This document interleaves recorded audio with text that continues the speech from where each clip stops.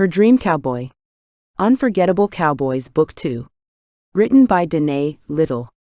Copyright by Danae, Little Publishing, all rights reserved. Chapter 1. Only 3 more hours. Curt McAllister yawned. His work-hardened hands grasped the steering wheel of his truck as he blinked several times to focus on Wyoming State welcome sign. Finally home, well, in his home state at least. He squinted into the dark night. Somewhere up there, the Green River Saloon's bright neon lights would welcome him. Just as expected, around the next corner, the sign's green glow lit the deserted highway. Curt sat back in the pickup seat, his mouth salivating over the thought of a piping hot cup of coffee. Pulling up into the gravel parking lot, the only other vehicles that had found the 24-hour restaurant were a semi and an older sedan. After stepping out into the frigid air, he stretched, planted a winter felt cowboy hat on his head, and pulled up his collar to protect his neck against the cold. A muffled snort and a metal shoe scraping the ridged floor of the trailer he had pulled from Colorado caused a slow smile to creep across his lips. "We'll be home soon, boy." Cold fingers ran up his spine with an odd déjà vu feeling. He shivered and pulled his fleece-lined coat tighter around him as he made his way to the diner's door. A breath of warm air welcomed him as he entered and rubbed his hands together to get the circulation going. At the clatter of the bell over the door, 2 heads turned toward him. A plump woman in her late 40s stood behind the counter, his appearance interrupting her lazy thumbing of a Sears catalog. The other, a grizzled man, resumed his snooze over a cup of coffee at the counter. A warmth settled in him as the soft Christmas music serenaded from overhead speakers, and he caught the fluttering of a few decorations hung throughout the diner. Christmas was just over a week away. "Any snow yet?" the waitress asked as a greeting. "No, ma'am." "Well, ain't too far off and about time. It's been the driest winter in years." "Well, choose a seat, cowboy." "Coffee?" She flopped the catalog on the counter and slowly padded to the coffee pots without waiting for a response. Curt eyed the restaurant and eased into a back booth where he could keep an eye on the door and out the window, where his new stallion impatiently waited for him. He couldn't wait to see the look on his brother's face when he saw the beauty. "Thank you," Curt said as the waitress poured the black liquid into a cup beside him. "Didn't take you for a cream and sugar man, am I wrong?" "No, ma'am. You're spot on. Haven't lost it after 25 years. She winked at him as she ambled to the truck driver. When she topped off his mug, the man rubbed his eyes, but soon went back to hovering over his cup, his lids once more too heavy to keep open. Curt took a tentative sip of the black brew. He closed his eyes to savor the aroma and the heat burning down his throat. A moment later, he pulled out the paperwork from his coat pocket. This horse's pedigree would jumpstart his horse breeding business. Satisfaction settled deep into him. He had waited a long time for this dream. Headlights momentarily blinded him through the window as a compact car whipped into the parking space next to his truck. The driver exited, short auburn hair whipping in the breeze. The woman tamed her locks with one hand while opening the back of her car with the other, and soon produced a puffy down jacket.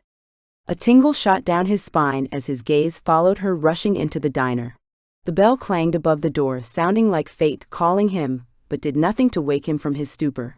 His breath caught in his throat as he watched her squeeze her fists into the folds of her arms, and her eyes dart frantically around the desolate diner. "What can I do ya for?" the waitress asked with a touch of amusement in her voice. Curt understood the waitress's curiosity. Few young women dressed in trendy business suits around these parts, especially at this late hour. "Would you mind if I used your ladies' room?" The woman's sweet voice floated to Curt, sending his heart into a gallop. "No mind at all, honey." The waitress let loose a hearty chuckle as she pointed past Curt. "Thank you," the young woman said before making her way toward him. Her gaze immediately found his, and her steps faltered for a fraction of a second before she sped up her pace. Yet her eyes never left his, eyes as green as the evergreen trees on his property.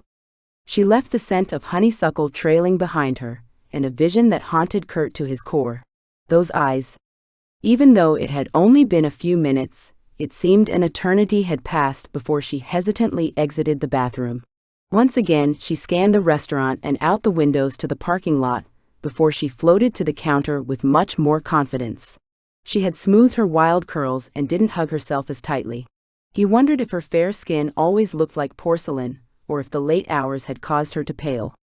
"Feel better, honey?" the waitress asked. "Yes, thank you," she said, her voice sounding like music to Curt. "You look tired." The waitress offered a warm smile. "Could I get you some coffee? It would wake you right up." "Actually, I'm a tea drinker," the woman said apologetically. "Well, I've got some of that too. How'd you like it?" "With cream and 2 sugars, please." She cautiously looked around the restaurant as the waitress made her tea. Her gaze collided with Curt's again, and a slight pink filled her cheeks. "Here you go, honey, and I'll be right back." The waitress picked up the coffee pot and made her way toward Curt.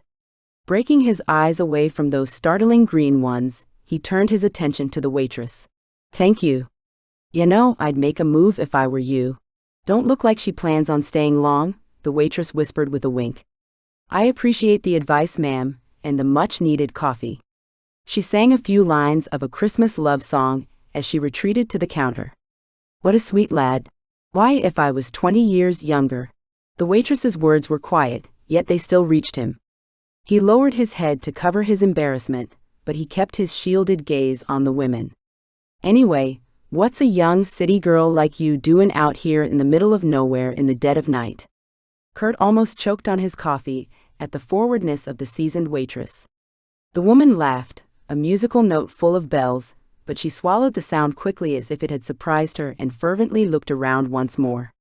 "Taking a long drive," she replied, as she looked out the window from the direction she had come. Curt wished he could see her eyes, for the sadness in her voice touched him deeply, filling him with a need to protect her. "Well, that's good enough for me. You looking for a place to rest your head a while?" "No thanks. I want to watch the sunrise this morning." Her voice trailed off, and Curt had to shake the feeling she didn't think she would see many more of them. "Most likely I'll get a room in Cheyenne." Cheyenne. She still had quite a distance to travel. The waitress's question echoed within him. What would this young woman be doing driving through Wyoming in the middle of the night? The way she kept looking down the road led him to believe it wasn't an ordinary outing. In fact, she seemed downright scared. "Well, you got another couple of hours until dawn. If you change your mind, Rock Springs Inn is only about a half hour from here." "Thank you." She smiled. A smile that, even as restrained as it seemed, made his breath come in quick gasps. "Could I get this tea to go, please?" Curt blinked, realizing that his time to act quickly encroached, and act he must. He didn't understand it, but the need to talk with this green-eyed lady drove him like a cattle prod did a steer. "How much do I owe you?" she asked. Curt folded the papers and stuffed them back into his inside pocket. His movement caused the lady to watch him, her beautiful strawberry mouth open and eyes wide. $2.50 for the tea.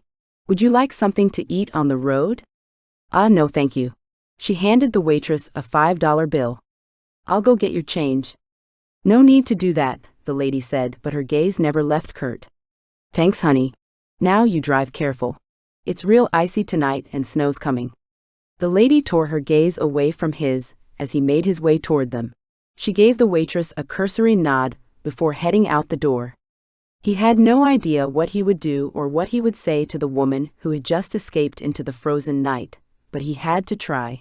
Shoving his hat onto his head, Curt moved quickly to the counter. He handed the chuckling waitress a single bill that included a large tip. "An icebreaker?" The waitress gave him the woman's to-go tea that she had forgotten in her rush to leave. "You're a lifesaver," he said to the waitress with a wink before pushing his way back out into the frigid air. He could practically taste the snow, sure to fall at any moment. The woman stood next to her car dancing a funny jig, to stay warm no doubt, while she dug through her purse. Curt stopped about 2 feet away from her and she froze. Her eyes widened and her chest heaved. She licked her lips. Curt couldn't drag his gaze away or get his voice to speak. Then she dropped her purse. "Oh my," she cried out before squatting to recover the scattered items. Curt chuckled softly, set the cup on the roof of her car and then squatted beside her to help pick up the pens, papers, receipts, gum, pepper spray, chocolate and tampons that littered the icy ground. She frantically grasped the tampons and shoved them deep inside her purse, her face turning a lovely shade of pink in the glow of the neon light. Mumbling under her breath, she crammed the other items, now rough with fragments of dirt, into her purse. When her hand shot out to grab the objects in his open palm, sparks shot through him, igniting something primal. They slowly rose. He looked down at her, a good 6 inches shorter than he stood. The scent of honeysuckle and familiarity wafted around him. It was a fragrance that tugged at his heart, making him yearn for home. Curt scratched at his day growth of beard. He pushed his hat back a tad to see her better. Her long, slender fingers twirled a gold pendant in the shape of a name, K. He found the nervous habit endearing. He cleared his throat. K. Her hand dropped from the necklace. I think you were looking for these. He held up her keys and jingled them a little. She held her smooth hand out for them, her fingers brushing against his rough palm for a lasting moment. A rush of heat sprinted through him, before he lifted his thick, calloused hand slowly away from hers. Her voice caught. Thank you. She stared at him for a moment, before unlocking her door.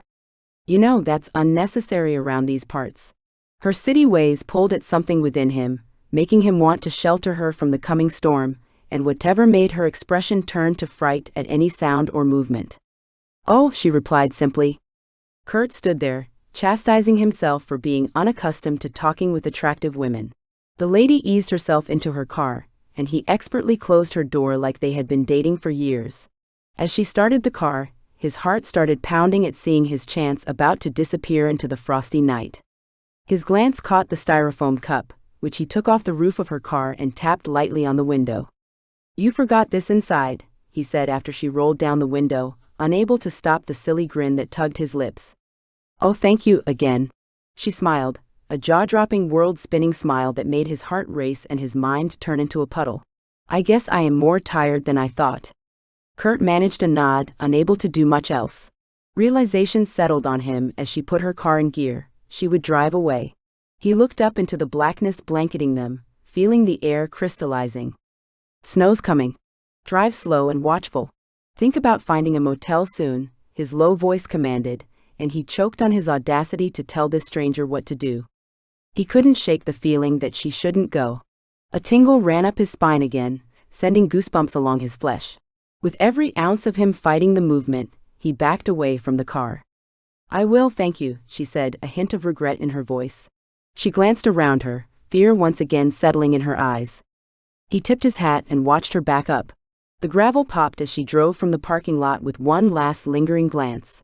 An ache started in his heart and settled in his gut as he strode to his truck. The horse Jasper snorted his unhappiness at being stuck in the trailer. He needed to get him home, and yet Curt's attention followed that compact car and the auburn-headed, green-eyed beauty behind its wheel, Kay.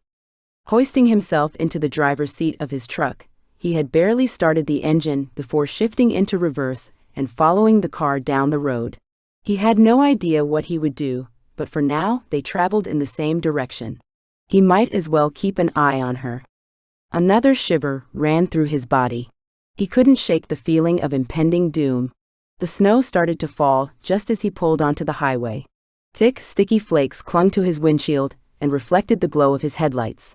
It already stuck to the frozen road, creating a slippery sheet. He bet that lady had no idea how to drive in the snow. He pushed the gas pedal, driving as fast as he dared to catch up to her. As he rounded the corner and saw the red glow of her taillights through the heavy snow, a deer jumped down the mountain and into her path. Don't swerve. Don't swerve, he whispered, a warning she could never hear. The frantic deer jumped out of the way at the last minute, but the damage had been done. Kay had swerved and the car slid sideways across the road. Then it spun around and around. Horror gripped Curt as he helplessly watched the car spin and finally catch pavement, rolling over toward the cliff and toward the abyss below. He knew the darkness held one of the deepest canyons around, a place of no return this time of year. He stopped the truck, the steering wheel indenting under his white-knuckled death grip. His teeth clenched and ground as he sent up a prayer, knowing he had no control over what happened next. The strength of the metallic crunch shocked him, as Kay's car careened into a tree and then teeter-tottered at the edge of the cliff. His blood pulsed with action then. Scrambling out of the truck, he slipped and slid his way toward Kay. The truck's headlights reflected off the overturned car in front of him. Be alive. Be alive. Flashes of his parents' crash clouded his vision as he threw himself to the car so close to falling down into the abyss. He wouldn't let her die on him. With fists clenched, he knelt at the driver's side of the overturned car. Shifting so his shadow didn't block the truck's headlights, he gasped at the view of the shattered window with an auburn head dangling lifelessly from it. Blood dripped from her curly strands of hair, pooling in the freshly fallen snow. "No." He breathed the word, then softened his voice. "You're going to make it. I'm going to get you out of there." He reached in to undo the seatbelt that kept her hanging upside down. It wouldn't budge. Crawling back out, he dug into his jeans to pull out his multi-tool. The car groaned and inched its way toward the edge. Soon the weight would pull it all the way over. That thought spurred Curt into frantic action. He sawed his way through the thick fabric of the seatbelt. With only a few more threads left, the car screeched against the tree that held it from toppling into the canyon. The cracking urged him on. He reached in to support the woman as he hacked through the last pieces of the belt. As she fell into his arms, he tugged her out of the wreckage and right onto the gravel shoulder. The tree cracked in a loud, echoing crash. The car lost its hold on the shoulder and screeched off the edge of the cliff, crashing, squealing, and fighting its way down into the deep canyon. He threw himself over the woman's lifeless body as the world blasted debris around them. "I've got you. Hold tight. You're going to make it, Kay." The silence after the crash was deafening. Then her eyelids blinked and finally opened. Her dazed expression did not show reaction or understanding, but she was alive. A huge perfect snowflake landed on her nose. He leaned over her and gently wiped it away. His eyes, only a few inches from hers, stared down into her, willing her to remain conscious. "Hello, my cowboy. I knew you would come for me." Her weakly spoken words echoed in his mind as she closed her eyes and passed out. His frantic fingers found her pulse, rapid but strong. She would make it. She had to. 2. Pain lanced Kay's entire body. A steady, monotone beeping echoed in an otherwise silent room. Opening her eyes felt like trying to pry open a rusted door. Eventually, fuzzy white walls came into focus. Yet even the slightest movement lacerated her head. Moving only her eyes, she grappled with understanding her surroundings. A TV, blank of life, hung in the corner above a cushy chair with a folded blanket resting on the arm. A monitor with zigzag lines moving across it, and an IV bag stood next to her. Her heart hammered as realization filtered in. Why was she in a hospital? Shifting sent stabbing pains throughout her and mumbled groans escaped her cracked lips. She now understood the saying, feeling like she got run over by a semi-truck. Quiet, quick footsteps echoed closer toward her. Turning her head toward the sound sent waves of pain that clouded her vision. Slowly her gaze came to focus on a kind, young face. The nurse with dark doe eyes and long dark hair smiled sweetly down at her. "Kay, my name's Maggie. I'm your ICU nurse." She laid her hand on hers. "Can you hear me?" She attempted to say yes, but no sound escaped her. So she nodded, pain lancing through her head with the effort. "That's great, Kay. Now I don't want you to move. Just listen, okay? You were involved in an automobile accident and suffered a severe head injury. Do you remember this? Car accident?" Her heart raced as she realized her mind was an endless void. "Don't you worry none about that. Your memory will probably return as well as your motor skills.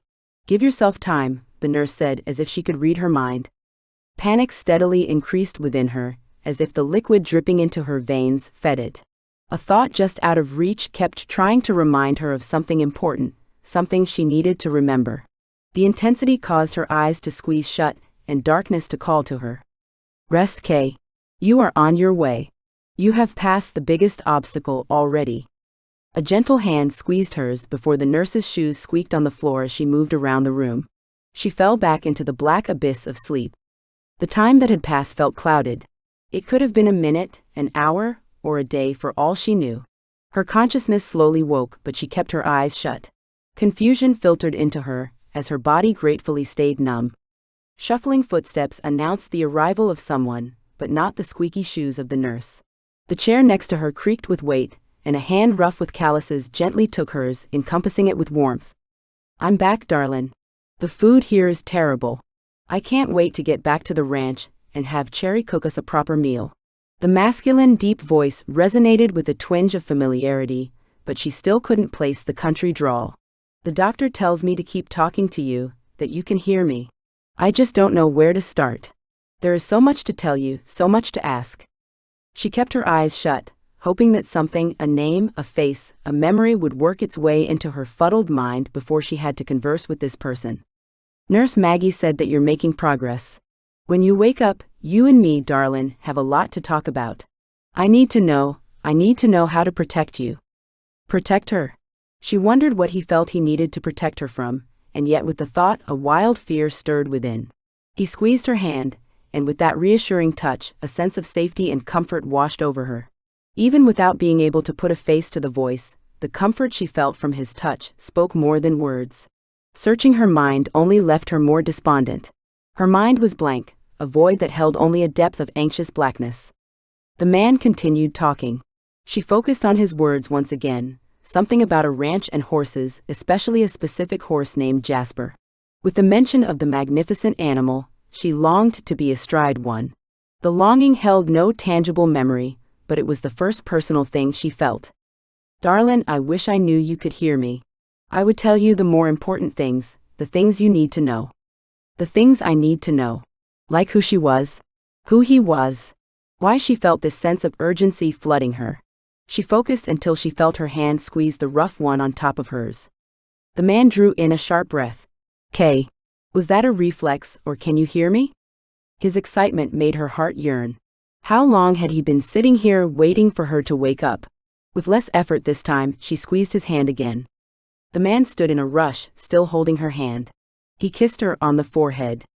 The feeling of his warm, moist lips touching her skin caused her eyelids to flutter open, leaving her unfocused eyes searching the room. I'm right here, darling. A calloused hand brushed the side of her face. I knew you'd make it through. His country drawl brought her now focused gaze to him. A handsome face of some odd 30 years hovered over her. His deep blue eyes penetrated her depths as he swiped at his messy blonde hair. His slightly crooked nose and lopsided grin touched a hidden place in her. A noise and pressure surrounding her left arm shocked her out of her study of the man who called her darling. It's just the blood pressure cuff. That dang thing comes on almost every 20 minutes. Don't worry none, you'll get used to it. I have, he reassured. She moved her mouth to respond, but once again no sound escaped. Are you trying to tell me something, darling? She squeezed his hand. The nurse said the breathing tube they removed yesterday would leave your throat a little raw. She tried to swallow, but she couldn't seem to wet her parched throat. I'll call the nurse. She held tight to his hand, not wanting the only person who connected her to life to leave her side. He didn't loosen his grip while pressing a button connected to the bed. Nurse's station, a voice said over a crackling box. Yes, this is ICU room 19. Could you please send Maggie in here? She's on her way, sir. His gaze never left hers. A fierce expression filled his eyes. Not a moment later, quick, squeaky footsteps came through the curtain and into the room. Well, isn't this wonderful, said the doe-eyed nurse. She silently checked all the gadgets hooked up to her, and then turned her attention to the man. She is progressing well, Mr. McAllister. I would say, we have to wait and see, but it seems to me like she might be out of her coma for good. I knew she could do it, he said as if he felt pride for her achievement. We took her off the sedatives yesterday. That is why she looks more alert this morning. The nurse turned back to her and took her right hand. Kay, can you let me know if you hear us talking? Kay, she had called her that before. Relief filled her. She had a name. She tried to speak, but when she still couldn't produce sound, she squeezed the nurse's hand. That's good, honey. Your voice should return soon. Do you remember who I am? She tried to nod and winced with the effort. Very good. Your short-term memory is improving. Do you remember the car accident? She looked away from the nurse, caught the man's concerned gaze, and then hid her eyes. That's okay. You might never remember it, and sometimes that's a blessing. Nurse Maggie looked over at the man with a soft smile, and then back at her. Kay, do you remember this man? Kay looked toward the man that the nurse had called Mr. McAllister. He stood there tense and alert. His gaze dropped to the floor before rising to meet her eyes in a possessive hold. She searched for any memories. A soothing sense of familiarity filled her. She longed for him to hold her and tell her everything would be okay. Yet no specific memories came to the surface, not even a name. Her eyes fell to the sheets covering her. Don't worry, darlin'. The man's soft voice sounded a little relieved, which left even more confusion warring inside of her. That's all right, Kay. Your long-term memory usually is the last to return. The nurse nodded sympathetically at Mr. McAllister. Your job is to remind her about your relationship, anything and everything about her life, and to be patient. Mr. McAllister nodded, his expression darkening with the responsibility. Kay. The nurse drew her attention away from the handsome man. Do you remember anything from your past? Your mother, your father, your childhood, anything? Kay's mind felt blank and dark and void of life. Tears filled her eyes as she met the nurse's encouraging gaze. Don't worry, honey. Time will heal. She patted her hand. I'm going to update the doctors on your recovery. I am sure they'll be happy. Alrighty then, the doctor should be in to check on you soon. Until then, she focused on Mr. McAllister, fill her in on what happened and the past that you know of. With a smile she left, her shoes squeaking down the hall. Kay's heart monitor showed she was as nervous as a schoolgirl. Yet she needed to know her past and who this man was to her. Eventually, she met his gaze. Ah, he laughed self-consciously. I'm not sure where to begin. Silently she moved her lips to form the word, name. He nodded. Curt. The name's Curt McAllister. Your name is Kay, as I'm sure you've guessed. She opened her hand, and he let his rough hand settle in hers. Okay, well, we're in the Green River Hospital in Green River, Wyoming. Wyoming? Why did that shock her? 3 days ago, you were in a car accident. You swerved to miss a deer, which by the way, you should never do on icy roads. He nodded emphatically. Your car ended up on its top, teetering on the edge of a cliff. I pulled you out right before it went crashing into the canyon. He looked away for a moment, and then back at me. I just hate to think of what would have happened. Kay squeezed his hand, and he clasped hers even tighter. I raced you to this here hospital. They took you away, and began putting all these contraptions on you. I told them that He looked around before continuing. I didn't want to leave your side. Once you were stabilized, they allowed me in. I haven't left you since. And I won't, darling, you can count on that. His fierce expression showed the truth of his words. With that look and the poignant, intense honesty, she knew she could rely on him, memories or no. She instantly trusted this man, Curt. Hello. A gruff voice interrupted their intense moment as a doctor rounded the curtain. Curt stood and took the doctor's extended hand. Mr. McAllister. Doctor. They shook hands before Curt took his place at her side once again. Kay, the gruff man looked over to her. I'm Dr. Kane, your neurologist. I have a series of questions to ask. I understand that you are able to respond by lip, but can't voice responses yet. She mouthed yes. Good, you are able to form words. Sound should return shortly. Okay, let's get this out of the way. The doctor took several minutes, querying her with a battery of repetitive questions concerning her memory. Of course, she had no long-term memory, and couldn't answer most of them. Doctor, Curt asked after Dr. Kane finished writing notes in her chart. What does this mean? Why can't she remember anything before the accident, but has no trouble with what has just happened? Will her memory return? In head traumas, such as Kay has experienced, it isn't unusual to have problems with remembering what has occurred even 5 minutes ago. So having her short-term memory intact is a massive feat. It's a great sign that she will be able to heal enough to have a normal life. Though long-term memory can prove to be a bit more problematic, we will just have to wait and see her extent of recovery. He folded the chart. Curt searched her eyes. Did he have second thoughts about his earlier statement of not leaving her side? She attempted a reassuring smile, but her lips and cheek felt swollen with the effort. She had no idea what the endeavored smile ended up looking like. I'm going to check your reflexes and movement capabilities now. Dr. Kane went through a series of taps as her body reacted with slight jumps. While doing this, she noticed a cast on her right leg and a bandage on her left arm. By the end of the doctor's exam, her head throbbed and her body ached. She felt as if she moved and thought through a thick sludge that took every ounce of her willpower to push through. You are doing well, Kay. I just have one more thing. I would like to see you swallow. He held up a glass of water with a straw and placed the straw in her mouth. Try drinking a very small amount of water. The water coated her mouth and it burned her throat. She felt like a desert that had finally acquired some replenishing rain. She took one more sip before the doctor took away the cup. That's enough for now. Your throat will heal with time. She struggled to keep her eyes open. If you handled the water well, we will move you to the neuro floor. For now, you need your rest. Curt stood and thanked the doctor before he strode out of the room. You're a quick healer, darlin'. He kissed her forehead lightly, and she savored the feeling. Squeaky steps headed into the room, causing Kay to push her eyes to stay open. Well, the doctor gave you some great news, huh? She grinned at Kay. So, did your fiancé fill you in on everything? My fiancé? She locked eyes with Curt. Her brow furrowed in question and he shrugged. Wouldn't that be the first thing to tell someone who lost their memory?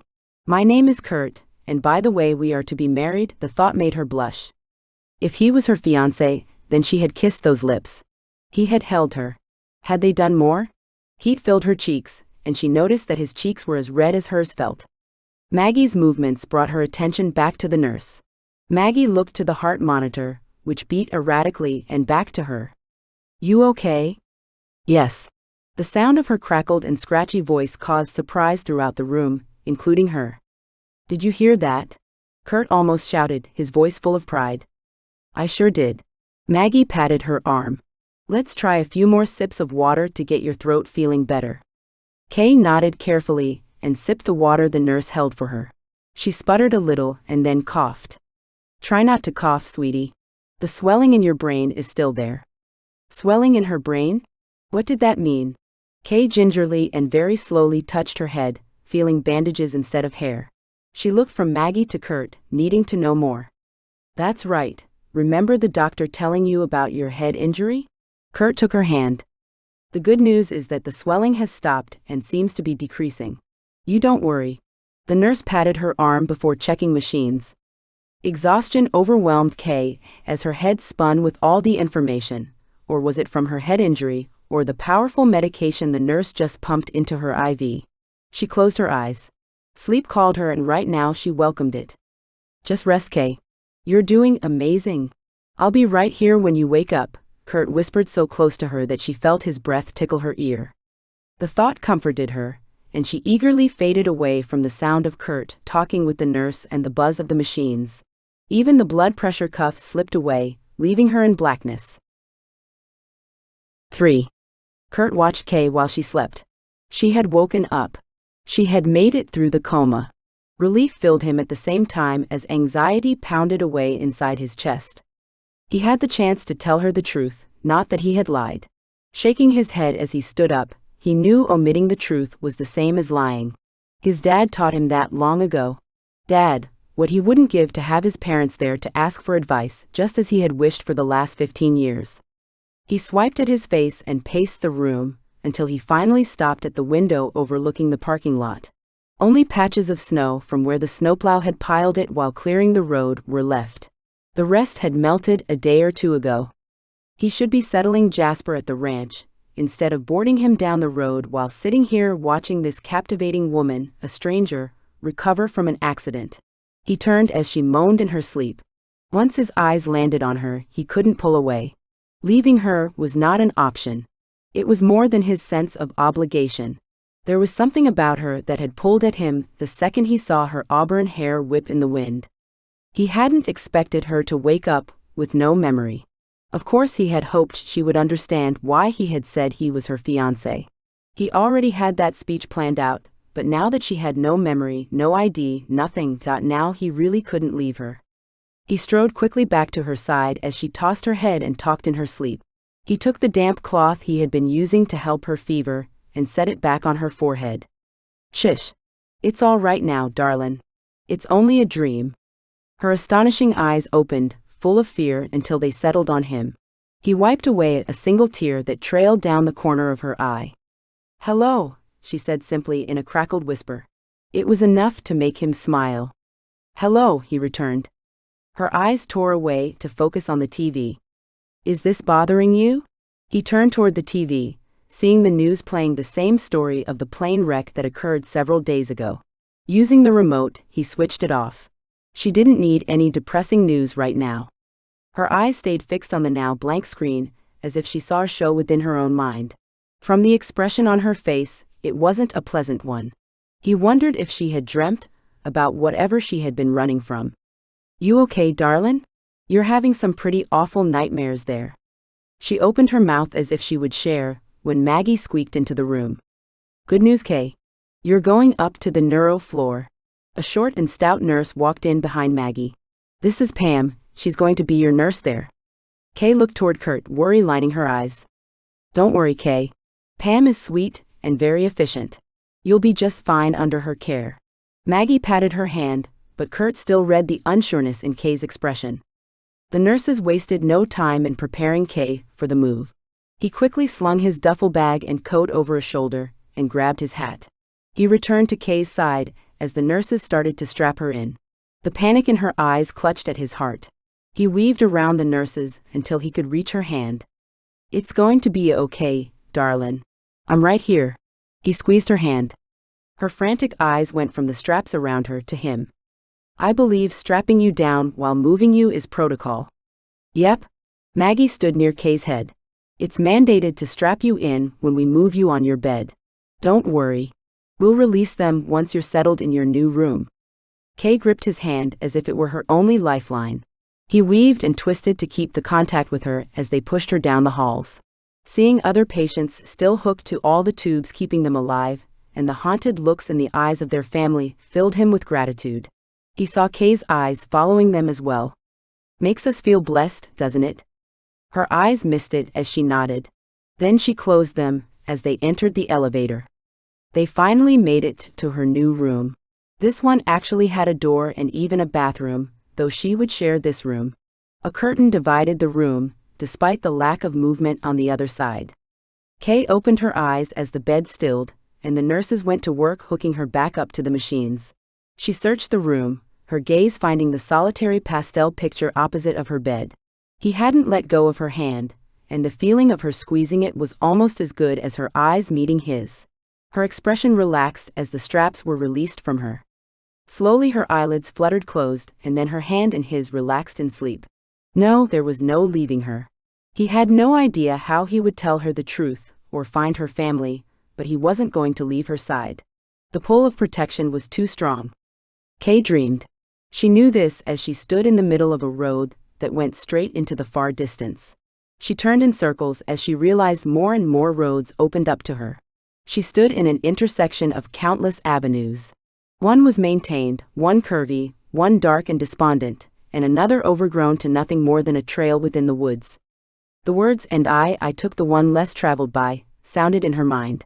She took a step in that direction, called by the quiet beauty and wild freedom it held. A voice she did not recognize caused familiar reactions in her, blasted fearful words of becoming lost, not being good enough, not having the right skills, and an overall sense of unworthiness to travel the way her heart yearned to go. With one last regretful glance towards the peaceful trail, she turned toward the straight road with smooth pavement. It seemed to go on forever. She took one hesitant step, feeling like she left a chance behind. Yet, this would be the road that led back to civilization. That was what she wanted, right? The smooth asphalt continued, and it seemed as if she hadn't made any progress. All at once the sky darkened, and the street turned into a slippery sheet of ice. Darkness covered her like a blanket of doom, a doom she felt chasing her. Fear ran up her spine as she ran down the street, frantic to escape.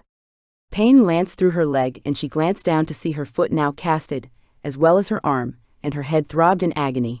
She reached up but felt only wetness. One look at her hand in the dark was all she needed. Her head bled and she felt it oozing down her face. Exhaustion overtook her along with waves of lightheadedness. She collapsed onto the deserted road, knowing that the doom that chased her now stood behind her in a horrifying presence. She gritted her teeth, ready to stop running and face whatever chased her. She turned ready to face a terrifying monster, but instead found a deer, its doe eyes staring straight into hers. The intensity of the creature's gaze shocked her. She wanted to pull away, but an invisible force kept her locked in those depths.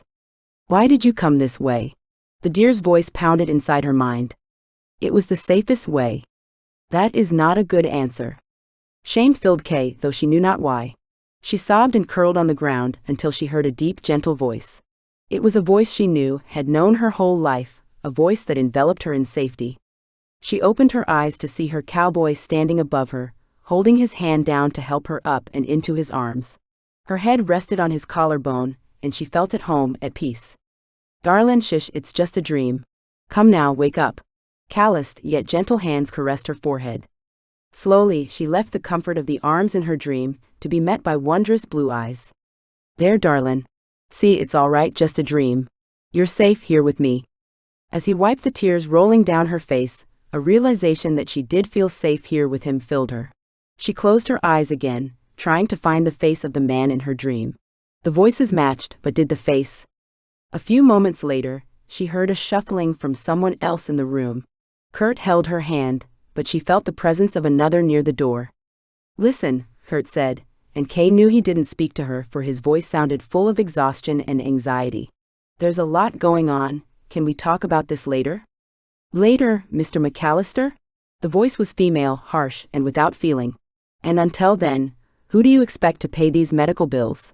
Her shrill voice hit Kay like a spear, and her body reflexively flinched. Curt soothed Kay's furrowed brow and then slowly released her hand. "Let's not talk here. You're disturbing Kay." His words, though soft, did not mask the underlying hostility. Their footsteps faded into the hall, but Kay could still hear their muffled voices. "Look, Mr. McAllister, I know this is a hard time for you. Then you should understand that I would rather be in there with Kay than out here arguing about this nonsense with you." "Nonsense." The shrill of her voice echoed into the room. Curt hushed her. Her voice, though quieter, still was high-pitched. "Medical bills are a serious matter. And I told you that I would take care of it." Curt sighed. "I do not believe you understand the extent to which your fiancé's expenses exceed." She humphed and her voice calmed. "I find it a little strange that you don't know your fiancé's social security number or have access to it. And you say her last name is Smith. Smith. You gave no address, no nearest kin. How do you expect us to treat her when all this information is blank? I find it very unnerving for you to be calling me a liar." His voice vibrated with barely controlled rage. "I said I would cover the expenses, now drop this. Doesn't she have a mother or family that would have this information?" Curt hesitated. "I'm all she has. Can you at least give us an address to go by? You have my P.O. box for billing. That is all that's necessary." "I find this all hard to believe." The shrillness came back full force. "You are saying that your fiancé, Kay Smith, has no relatives, no residence, no social security number?" "Judith?" Maggie cut in. "Why are you harassing this man? Don't you think he's going through enough right now?" Maggie shooed the shrilled voice lady away, her steps slapping angrily down the hall. "Thanks, Maggie." Curt sighed. "I'm sorry about her. Those office women, all they care about is how to get their money. They have no consideration for what the family of these patients are going through. What was that all about, anyway?" "She's cross because I don't have all of Kay's information." He hesitated. "It shouldn't matter. I told her I would take care of the expenses myself." "Mr. McAllister, you can't do that. Kay's bill is going to be hundreds of thousands of dollars." Curt paused. "I'll come up with the money." Kay could barely make out his words, his voice had quieted so much. She couldn't let him go into debt because of her. "There's no need to." Maggie's voice perked up. "Didn't Judith tell you about the program? It's a charity that covers part or all of the patient's medical bills, depending on their qualifications. In Kay's case, I believe it would be fully covered, after the police's investigation is finished, of course. I'll bring you the papers tomorrow and just fill out what you can. That should keep that hound dog Judith off your back." She laughed gaily. "Thank you." Curt sounded reserved, and Kay wondered if it was difficult for him to accept help. "Don't worry about it. How is she anyway? I wanted to see her before I headed home." "That's awful nice of you. She's been sleeping all afternoon." "She will most likely sleep the greater percentage of the day during the next few weeks," Maggie said as they walked into the room. "She's also having these horrible nightmares." Concern lined his voice. "Yes, unfortunately, that is one of the side effects of the medication she is on. Plus, The images of the crash are probably filtering through her subconscious. Kay kept her eyes closed. Listening to the conversation left her mind reeling, and she didn't want to face those kind eyes willing to give so much up for her. Yet when Maggie's soft hand grasped hers, Kay couldn't stop her eyes from fluttering open. "She's waking up." Curt's smile greeted her. "How are you feeling, darlin'?" "Tired," she barely managed to say. "Don't worry none, Kay. It will take time, but soon you will be able to do more," Maggie reassured. Kay held on to those words and Curt's presence while she faded back into sleep. 4. Curt flipped through the channels on the TV again, before he shut the thing off. His legs bounced in his chair. His body had suffered sitting still for over 3 days now. He stood and stretched before walking closer to Kay. She finally slept peacefully. His eyes scanned over her broken body. There was no way she could take care of herself with no memory, identity, money. He shook his head before resting a hand on top of her. If he told her now that he was nothing but a stranger, it would scare her even more. Then what would she do? The thought made him clench his teeth. He couldn't tell her the truth, not yet, for her own good. He felt her hand squeeze his, and he realized that he had been tightening his hand on hers. Beautiful green eyes fluttered open. He learned to accept the initial fear and confusion that filled them as she woke, but only because he knew as soon as she met his gaze, a calmness entered her. The moment only confirmed the need to delay the truth-telling session. A movement behind the curtain to their left caused them to turn just in time to see the barrier being pulled open. A small grunt escaped as a tiny hand appeared, and then a sweet child's face. Curt heard Kay's intake of breath as he covered his own shock. He had no idea a child lay behind that curtain. Her pale skin was bare, absent of any hair, not even eyebrows or eyelashes. The contrasting red of her lips broke into a wide smile, and her vibrant blue eyes flashed. "Hello." Her sweet voice beckoned as she swung her legs back and forth off the bed. The childish movement made him think of his nephews. The thought instantly tugged on his heart. "Well, hello there," Curt said. The girl giggled and then looked to Kay. Curt followed her gaze, his restlessness disappearing when meeting Kay's eyes. "And hello to you, darlin'." "You're finally awake," the girl said softly. "My name's Natalie." She waved across the short distance between the beds. "It's nice to meet you, Natalie. My name's Curt and this here is Kay." "Kay is a pretty name."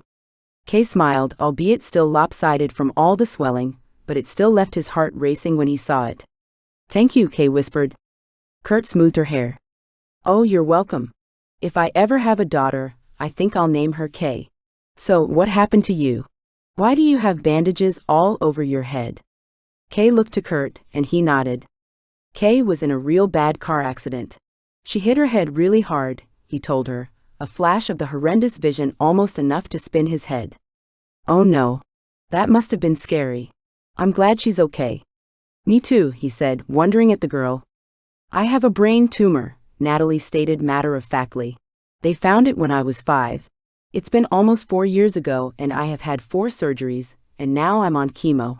That's why I don't have any hair." She pointed to her shiny head and giggled. "It feels really weird. Dr. Lovett says that when my hair grows back, it might be a different color. I hope it's red like yours." Kay reached up to touch her bandaged head. "Red?" her voice croaked. "Yep. Don't worry about all those tangles. It'll take forever to brush them out, but I'll help you when you feel better." "That's very nice of you, Natalie," Curt said, and then he turned to Kay. "Your hair is a beautiful shade of auburn curls." Kay blushed and let her gaze lower to their hands interlocked. "Oh, when's breakfast gonna get here?" Natalie cried dramatically. "I'm starving." She faked a faint, and then rose back up with a light in her eyes. "The food here is horrible though." She stuck out her tongue. Kay laughed lightly, but she cringed with the effort. "You okay?" Curt searched her eyes. She nodded and offered a weak smile. "Are you in pain, darlin'?" She held up 2 fingers a little bit apart. He handed her the gadget with a small button on top. "The nurse said that any time you're in pain, just click this here button, and more of that pain medicine will go into your IV." "Those are cool," the girl exclaimed. "I wish I had one of those, though I am not in much pain now. They didn't give me one of those after my surgeries." She pouted for a few seconds before her face once again alit with a wide smile. "It's probably because I'm a kid." There's a lot of things I don't get because I'm a kid. Her brows scrunched together. When I grow up, I'm going to do whatever I want and eat chocolate sundaes all day long. And I'm going to get a horse, and no one can tell me I can't ride him. I'm going to name him Claudius. She giggled. Claudius, huh? Curt asked her.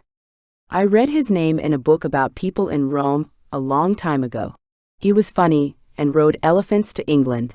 Maybe one day I'll ride an elephant too. Have you ever rode an elephant? No siree, I sure haven't. Curt laughed.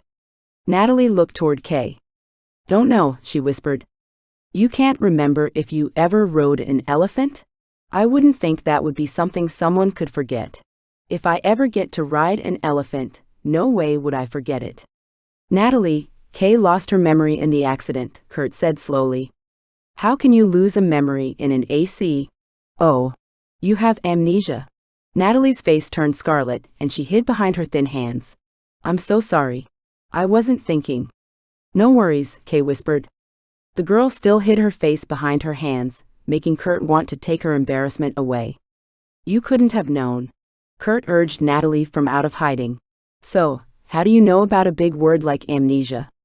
Her hands lowered, her face becoming animated once again. Relief filled him. He didn't want to add any extra misery to this girl's life. Oh well, there's no special place for kids in this hospital, so I am usually roomed with adults, and this lady that was in here not before you, but before the lady before that. She looked at them quizzically and giggled. That sounded funny. But anyway, she had amnesia too.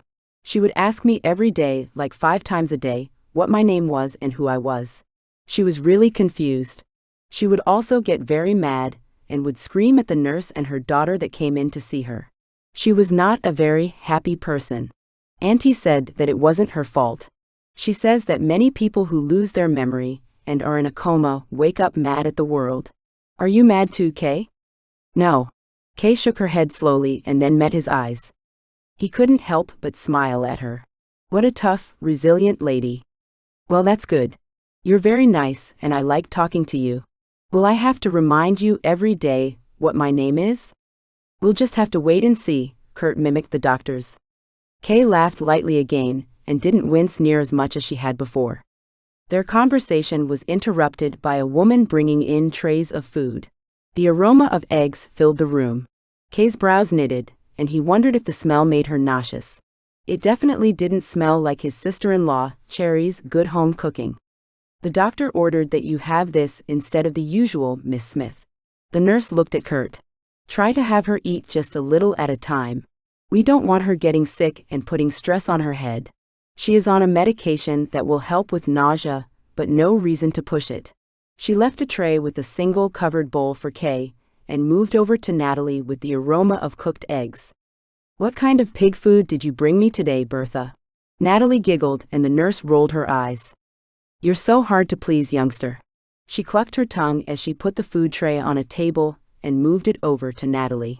Get up on that bed. You shouldn't be sitting like that anyway.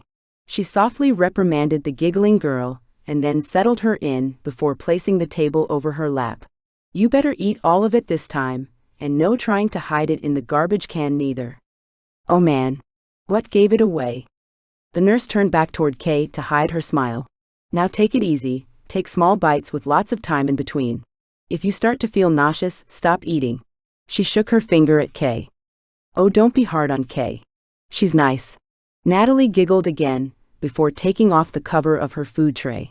Eggs again. Eggs, eggs, eggs. When I get out of here, I'm never going to eat eggs ever again. She pouted before tearing into her food. For not liking eggs and being on chemo, she sure had a good appetite. Curt brought his attention back to Kay, and helped her slowly eat her food. He found the gesture intimate in nature, and knew that he was already in too deep. 5. Kay woke up to the sound of a child's laughter. She blinked her eyes and fought through the confusion that always filled her as she came back from the world of dreams. Natalie bounced on her bed, watching cartoons on the TV. The show centered on Christmas, reminding Kay of how close it was until the holiday. Curt sat back in his chair, relaxed and seemingly at ease, a small smile on his lips. He was so good with the girl that it made Kay wonder if he had children, or at least interaction with some. She watched him, liking the way the corners of his eyes crinkled when he chuckled and the deep sound of his voice as he spoke with the girl. Who was this man she was engaged to? Had he nothing better to do, or did he care that much to not leave her side this entire time? If she really only had him, then she would need him even more once she left the hospital. Would he be there for her then? Curt glanced her way. "Hey darlin'." "Hi," she said. "How did you ask your fiancé who he was? What if asking him made him upset?" Her brows furrowed. She had heard him lose his patience with the office clerk. "What's going on in that head of yours?" he asked while taking her hand. She cleared her throat. It still felt raw but manageable. "Tell me about yourself." Her heart raced as she watched Curt's reaction. For a fleeting moment, hesitancy filled his eyes, and then it was gone just like that, and she told herself it must have been her imagination. "Well, darlin', I'm not sure where to start." He chuckled nervously. "I was born and raised just outside of Graybull, Wyoming, on the Double D Ranch." She focused on him. "The Double D Ranch? That sounded exciting." "That's where I still live. The Double D has been in my family for generations. We deal mostly in cattle, but I'm branching out with horse breeding. So far, it's going well." "Joe." "Joe? He's my brother. He lives on the ranch with me, along with his wife, Cherry, and my nephews. He runs the cattle side of the ranch. You see, Joe is a rancher, always has been, just like Dad. He knows his cattle, but he don't know a lick about horses. Not that he doesn't know how to handle one. He rides real good, ropes well too, but the poor guy doesn't know a green broke from a nag." He chuckled and shook his head. Kay found herself leaning toward him, as much as her body would allow. It sounded like a beautiful, adventurous life. "Anyway, that's where old Jasper comes in. He's a top-notch cattle horse, with cattling in his blood and bred to perfection. An ideal horse for Joe. Plus he's a stud and will breed my mares with good blood." Light sparkled in his eyes and she was taken in with his dreams. She couldn't help but wonder though, where did she fit in? How far away was Graybull? Did she live there too? "Where's Graybull?" "Well, it's a few hours' drive north in between the Black Hills and Yellowstone." "Why are we here?" she asked, and immediately his demeanor changed. He looked down at his hands and seemed to close off. Well, you see, I was down in Colorado picking up Jasper," he began hesitantly. "The horse?" Kay asked, hoping something of this story would spark a memory. "Yep, but not just any horse. High lines this horse has. I bought him for Joe as a Christmas gift." Curt returned to his animated self. "So, that was where Jasper fit in. Did we get into the wreck in his truck? If we did, how did he come out of it without a scratch?" He was talking like Jasper was just fine too. "Curt," she said as her eyes roamed over him. "You're not hurt." Something didn't add up about this story. She couldn't help but feel he purposefully left out any part pertaining to her. "No," Curt said quietly. "I wasn't in the car with you. I was behind you in the truck." He wouldn't meet her eyes. "Mr. McAllister," the quiet nurse interrupted as she came into the room. "Have you had breakfast yet?" Curt shook his head slowly, not smiling for once. "Well, I don't like to be a bother, but you really should eat. You have to stay strong in order to support your loved one."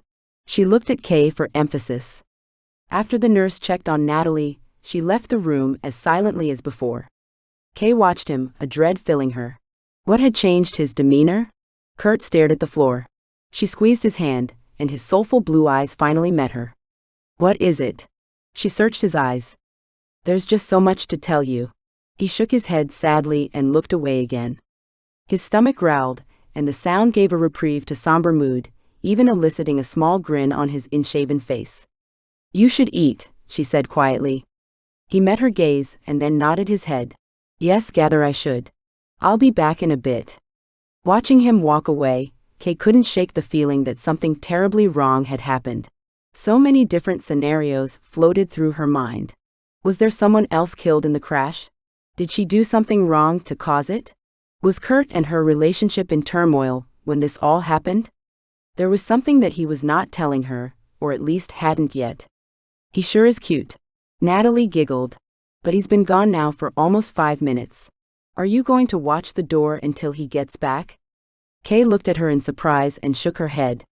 "When I grow up, I'll have a man just like Curt." She sat on the edge of the bed, like she was told not to. I'm sure you will. Kay turned her attention to the girl to avoid the thoughts plaguing her. He is so sweet. Do you know that he watches you while you sleep? Kay shook her head. Well, he does, and he talks to you too. He says all sorts of things. Like what? She asked, her heart pounding. Private things. Things I'm sure he didn't think I could hear, she whispered and leaned forward. Does she know the secret Curt had been keeping from her? Kay slowly pushed up from the bed, trying to get closer to the girl. Tell me, she pleaded quietly. A secret smile stretched across the girl's face. It was late last night, after they turned off the lights. The nurses asked him to leave, but he wouldn't. He can be real stubborn. She giggled, and Kay silently urged her to hurry. Well, he got real close to you and started whispering. He said things like how he wished he could take you home now, and how he was so sorry you got into the accident. Kay's eyes widened as she lost herself in the storytelling. He said that he wished he had stopped you before you pulled away, then this all would have never happened. Had they gotten into an argument? Was that what he was hiding? Go on, Kay urged the girl. Then he said, she paused to giggle, he said that he was falling more in love with you every day. Kay couldn't stop the grin. Who wouldn't want to be loved like that? And then he made a promise to you, and asked you to be patient. What promise? Kay finally asked. The girl's storytelling abilities left her enthralled. He promised that he would tell you everything once he got you home and safe, she whispered importantly.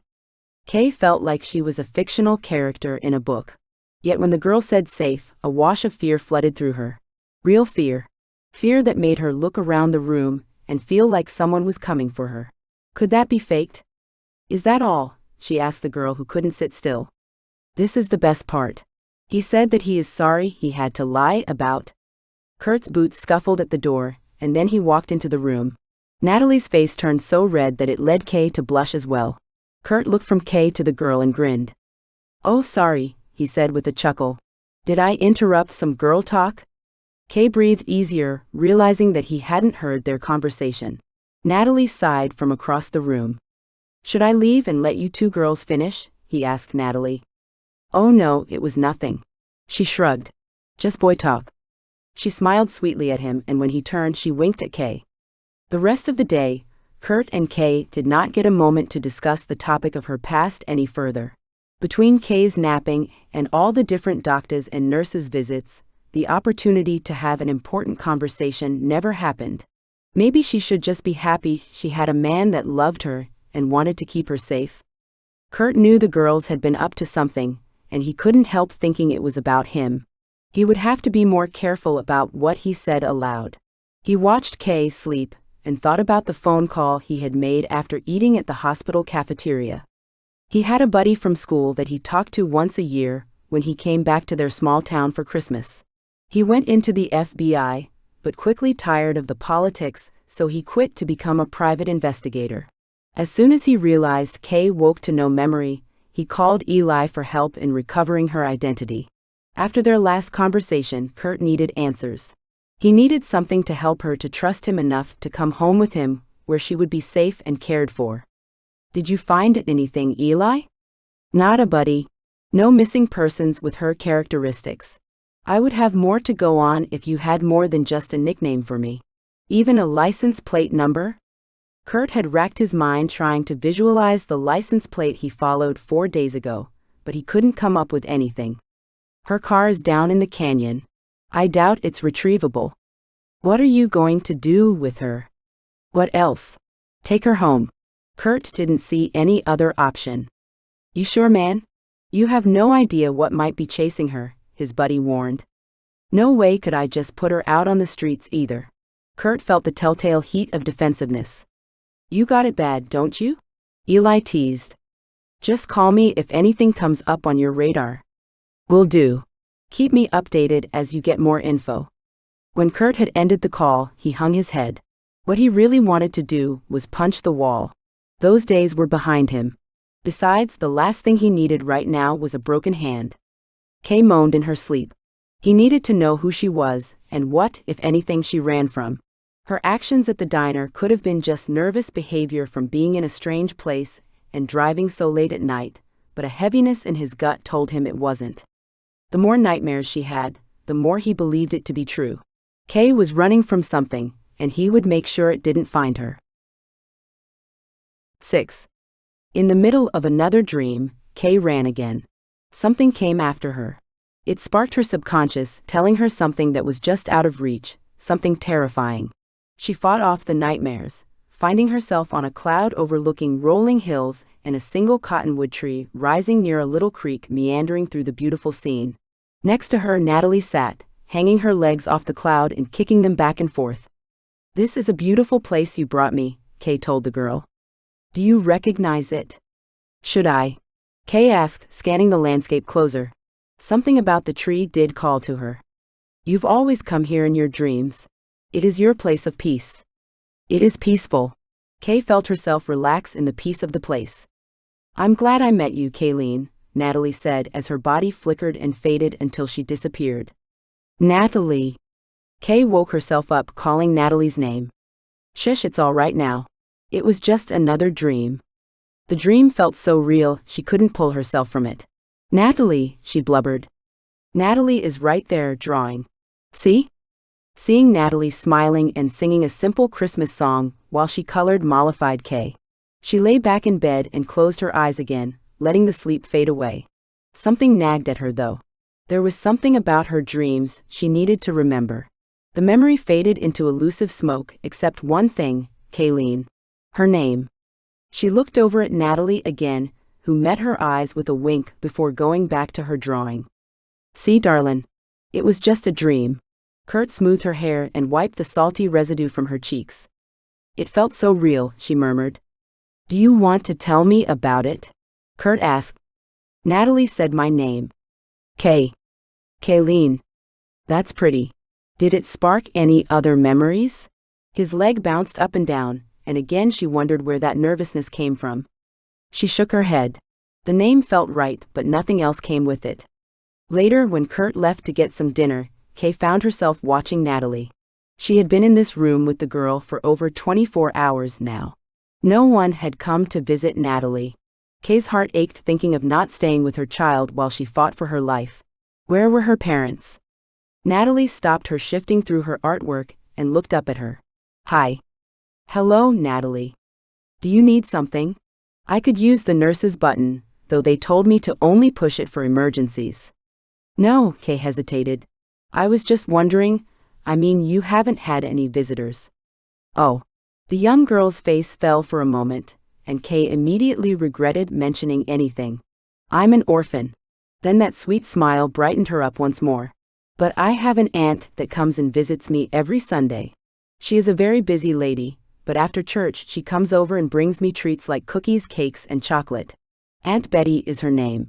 She's real old and has to use a cane when she walks. Her hair is curly and gray and real short like a boy's. Her clothes smell like mothballs, but she is real nice. She calls me Natty." The girl giggled. "You are an amazing girl, Natalie." Her blue eyes crinkled. "I made this for you." She proudly held up a picture drawn with color crayons on green construction paper. The image stopped Kay's breath. There on the green paper, drawn in a child's hand, was the same scene of rolling hills and the oak tree by the creek that she had dreamed of. There, next to the cottonwood, was a small girl and a woman holding hands. Kay stared in complete bewilderment. How could Natalie have drawn the exact replica of her dream? Was there a way that she had seen the drawing before? "Do you like it? See, this is me and you." Kay's eyes filled with tears and her throat clenched. "Yes, Natalie, I love it," she finally choked out. Natalie watched with a curious half smile that seemed almost knowing. "If I could, I would give you a huge hug right now," Kay said. The girl put down the picture and held her arms out before squeezing them around herself. "There, you just did." Her giggles filled the room as Curt entered. "Uh-oh, is it boy talk again?" Curt teased Natalie. She shook her head. "Not this time." She held out the picture to Curt. "Will you please give this to Kay? We can't reach each other." "That is a nice picture, Natalie. It looks like a place on my property." He lavished compliments on her while handing Kay the picture. His eyebrows furrowed when he met Kay's eyes. She hoped she didn't look as distraught as she felt, yet the concern in his eyes told her she did. Even as his hand gently stroked her face, he continued his conversation with Natalie. Kay took the picture and lost herself in the child's version of her dream. How the child drew her dream, she didn't know. Then Curt's words came back to her, "It looks like a place on my property." Could it really be true? Could her place of peace be on Curt's land? Those thoughts filled her while she slept. As the days crawled by, Curt's restlessness increased. He took more long walks outside while Kay slept. Even with the frigid winter air, he needed movement. Today he drove out to the corrals that were stabling Jasper. The horse seemed as antsy as he was to get going. While he brushed the horse, his thoughts continued. It wasn't just the lack of movement though, something deeper urged this need to get home. Not only did he need to get Kay to his ranch before she found out the truth, he felt time ran short, like something waited just on the horizon. He sensed that Kay felt it too. She seemed a bit more on edge, jumping at any movement in the hall near the door to her room and acting reserved around new staff. The doctor said it was a normal reaction to having amnesia, yet he couldn't shake the thought that they had to get out of here. Jasper stamped and snorted. "I hear ya, boy. Soon. We'll be going home soon." The phone in his pocket rang. He drug it out to see his brother's name. "Hey there, Joe. How's everything going?"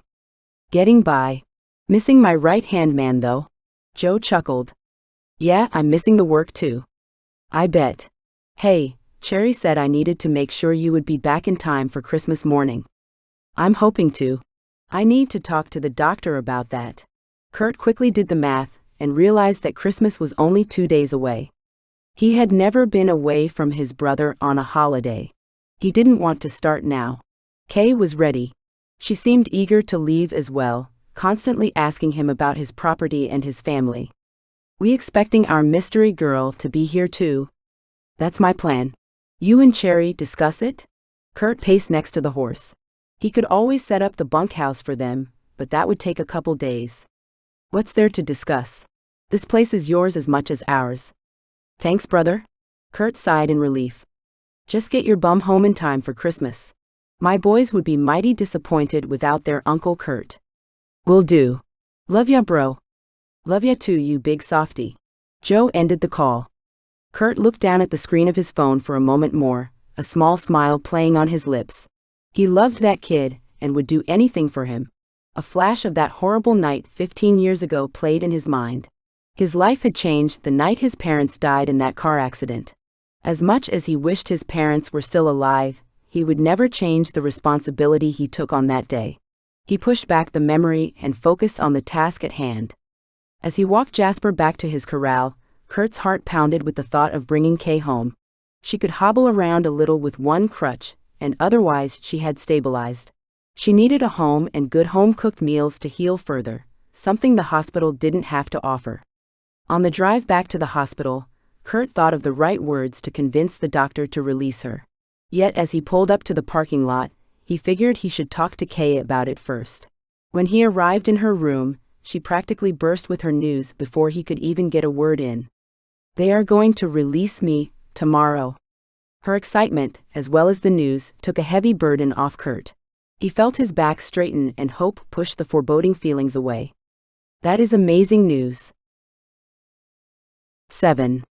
Leaving Natalie just about broke Kay's heart. She hugged the girl to her, while Maggie stood with the wheelchair and waited patiently. Kay blinked back the tears that streamed down her face as she pulled back to take the picture of the smooth-headed girl into her memory. Then she focused on the balloons, teddy bear, and the other presents that Curt surprised Natalie with that morning. "I'm so happy that I got to know you." Kay kissed the girl's smooth head. "Me too," Natalie said and wiped at her own tears. "So many people have come in and out, in and out, in and out of here, and I can't even really remember most of them, but you, I'll never forget you." She clasped her tiny arms around Kay once more. She wanted to bring the girl home with them, wanted to be there for her, help give her strength to continue the fight. Curt stepped up to them and laid a gentle but strong hand on both of their shoulders. "We'll stay in touch, Natalie." "You have my number," the girl's voice squeaked as she tried to put a smile into her words. "And I left you ours." Curt rubbed the girl's bald head. "Let's get you home, Kay." Maggie came around, eyes moist as she took Kay's hand and led her toward the chair. Kay's heart felt ripped out as she left the girl, who sat on the bed holding the teddy bear Curt got her squeezed to her chest. "Just think of all the stories I'll have to tell you when you call. I'm sure the next roommate I get won't be near as boring as you. They'll probably scream all night or see things that aren't there. Natalie waved. I'll hope for a nice roommate for you, and even more so, I'll hope for your quick recovery. I'm going to make it. No tumor can stop me, no way. She stuck her chin out in defiance. I will hold you to that, Natty. Goodbye, sweet girl, Kay said as Maggie wheeled her backwards through the door. Curt waved farewell. Until we see you again, fair lady. Until we see you again, Sir Knight. And just like that, they walked out of the girl's life on Christmas Eve. Curt's chest felt on fire leaving Natalie in that hospital. Of course he had no choice. He wasn't her father, and she needed to continue medical care. The nurse had told him that she had one more round of chemo to go. If all went well, the tumor would have shrunk enough for her to return to a foster family. The thought burned his heart, and the tears streaming down Kay's face added fuel to the fire. He grit his teeth. First Kay. He had to ensure she was safe before he could do anything else. Christmas decorations lined the halls, and holiday music played in the lobby as Maggie pushed Kay toward the double glass doors that would lead to home. He did his best to distract Kay from her breaking heart, making little jokes and staying upbeat. The air hit him like a blizzard, but he knew it ripped right through the sweats that he had bought Kay. It had been difficult to know what to get her to wear. He had no idea her size, except that she was tiny or what color she liked or style. He had called the one person that could help him, Cherry, his brother's wife. Seeing the teal sweats on Kay made her green eyes even brighter, and he was glad he had chosen that color. Kay squeezed her arms as best she could with one bandaged around herself to ward off the cold. Here you go, darlin'. Curt draped his thick jacket on her and kissed the top of her head before jogging down to drive the truck closer. As he pulled up in front of her and Maggie, Kay's head tilted back as if she welcomed the sun that lit her face. He couldn't imagine how difficult it would be to be stuck inside for more than a week. It was much too long for him. When Kay's eyes opened, they rested on the truck and trailer. Her lips parted as recognition filled her face, and then it was gone. He wondered what would trigger her memory, if anything. The doctor didn't give too much information on that. Time will tell or wait and see had always been his response. Not very helpful if you asked him. He bought a couple pillows and blankets for the truck, to help the ride be as comfortable as possible for Kay. She gasped as he set her into the cab, and then took his hand and kissed it. Thank you, she said, her eyes saying everything. Anything for you, darlin'. He let his gaze stare deep into hers, unbelieving he was about to bring her home. Well then you two, it looks as if you are all set here, Maggie said. Thank you for being the one to walk us out, Maggie. You have been a blessing. Kay reached out for the nurse's hand. Maggie gave her hand a gentle squeeze. I got kind of attached to you two, and it makes my heart sing to see you go home. The nurse situated the pillows around Kay, to help support her bandaged arm and casted foot. Then she turned to Curt.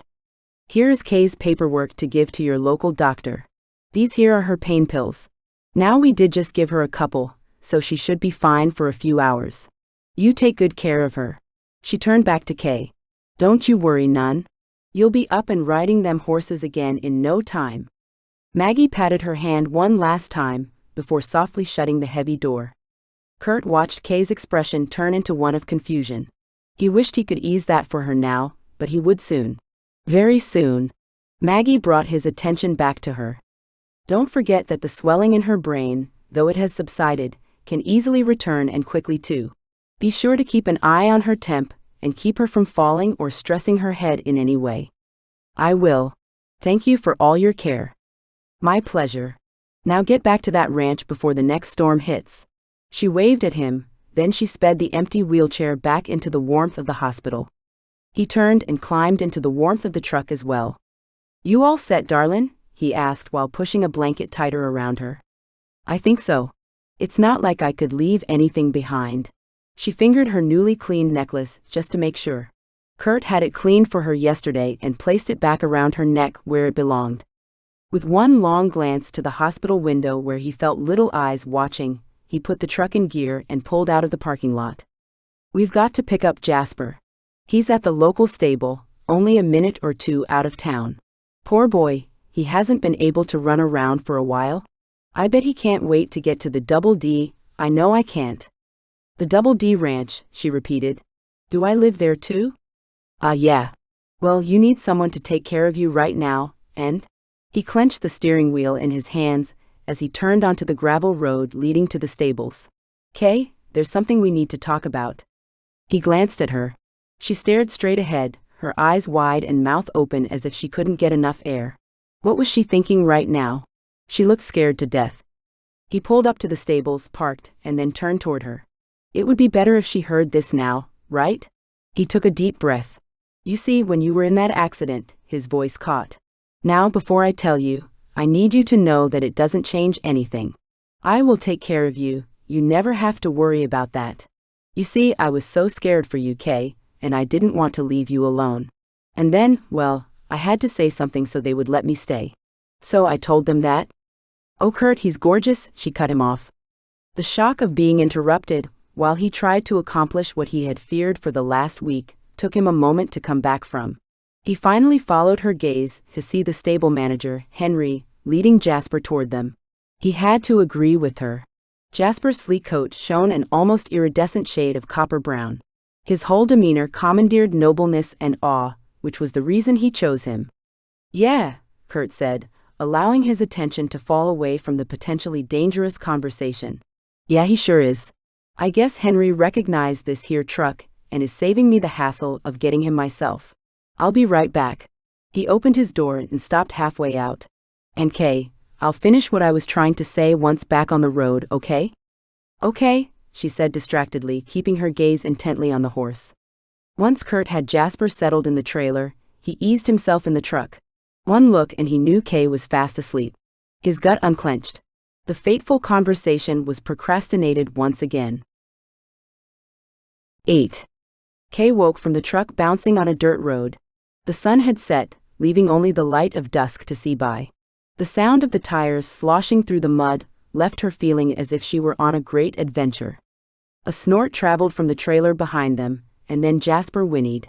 A few answering neighs greeted them as Curt pulled up in front of a yellow farmhouse with a wraparound porch. The shadows of other horses were silhouetted behind white corral fencing near the barn. They pranced back and forth as Curt shut off the truck. He sighed, a content and home-welcoming sound. Kay tore her gaze from the light fading on the rolling hills surrounding them to meet the eyes of the man who had saved her life. Home, he said, the simple word carrying more weight than she ever thought a single word could. An eruption of barking surrounded them as a few dogs jumped excitedly by Curt's door. The welcoming party. He chuckled. Do they scare you? Should they, she asked. Wouldn't they recognize her? Sure, she smelled like hospital, but a dog's senses could pass that. Her heart raced faster than the happy tails, making hollow thumps all around the truck, as if the beat of a drum. More and more it seemed like Curt didn't know her as well as a fiancé should. Well then, let me calm these mutts down, and we'll get you up to the house. He didn't look her in the eyes, and dread ate away at her. She was stuck. If he was hiding a horrible secret from her, there was nothing she could do. His smile returned as the dogs jumped up and licked his face. He scratched behind their ears, greeting them like old friends. She shook the doom from her. She owed everything to that wonderful man. He saved her from plummeting to her death and had stayed by her side through this entire ordeal. She had nothing to fear from him. Yet why did she find herself scanning the buildings and trees as if danger lurked behind each one? Curt reached the passenger side of the truck and flashed his wide grin. Sit, he told the dogs, who all obeyed, though their tails continued to make patterns in the dirt. He opened her door with a creak, casting a glance to make sure the pups hadn't moved from their positions. How are you doing? The sparkle in his eyes was contagious. Okay, thank you. She winced as she tried to move in order to get out of the truck. Let's get you inside so you can relax and take another pill. Relax, she muttered. That's all I have been doing. Yep, that's all you're going to be doing too. He chuckled. At least for a while. A mischievous glimmer entered his eyes before he slid an arm behind her and under her legs. Being held by him filled her with heat until the icy air felt like summer. He carried her toward the house, whose faded yellow paint gave it an even more country feel. An old dog stretched and yawned in the soft glow of a porch light next to the front door. Hey, old fella, Curt said in greeting, and the hound thumped his tail loudly on the dusty wood in reply. That's Hunter. He's the best hunting dog you'll ever know, well, at least he used to be. Sorrowful brown eyes looked up at her as he sniffed her casted foot, curiously. Kay braced herself to be put down so Curt could unlock the door. Instead, he just bent to twist the knob with his hand out from under her knees. The door opened, and she let out a shocked breath. He'd been gone how long now, and his door wasn't even locked. Locking doors isn't necessary around these parts, darlin'. A strong flash of déjà vu hit her. She had heard him say that before. A flash of standing in front of a diner by a car with him whirred through her mind. A touch of relief comforted her racing heart. She had a memory, and one with Curt. Besides, if some city slicker did come around here, the dogs wouldn't let him get this close. His lopsided grin was only inches from hers, and she couldn't help but think of a groom carrying his bride as he carried her over the threshold of his house. Her gaze pleaded into his, asking questions she wasn't ready to have answered. He held her gaze for a few seconds before kissing her forehead and settling her on a couch. He left her side, and a moment later the shadows receded and the house came to life. She watched Curt walk across the wooden floors to a Christmas tree standing in the corner. He flipped a switch and the lights instantly brought holiday cheer to the room. On his way back toward her, he stopped for a moment at the brick fireplace, one of the pictures on the mantel catching his attention. They were too far away for her to make them out. Then he bent, took a couple pine cones from a container near him and some kindling, and proceeded to make a fire. A box of toys near the fireplace made her remember that he shared this home with his brother and his family. His sister-in-law kept a neat house. She wondered how close she was with Cherry. Did they get along? Hunter's toenails clacked on the floor as he made his way toward a fur rug that looked frighteningly like a bear. With a grunt, old Hunter threw himself down on the rug and let out a contented sigh. There was no other movement in the house. It felt cold and unlived in at the moment. A chill ran up her spine with the dark looming just across the room. Curt followed her curious search before placing a thick Indian blanket over her. Joe, Cherry, and the kids are over at her parents' for Christmas Eve dinner. They've been there now for a few days, kind of like a family tradition. Joe comes back during the day to check on the cattle and such. They'll arrive late tonight, so they can be here for Christmas morning. He stood there, shifting his weight from foot to foot, until Jasper beckoned from outside. Poor Jasper, I got to get him all set for the night. Will you be all right by yourself for a while? She took in a deep breath and nodded, hoping she could keep her fear controlled while alone in a strange house, still mostly dark. How did he not know if someone hid in the next room or a dark corner? She scanned the room, but found no TV or anything to occupy herself. She knew if left to her own thoughts, anxiety would be right around the corner. Curt walked out of the room and returned with a newspaper. Joe must have left this over here the other day. It could help you remember, maybe, what's going on in the world. She offered him a small smile, and she attempted to adjust herself in a position more suitable to read. Moving, though, caused her to gasp in pain. Kay, why didn't you remind me to get your pill? He growled before stomping from the room. Kay's heart raced. She didn't want Curt to be angry with her. Did he really expect her to remember when to take her pills? She would have to pay more attention to timing. He soon returned with a pill and a glass of water. Thank you, she said quietly. Now, Kay, you have got to start speaking up. I'm not too good at remembering these type of things. He took the glass back when she finished, set it on the end table next to her, and then situated pillows so she was more comfortable. Do you need anything else? No, thank you, she answered softly and snuggled under the scratchy blanket. All right, well, you read, and I'll be back once Jasper is settled and the animals are fed. If you need anything, you send old Hunter out to get me. That image made her smile tentatively. Curt returned her grin. When I get back, Kay, his smile faded and seriousness lined his voice. We have to finish that talk. She nodded, though she had no desire to deal with the heaviness she felt that conversation held right now. Somehow she knew it would change her entire world, and it was unstable enough as it was. He kissed her forehead and left her in silence. All alone, she scrunched deeper into the blanket and the nook of the couch. She would just pretend the rest of the dark house didn't exist. The paper had the date of December 22nd. 2 days ago. Today was Christmas Eve. Was there a family out there missing her right now? Or was what Curt told the office lady the truth? Did she only have him? The thought didn't feel right. In fact, she felt like a whole story was missing, that her role in something was much larger than this country life. She actually felt as if someone did search for her. A chill ran down her spine. She sensed she didn't want to be found. She shook the thought from her head. She had to focus on recovering. She turned to the paper to relieve her mind of any probable reality that concerned her. The headline story showed a picture of a burning plane wreck with baggage and debris littering the ground. Firefighters searched the area. The title read, Flight 127, Accident or Terrorism. The flight number triggered something that caused her heart to race, but no memory came forth. She shrugged off the feeling as she continued to read. There were no survivors. The plane crashed in cornfields in the Midwest on its way from San Francisco to Pennsylvania. There was some controversy as to whether the last static correspondence from Flight 127 was a plea for help and a statement of terrorism having been to blame. Families mourned lost ones, and a couple of them demand proof that their loved ones were actually on the plane. It must be so hard to believe that the person you love had died, especially if there was no body left to confirm that fact. They stated that by the day after Christmas, they should have records and video footage to confirm passengers. Kay flipped the paper to more mundane stories. She didn't need more reason to feel depressed right now, or think about families and missing people. Most of the other articles were about local happenings, bake sales, Christmas pageants, and other country events. The announcements told of 5 births, 2 deaths of natural causes, and 2 wedding announcements. It made her wonder if there would be one of those for Curt and her. She folded the newspaper and laid it on her lap. The medicine had kicked in, and she welcomed the numbness. The scene of this neatly kept old house surrounded by beautiful land full of cattle and horses, the friendly pups happy to have their master home, the pedigree horse and the smiling cowboy comforted her as she allowed her lids to close.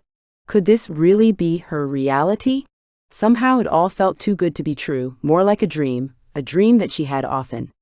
Curt unloaded the firewood he carried in after his chores. He brushed the wood chips from his jacket as he noticed the house finally felt warm again. Kay looked snug and comfortable sleeping on the couch. Trying to be quiet, he added a log to the fire and then searched the house. It had bothered him the whole time he was outside that he hadn't checked the house. It had never bothered him before, yet the house was rarely empty, and he never hosted a woman who ran from something or someone.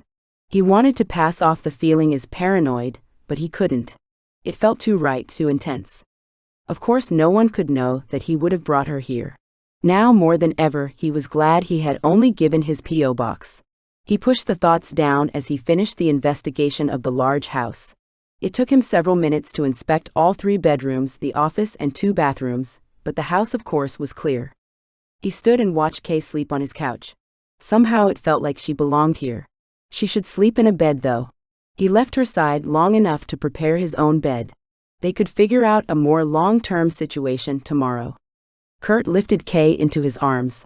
She murmured and rested her head on his chest while he carried her to his room.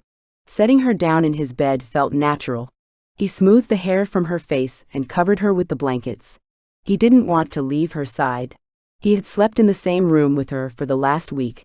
Having her in his room while he slept on the couch felt odd. He lowered his hand, but before he took a step away, Kay's unbandaged hand reached for him. "Please don't leave me," she murmured. "Kay, it's not what you think.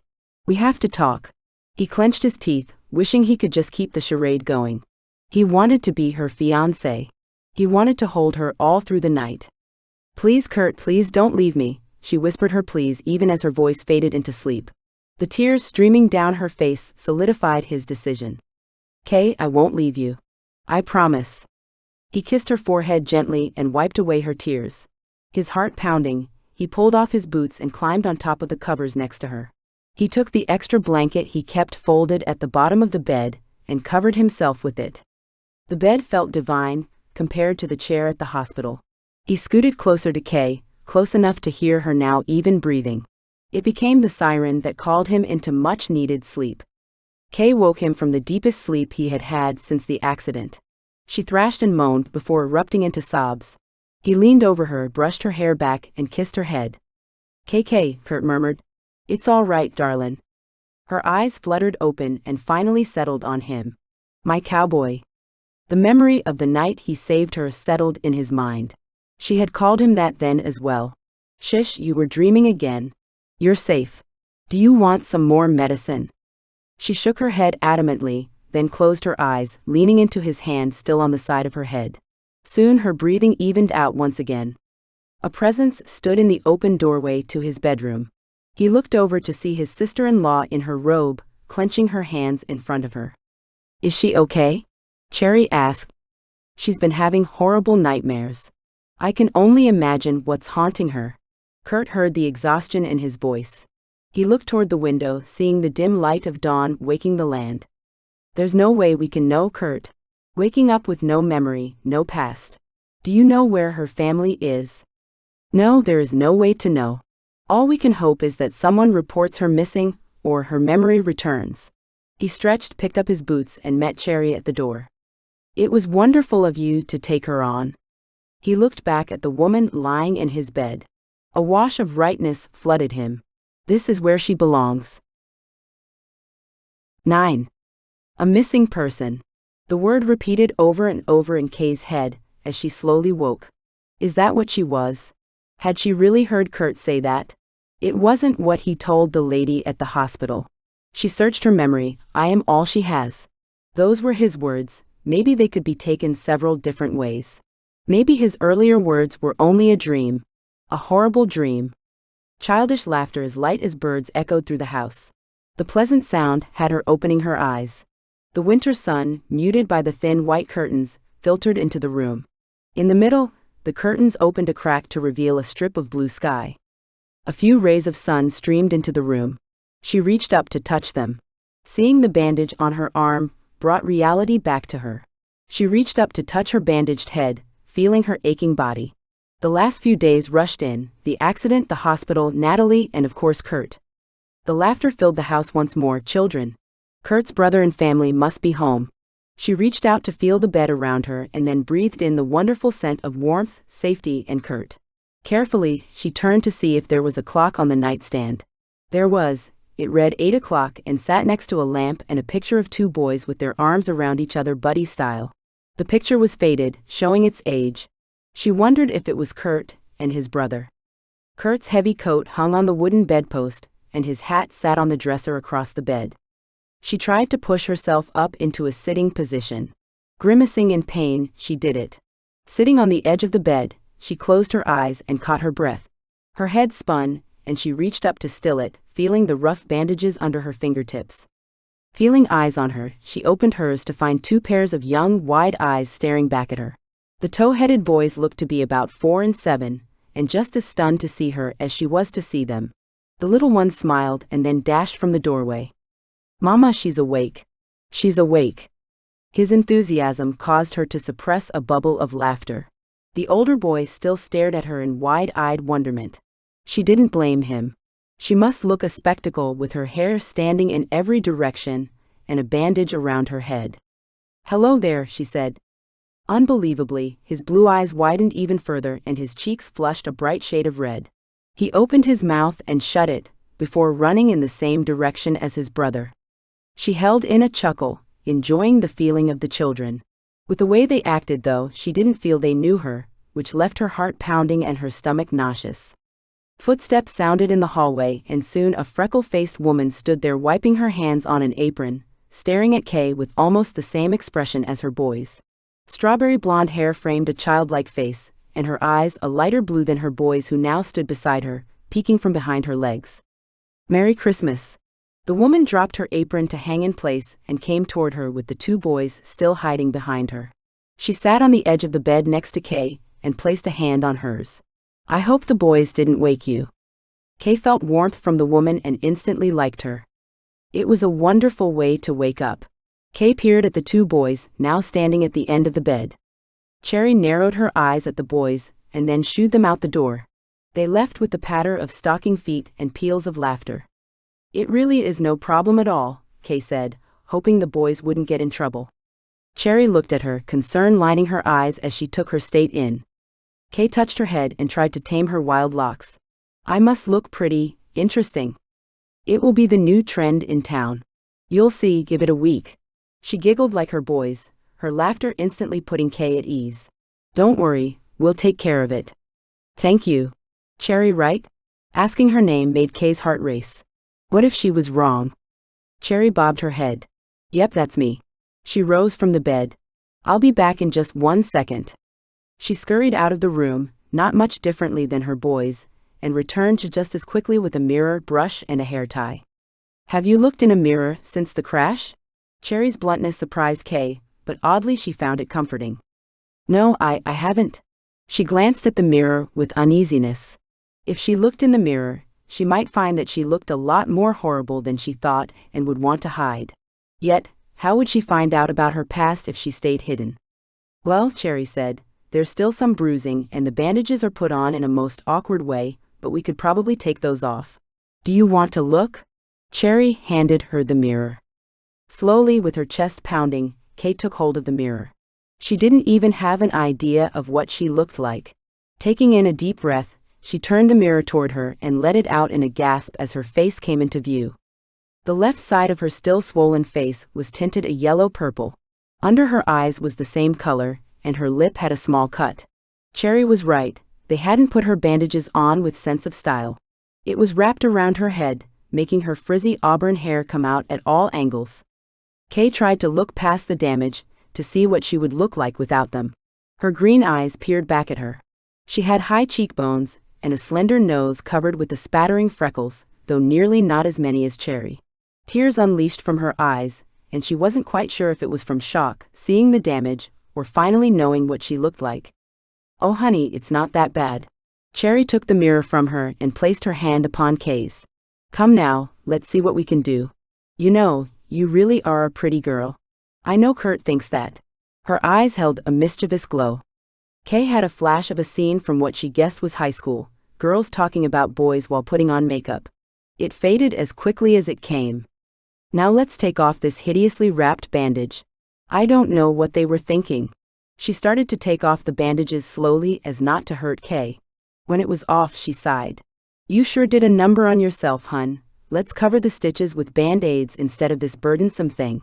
She wrapped the bandage up in a ball and left the room. While Cherry was out of the room, Kay grabbed the mirror to look at the stitches. Her skin puffed up in between the dark stitches that looked like a hairy caterpillar halfway across her forehead toward her hairline. Gingerly, she touched the wound. Don't touch it, Kay.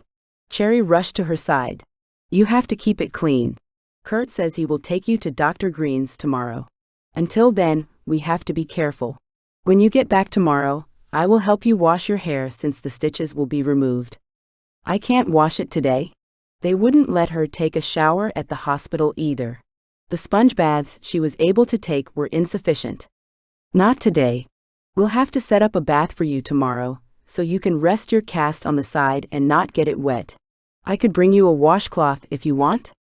Yes, thank you. It was better than nothing, she guessed. Don't worry, none. At least you don't stink.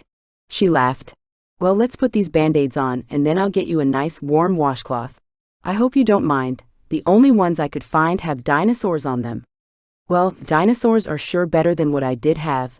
She suppressed the laughter to keep her ribs from screaming at her. Yet she needed to laugh, otherwise she just might start crying. While Cherry covered the hideous stitches, she told Kay about the time her oldest son, Cody, broke his arm. It was quite the scene when we tried to get him in a bath. He was only 3 and a wild one. We tried to wrap it in a garbage bag, but he was moving so much. She laughed at the memory. Finally, Curt came in and told that boy to be still. Cody is in hero worship with his uncle, and sure enough, his temper came to an abrupt halt. She shook her head. Yep, it sure is a blessing to have Curt around. I don't know what Joe, or any of us for that matter, would do without him. I can understand that. Kay paused, thinking of where she would be without the kind cowboy. Fear wrapped a tight hold around her as her airways tightened. The fear was irrational, and yet it pursued her like she was prey. Are you okay? Cherry's brows knitted together, and her eyes filled with sympathy. Kay met trustworthy, clear blue eyes and immediately broke into tears. I'm so scared. Cherry brought her into her arms, and she let the gal hold her as a sister would until Kay's breathing calmed. Kay, I have no idea what you are going through, but I know my brother-in-law. He's smitten with you. All he can talk about is how amazing you are, how courageous you are, and just how wonderful it was that he found you. He will keep you safe." Kay nodded, unable to get words past the ball in her throat. She realized how Cherry left her words open. They could be taken many ways. They could mean they'd been together for years or just met. Her mind swam in turmoil. Maybe it should be enough that she had a safe place and a family, even if not her own, and a man that cared for her no matter what their relationship was. "I'll go get that washcloth for you." Cherry left, and when she returned, she excused herself so Kay could clean up. Kay took that time to settle her emotions as well. She would have to stay in the moment as much as possible while things unfolded. Getting lost in fear and what-ifs would only stress her mind more. Curt couldn't fight it off any longer. He had to go see her. Since she had woken him before 6 with her nightmare, he hadn't sat still. Rather than disturb Kay, he wore an old jacket and went hatless. The sun beating into his eyes without his hat on now became more than annoying, but dangerous, and a good excuse to go in and see Kay. As he climbed the steps, he heard Cherry banging around the kitchen as always. "Are you hungry, Kay? We eat at the crack of dawn before the men go out to tend to the ranch, but I did save you some. Do you like eggs and bacon?" "I don't know." Curt heard the hesitancy in Kay's voice and wished he could help her. "But I'm sure it will be better than the gruel they gave me at the hospital." "How about some coffee, Kay?" Cherry asked, walking into the living room where Kay sat on the couch right as Curt came in the door. Sure. She's a tea drinker," he interrupted. Kay turned toward him, and the look in her eyes made the whole last week worth it. Her mouth parted, and he felt like he was the only man on earth. How did she do that to him? He tore his eyes away, ruffled up Cherry's hair, and strode up to Kay's side. He bent down to kiss Kay's head. Then he turned back toward Cherry. "With milk and 2 sugars, that is?" Curt chuckled lightly. Coming right up. Cherry disappeared into the kitchen. "Merry Christmas. I'm glad to see you up." Curt sat next to her on the couch. "I like your new dinosaur band-aids. They're real cute." He touched them lightly. "They're more stylish than that hideous gauze wrapped around my head." Curt let out a full-blown laugh. "They sure are." He eased back into the couch. "Curt McAllister. What are you doing on that sofa with all your dirty clothes on?" Curt leapt off the couch like a scolded child. Cherry stood there, hands on her hips and a scowl contorting her face. Kay hid her smile behind her hand as she tried to control her emotions, but the laugh escaped and then sent her doubled over in pain. "Kay, are you all right?" Curt leaned over her, grasping a hold of her shoulder. "Just breathe slowly, darlin'." She drew in a slower breath and eventually sat up with even breathing. "You have to take it easy," he said, concern in his eyes. "I'm okay, really? I just forgot about these ribs, that's all. I'm fine now." Curt watched her for any further signs of pain. Cherry walked over with a TV tray and Kay's breakfast. She took a good long look at Kay before setting it in front of her. "All right, no more horsing around. Let Kay eat, Curt. I know you, don't go trying to steal her bacon. If you are hungry again, there's more in the kitchen. I swear you and your brother can eat us out of house and home if I let you." She shook her head and strode back to the kitchen. Curt smiled and nodded toward Kay's plate. "Go on and eat, Kay, before it gets cold." Curt wanted to say more, always wanted to say more, but as he opened his mouth, Cherry called him from the kitchen. Curt entered the kitchen, feeling the heat Cherry was about to apply coming. He knew she would have her say. Always did, but he loved her like a sister and would tolerate it. She was almost always right anyway. Cherry eyed out the door and lowered her voice. "You got to tell her. The poor girl is scared to death. And you don't think knowing the full truth would scare her even more?" "Well," she pursed her lips. "Nonetheless, knowing is half the battle. You would be okay with just letting her think she's your fiancé." Curt said nothing, and when she turned her piercing eyes on him, he looked away. In fact, he turned toward Kay, happily eating her home-cooked meal. "Oh," Cherry said. "I see." Curt watched Kay a moment more and then turned back toward his sister-in-law. "I know she needs to know. I just want her to get to know you more before you tell her you're actually a stranger," Cherry whispered. "I'm not a stranger no more." He glared at her, daring her to fight him on that one. Instead, she nodded her head. "I understand. Your call." "Thank you," he said and turned back out of the kitchen. He went down to his room to grab his hat and coat. When he entered, immediately he noticed that his room smelled different. It smelled of Kay, and he liked it. When he came back into the room, Kay had finished eating and tentatively stretched her body. "You're moving pretty good there." "It feels good to move." She blushed. "You'll be running around the ranch in no time, but for now," he bent down, draped his coat around her and picked her up in his arms, "you'll have to suffer with me carrying you outside."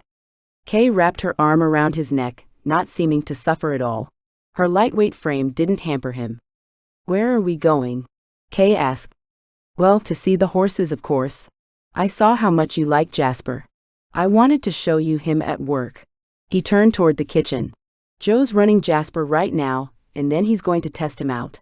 You won't want to miss it," he called to Cherry. As they stepped out onto the porch, the boys crowded, vying for their uncle's attention. "Uncle Curt, is Daddy going to ride his Christmas present?" Ty, his youngest nephew, asked while tugging on his shirt sleeve. "He sure is, Ty. Come on, let's go cheer him on." Ty ran as fast as his little legs could carry him, and Cody rushed to catch up. "I'm faster than you," Cody shouted as he passed his little brother. Peace filled Kay as she watched the boys race toward the barn and corral. Her attention turned to the man in the arena, who ground-schooled a regal Jasper in gallop around the pen. If Curt hadn't been holding her, she would have thought it was him in the ring with the horse. He looked so similar to his brother. Joe eased Jasper to a halt as he saw the crowd now watching him. Happiness sparkled in his eyes as he ambled toward them. The closer he got, the more Kay could see the differences between the two brothers, but there weren't many. "Well, hello there." Joe tipped his hat at her, before wiping his dripping forehead with his shirt sleeve. He must have been working really hard in order to work up a sweat in this cool weather. "Hi." She smiled shyly, unable to meet eyes so closely resembling the man's who held her in his strong arms. "Do you think you could sit on these rails, Kay?" "I don't see why not," she said and squared her shoulders, intent on making it happen. Curt lowered her in between the fence rails, so she could hold onto the top railing and sit on the middle one. The pressure of the wooden plank felt foreign on her rear, but it didn't pain her too much as long as she held on to the top rail, mostly with her uninjured arm.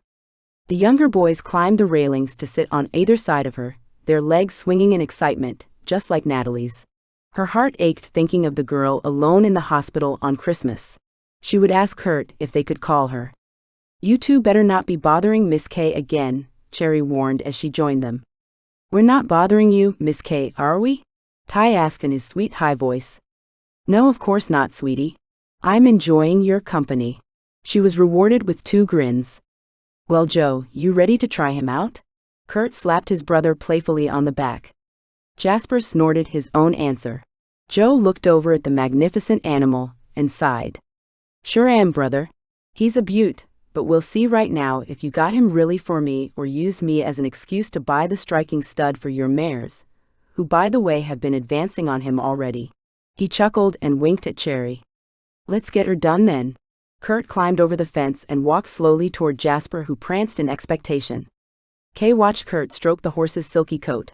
He exuded peace and confidence, and Kay couldn't help but think he was the most beautiful man she had ever seen. "You all right there, Kay? You look a bit flushed," Cherry whispered near her. Kay's face turned crimson, but luckily the boys distracted them. "Daddy's getting on now," little Ty whispered in excitement. All heads turned to Joe mounting a prancing Jasper. Once in the saddle, Curt let go of the reins and backed away to stand next to Kay. "Look at that there beauty," Curt said, aligning his voice while Joe rode Jasper around the pen, gaining speed with each pass-by. Joe said, "Ho," and sat back in the saddle. Jasper halted almost immediately. Joe clucked his tongue and gently kicked his heels in Jasper's side, pulling his reins only slightly, but leaning right and left. Jasper moved as if he intuitively knew exactly what Joe wanted, looking as if they danced a rehearsed number. "Impressive," Joe called over. "But can he run?" He looked out past the barn and stables and across the rolling hills of grass. "Why don't you find out?" Curt walked to the gate. "Let's see how fast he can go." With a swing of the white gate, Joe signaled Jasper into a gallop, and they flew from the pen, past the barn and onto the prairie in no time at all. "Yeehaw!" Curt yelled before walking back over. "He's gonna love you forever, Curt," Cherry said with her eyes still on her fleeing husband. You sure outdid yourself on this one. He needed a good cattle horse, Cherry. Boomer is getting too old to jump out of the cow's way. Plus, I get a bargain too. He'll be the best breeding stud, and Nellie is coming into her time right now. That will be one beautiful colt. He smiled at Kay, lost in his moment of joy. What a way to live. Kay wished that this really could be her life. For a moment she felt it was, but then that overriding fear returned. She found herself looking down the long driveway, behind the trees and buildings, and feeling as if something was coming for her. Where you at, darlin'? Curt stood close, almost nuzzling into her. She blinked a few times and then looked next to her. The boys and Cherry were across the way petting the sweating Jasper, with an exuberant Joe still astride him. She stammered. She should just tell him about her fear, but with the concern already filling his eyes, she didn't want to bring him down any more. It was Christmas after all. You have built a nice life here, Curt. He kissed her forehead. It feels more complete than ever today. She blushed and resituated herself, the rail digging in uncomfortably. Would you mind getting my crutches? I need to stand for a while. Why don't you just lean on me for now? We're all going back to the house soon anyway. He gave her his hand and helped her to her foot. She couldn't stop her smirk. He always seemed so sure of himself. His strong arm wrapped around her and she leaned against him. She wouldn't admit it, but at that moment, with Curt's arm around her while they watched his family surround the horse, felt right. Kay lost herself in the moment. She forgot to pay attention to her balance. Luckily, the muscular arm around her pulled her tight against him, so she didn't fall. Her head rested against his vast chest, right below his collarbone. A rush of destiny raced through her. It felt like she had been here forever, like this was where she belonged. She sighed in his arms, soaking in the comfort they gave her. Yet with her release, Curt stiffened and pulled back enough so he could see her eyes. That pounding fear immediately washed out the comfort she had just allowed herself to feel. We need to talk. He swept her off her feet and carried her back toward the house. Kay felt like the world crashed around them. How could she want to know something so bad, and yet fear it all at the same time? As they stepped up to the porch, a quick patter of running footsteps caught them. Uncle Curt. Uncle Curt. Mama says that it's time to open presents. The boys ran around them. Is that so? Curt teased. Well, I'm sure about that. You sure it's supper time already? They stopped their running and looked up at their admired uncle. Well, the sun ain't low in the sky yet, but that's what she said. The seriousness of Cody made Kay cover her mouth to hide her smile. The sun isn't low, Cody. Cherry came up behind them. And what I said was that you may open one present now. If you're lucky, it might be a toy you can play with for the rest of the day. Just one, Mama? Ty asked, his voice falling. For now, Tyler. I got lots of cooking to be done before supper is ready. After supper, you can open the rest. Cherry did stern good, even though the bubbliness still bobbled within the glint in her eyes. Come on, Ty, let's pick the biggest one. Cody grabbed his younger brother by the arm and they raced inside. Hang on, boys. You got to wait for your daddy. Cherry couldn't hold in her laughter as she rushed behind them. Kay knew this would procrastinate their fated talk, and relief washed over her. It wouldn't hurt to just enjoy this day without worrying about the future or her forgotten past. Yet even as she thought it, she took one last lingering look over Curt's shoulder as they walked into the house. Something out there waited. It waited to destroy this perfect life she woke up to. Curt did his best to contain his relief that the talk got put off again. He was having fun with Kay, enjoying having her here in his arms, watching his family on this special day. If he let himself think too much on it, guilt would rip into his stomach, so he just kept himself distracted. Which ones are you boys going to open? He asked while they rifled around the tree. I ain't sure yet, Uncle Curt. Look, here's a present for Miss Kay. Cody held up a box, before setting it back down and continuing his search. Curt looked at Kay with a sheepish smile. The expression on her face, though, was one of terror. What is it, Kay? Curt, I don't have any gifts to give, she whispered. You don't have to worry about that, darlin'. Each present I'm giving has your name on it next to mine. As far as for me, well, he leaned in close, just having you here is the greatest gift. Her eyes misted and she wrapped her arms around his neck. She didn't say a word, but he felt it, and he hoped that connection, that bond between them, would be enough to take them through the truth and on to more. "I'm gonna open the present from you, Uncle Curt," Ty shouted, holding up his prize. "Me too," Cody shouted, grabbing his present from under the tree. "Now, why are you going to do that? I just got you boring old clothes," Curt teased. "Ah, come on, Uncle Curt. You ain't never got us boring old clothes." Cody shook his head. "Did you really get us boring old clothes, Uncle Curt?" The disappointment lining Ty's voice caused Kay to cover her mouth as a giggle escaped. "Now what do you think?" Joe came in and put an arm around Cherry. "Your uncle's not mean like your mama and daddy who always give you clothes." "Daddy?" the boys shouted together. "All right, boys, go on ahead. See what your Uncle Curt got you," Joe relented. The boys ripped open the wrapping paper, throwing it around them. Curt wrapped an arm around Kay, enjoying their excitement over the presents he picked out for them. "A bow and arrow. Like a real Indian's," Cody yelled, and tried to pull the bow from the cardboard it was attached to. "Me too," Ty shouted, and pranced around the house pretending to be an Indian. "Uncle Curt, will you and Daddy show us how to use them?"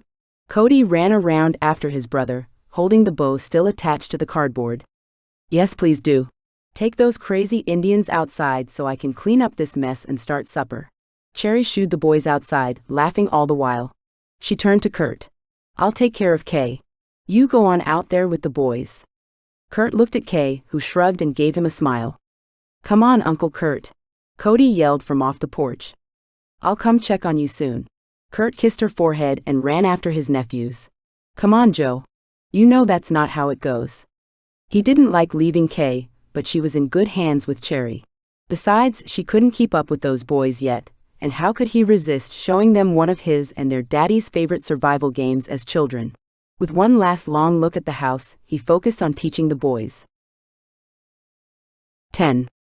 While Cherry cooked, Kay helped by cutting vegetables and anything else she could do from a seated position.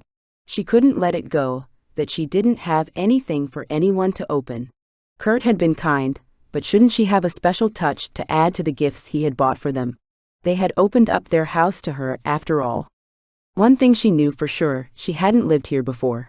There was no evidence of her anywhere. She pushed the thought out her mind. "Not today." "What's the matter, Kay? Do you need to rest?" Cherry wiped her hands on her apron before reaching her side. "No, it's not that. It's that, well, the boys say I have presents." "Well, of course you do. No one can have Christmas without getting a present or two." "But you see, Cherry, I don't have any to give." "Oh," she said simply. Somehow Kay knew she would understand. "What can I do?" "Well, it may seem childish, but what I have the boys do, since they have no money, you know, is make something for everyone. Now, you don't have time for anything complex, but maybe you could make a card." She shrugged. "I have some paper, crayons, and colored pencils." With the mention of drawing, Kay thought of Natalie, and wondered if she would get to do anything special today. Would her aunt stop by and wish her a Merry Christmas?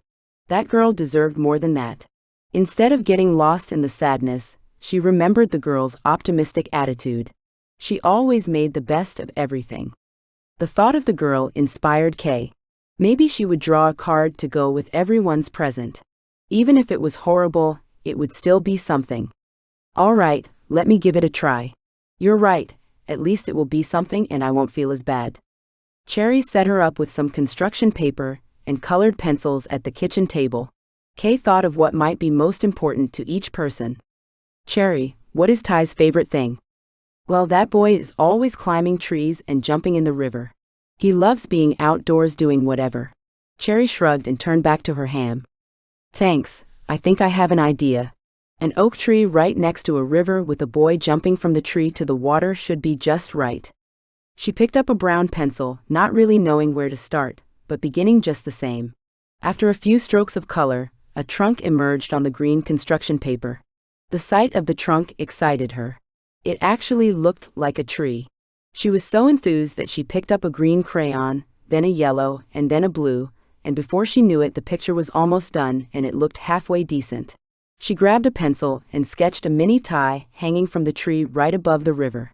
She took a second to admire the picture, letting the satisfaction soak in before opening the card and writing "Merry Christmas from Miss K." For Cody, She drew a picture of Indians riding their ponies with bows and arrows aimed. As difficult as she thought it would be, it came out all right. Next, she drew a sea of magnificent cattle for Joe. Thinking of Cherry, Kay felt stuck again.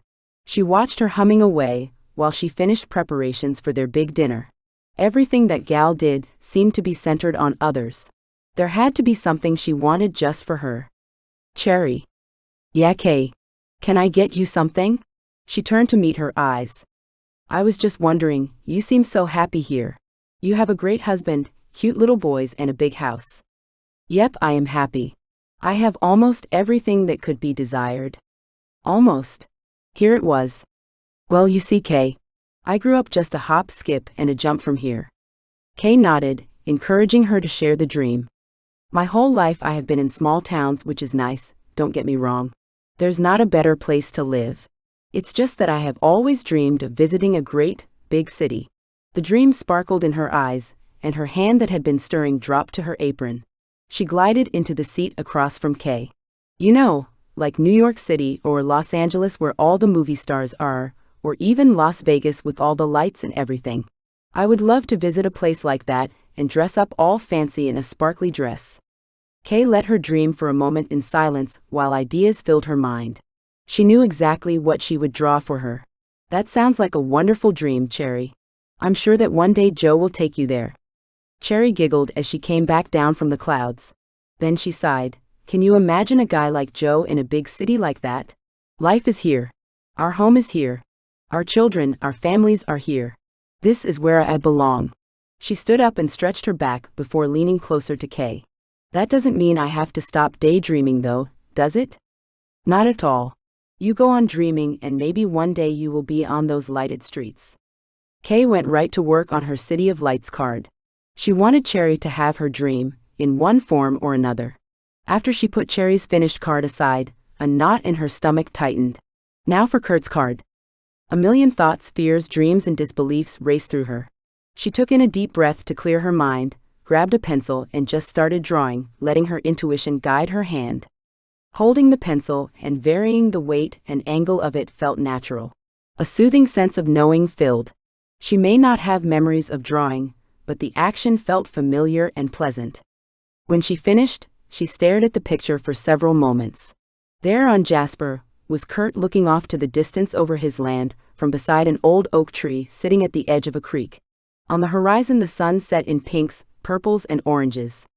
Kay shook her head. She had no idea how she learned to draw, but her hand still held the key. Christmas had always been one of Curt's favorite holidays. Since his parents had died though, it had always seemed a little empty. Once Cherry and Joe had the kids it helped, but still he felt almost like an outsider watching someone else's happily ever after. It wasn't as if he hadn't tried finding a woman to be by his side, but no one had captured him the way he had felt a lifetime of love should. At least no one had until an auburn-haired city gal walked into an all-night diner. Having Kay by his side while his family ate the delicious food Cherry cooked them made everything feel just right, complete even. He let his gaze linger on her, wishing with all his might that the truth wouldn't scare her away. He needed to protect her almost as much as she needed his protection. Kay's eyes met his, sending his heart into a gallop on a race he felt and hoped would never end. She set a hand on his leg, joy filling her gaze as she looked around at his family.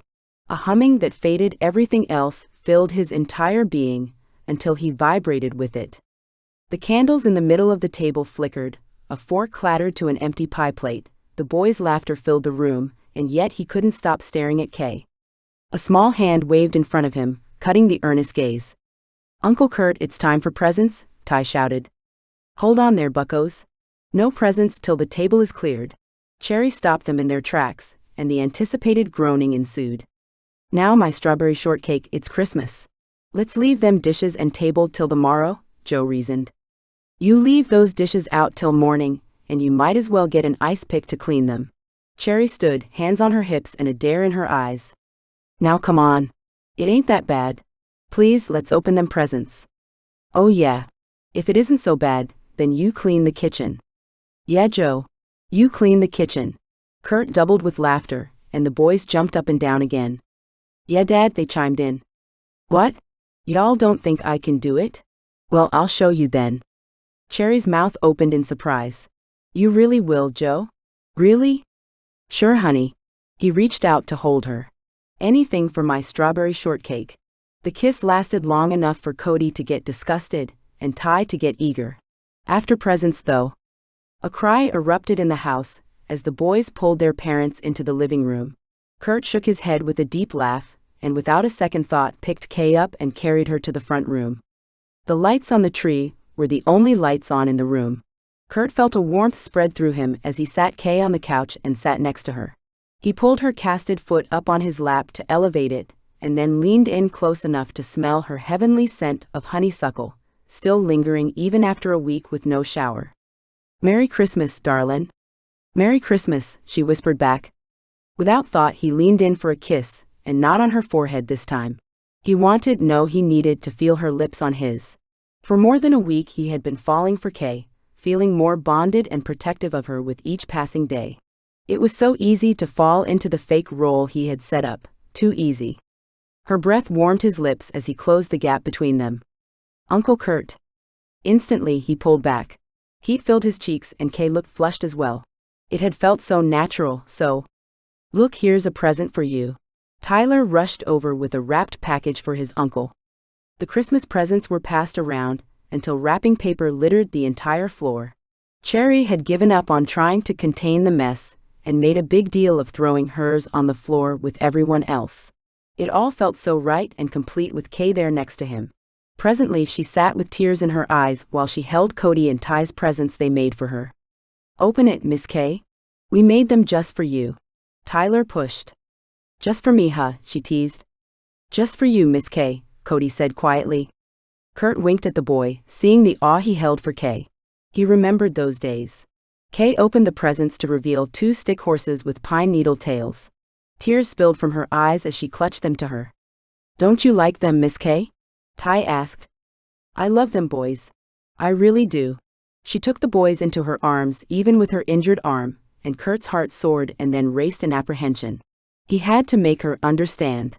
At this point he was in too deep to let her go. The thought of her leaving left his gut twisting in turmoil.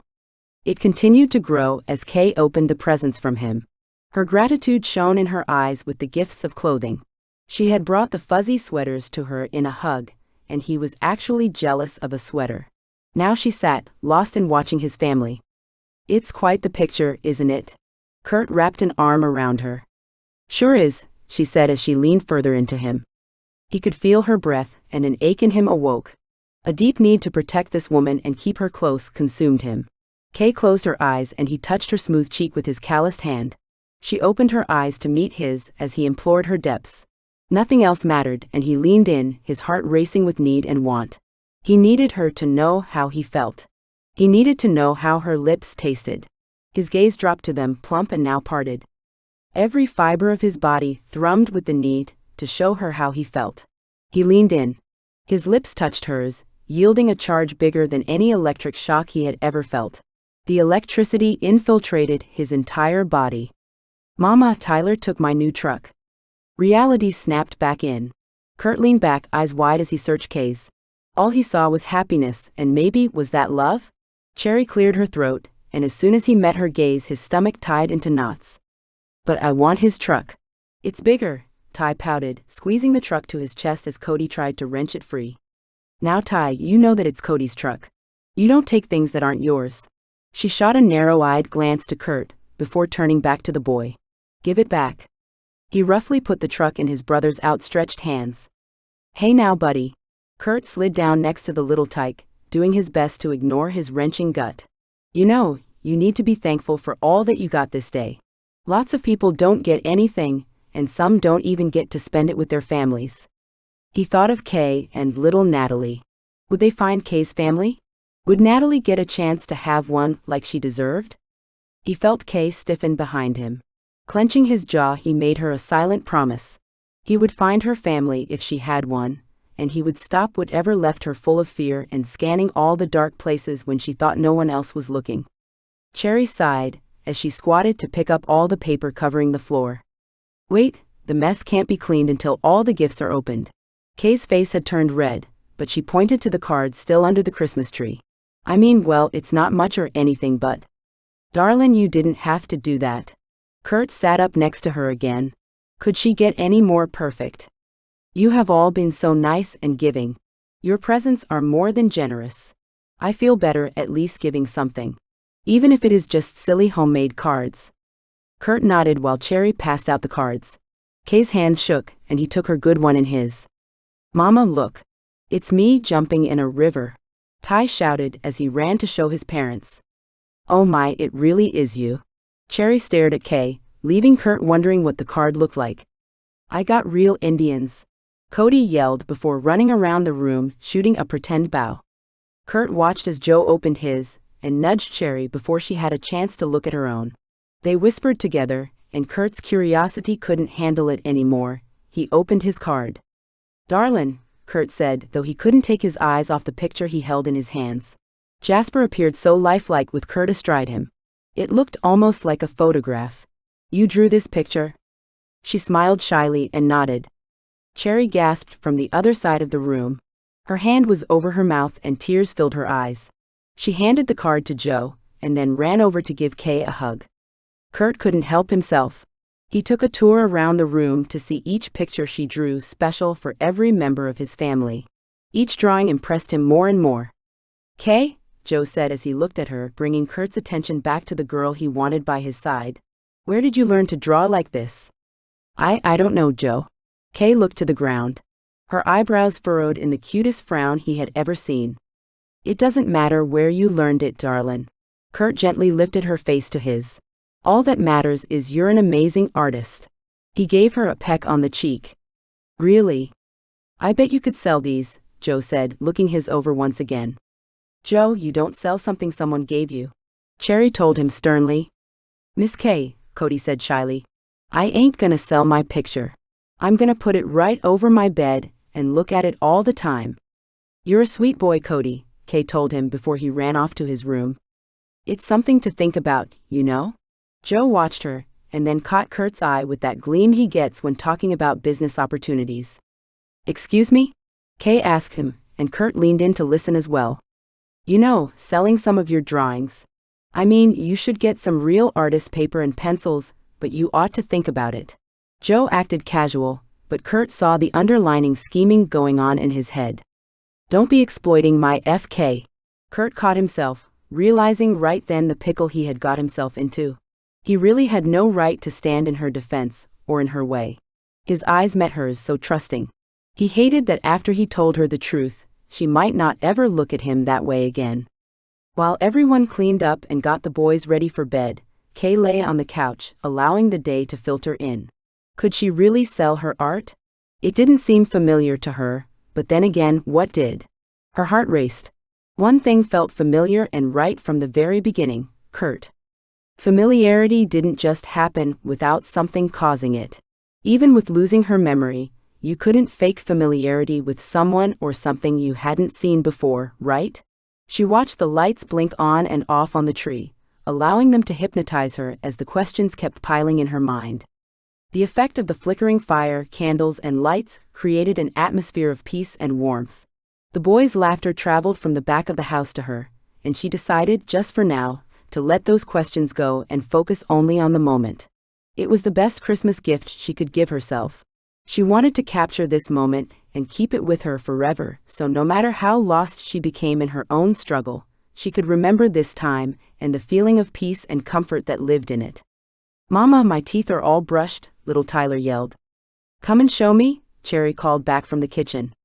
The boys came running in their pajamas, where Cherry met them in the living room. You did a good job, Ty. Now go say goodnight to your uncle and Miss Kay, and then hop into bed. You too, Cody. But Mom, I want to stay up with you all, Cody pleaded with his mother. No whining, Cody. Do as you're told, Joe told the boy, and he sluggishly walked over to Kay. Good night, Uncle Curt. Good night, Miss Kay. Tyler gave her a little hug and ran off to his room. Good night, Uncle Curt. Good night, Miss Kay, Cody said as he hugged her. Thanks again for the picture. I'm glad you like it, Cody. Thank you for the excellent horse. Hey, don't be so glum. Tomorrow you'll get to play with all your new toys.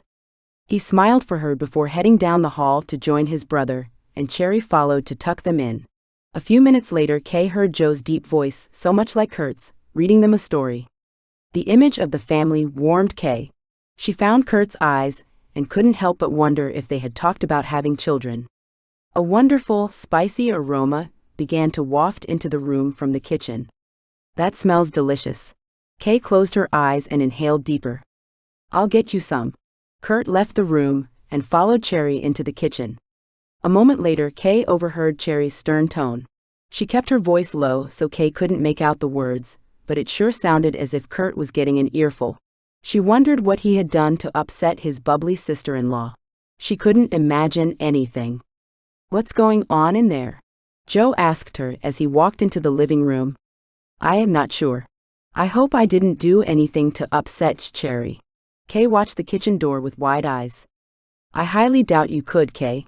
It sounds more like Curt did something. That rascal is always pushing her buttons. They love each other like brother and sister though. I wouldn't worry about it. A moment later they exited the kitchen, each with 2 steaming mugs. Curt's face was red, but he smiled when he met Kay's eyes. He sat next to her, keeping a bit of a distance, but still putting her leg on his lap. Everything okay? She asked him quietly. It will all be fine. Yet his words sounded tight and stressed. Something definitely was not fine. For the next couple of hours the 4 of them talked. Joe shared some embarrassing things that Curt did when he was younger. Curt combated with some of his own stories about Joe. They talked about their parents. Curt got real quiet then. What happened to your parents? Kay asked, and Curt stiffened under her legs. They died in a car accident, just down the road. Joe swallowed, cleared his throat, and then continued. It was one of the coldest starts to winter we've had. It looked like they hit black ice, slid out of control, and well, the semi just had no time to react. Oh my, Kay covered her mouth, tears coming to her eyes. I'm so sorry. How horrible. When did this happen? Curt shimmied from under her legs, mumbling an excuse, and headed to the kitchen. Joe followed Curt, and doom covered Kay. I didn't mean to upset them, Kay pled into Cherry's eyes. Cherry moved to sit by her. Don't mind them. It's a hard topic, with Curt especially. He feels responsible for their death. Why? It happened on their way back from one of his high school football games in another town. How awful. Kay hung her head, feeling the pain for Curt and Joe. Then she thought about Curt, saving her from such a similar car accident. His dedication and constant surveillance made even more sense. Yeah, it's been real hard for him even after all these years. I think that's why he's so fatherly with Joe. Joe was only 14 when it happened. Luckily, Curt was 18 and was allowed custody. I can't imagine being 18 and raising a little brother. Kay followed the muffled voices in the kitchen with her gaze, her heart longing to give peace to the man who rescued her. The crazy thing is, just a month before their accident, the McAllisters made out a will leaving all their belongings to Curt. I guess it was a tradition that the ranch be left to the oldest son. Luckily though, Curt's a great guy. As soon as Joe turned 18, Curt had him put on the papers as half-owner. When Joe and I were married the day after I turned 18, Curt practically made us move into the house. He said he would stay in the bunkhouse even. Kay nodded her head. That sounded like Curt, always putting others before himself.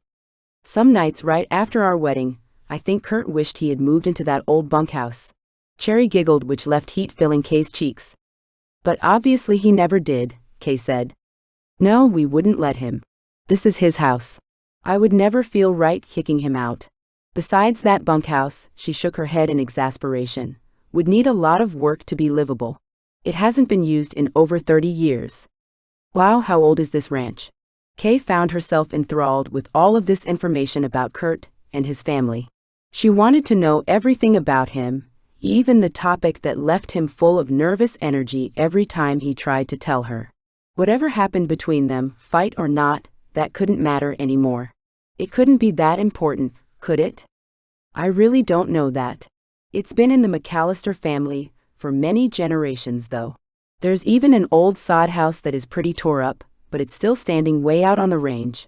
The cows like to stay near it in the summer. That would be a sight I would like to see. What would you like to see? Curt asked before sitting back down next to her and bringing her legs back into his lap. His hand smoothed and then rested on her good leg. Cherry just told me about the old sod house on your property. Well, that can definitely be arranged, Curt said. Joe walked into the room and stumbled. His cup sloshed over and he spilled a splash of cider on the floor. He cursed under his breath. The curse word shot through Kay like a bullet. Her breath froze in her lungs, her heart pounded, and a flash of fear raced through her. A dark image of an angry man standing over a cowering form played in her mind only a moment, but she felt the realness of it. She had just had a memory, and not a pleasant one at that. Joe, you watch your language. You've upset Kay. Cherry's scolding plopped Kay right back in the present. She gasped for breath and grasped at her sweater. Kay, Curt leaned over to her. What is it, Kay? He scanned her body. Your pill, you haven't had your pill. She shook her head, trying to pull herself away from the fear that had engulfed her. She allowed herself to meet Curt's eyes. I'm here. With Curt. Safe. It's not that. She looked down. How did she tell him the first memory she had wasn't of him, but of such a scary situation? Who was that man? Why was he so angry? You can tell me, Curt soothed. I had a memory, she mumbled. Kay just remembered something. Cherry burst out. What did you remember, darlin'? Curt's gaze implored hers and his skin looked drained of color. Why did he look as scared as she felt? It doesn't matter. It wasn't much.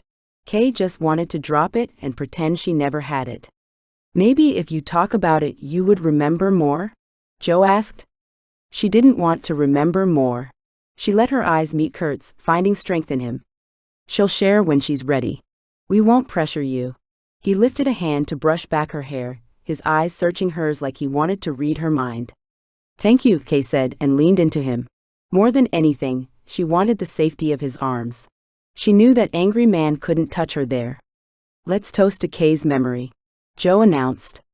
They toasted and soon the conversation turned back to more pleasant memories, theirs not hers. She did her best to focus on the wonderfulness of the night, but deep in the recesses of her mind, that short clip played over and over until she wanted to curl up in a ball. By the time Cherry and Joe said goodnight and giggled down the hallway, Kay had an underground panic attack surging through her.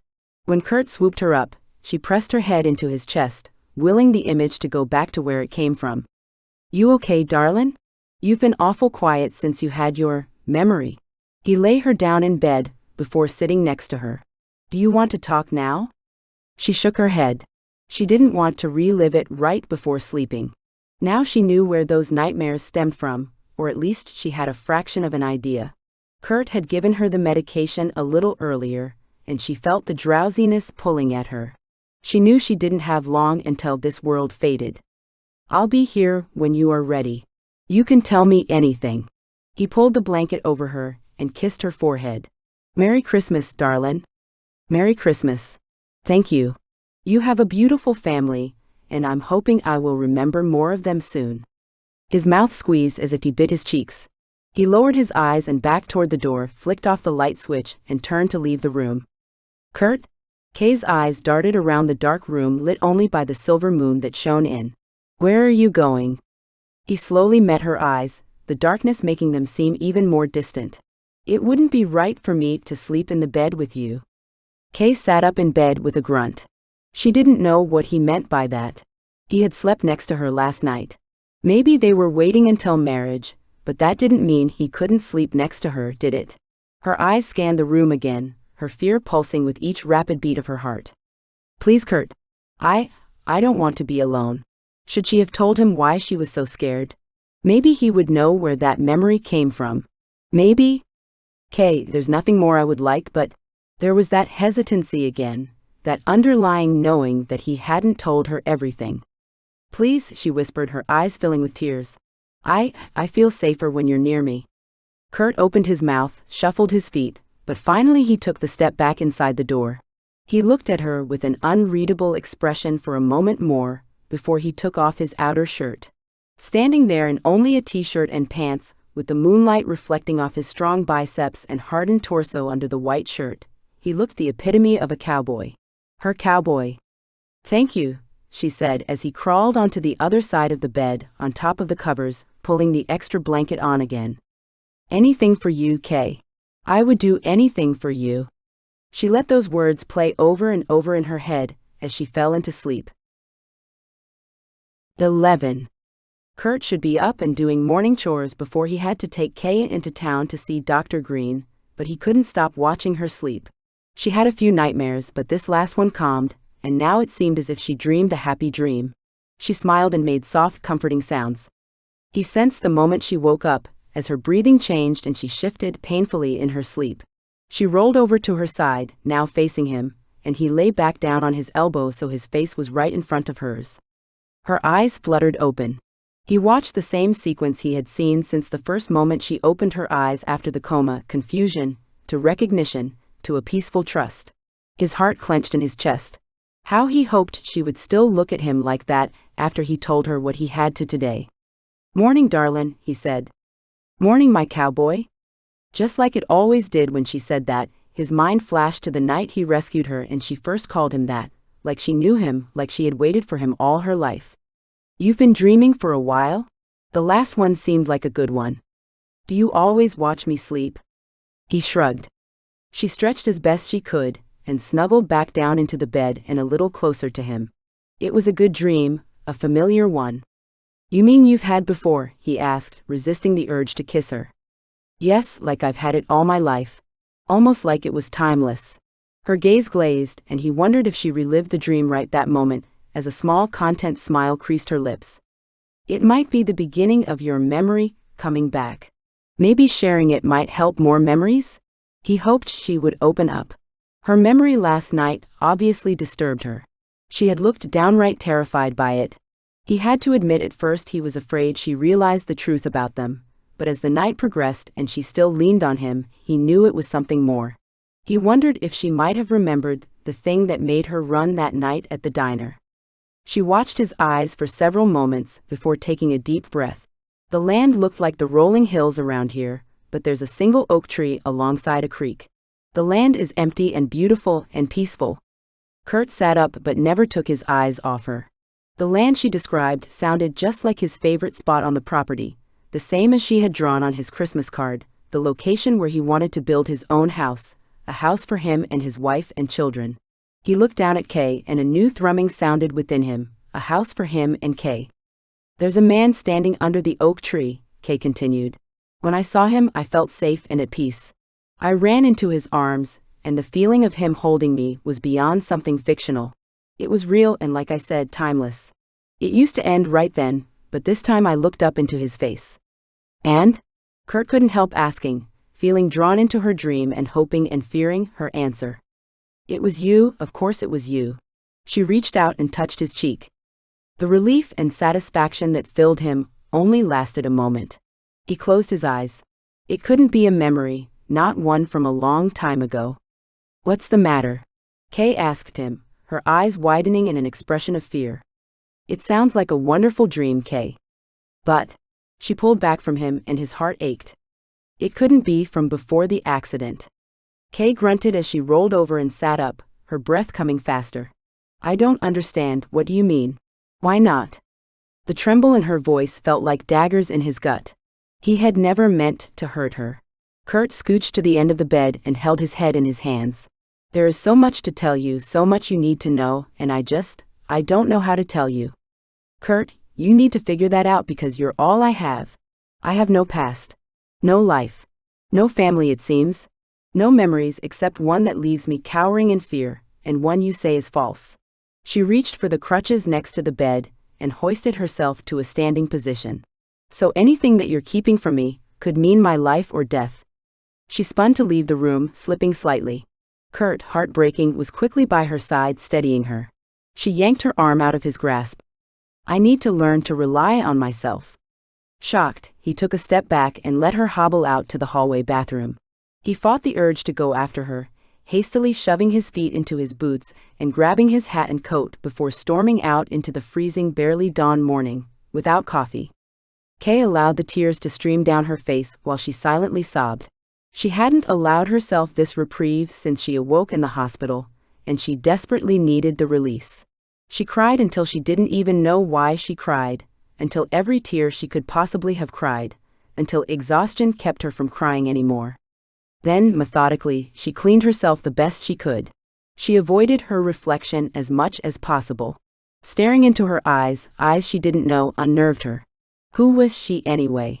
Her hand found the pendant around her neck. Kay. She was Kay, whoever that was. With a sigh of disgust, she hobbled her way back to her bedroom, no, Curt's bedroom. She had nothing. She didn't even have the truth. Luckily, the room was empty.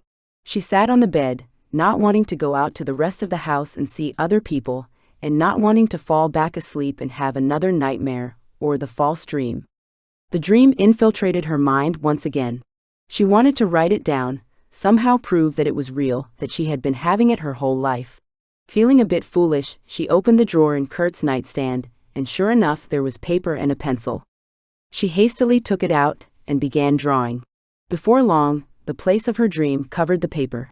A sense of knowing, of familiarity, of something deeper than just a memory filled her. She knew it was true.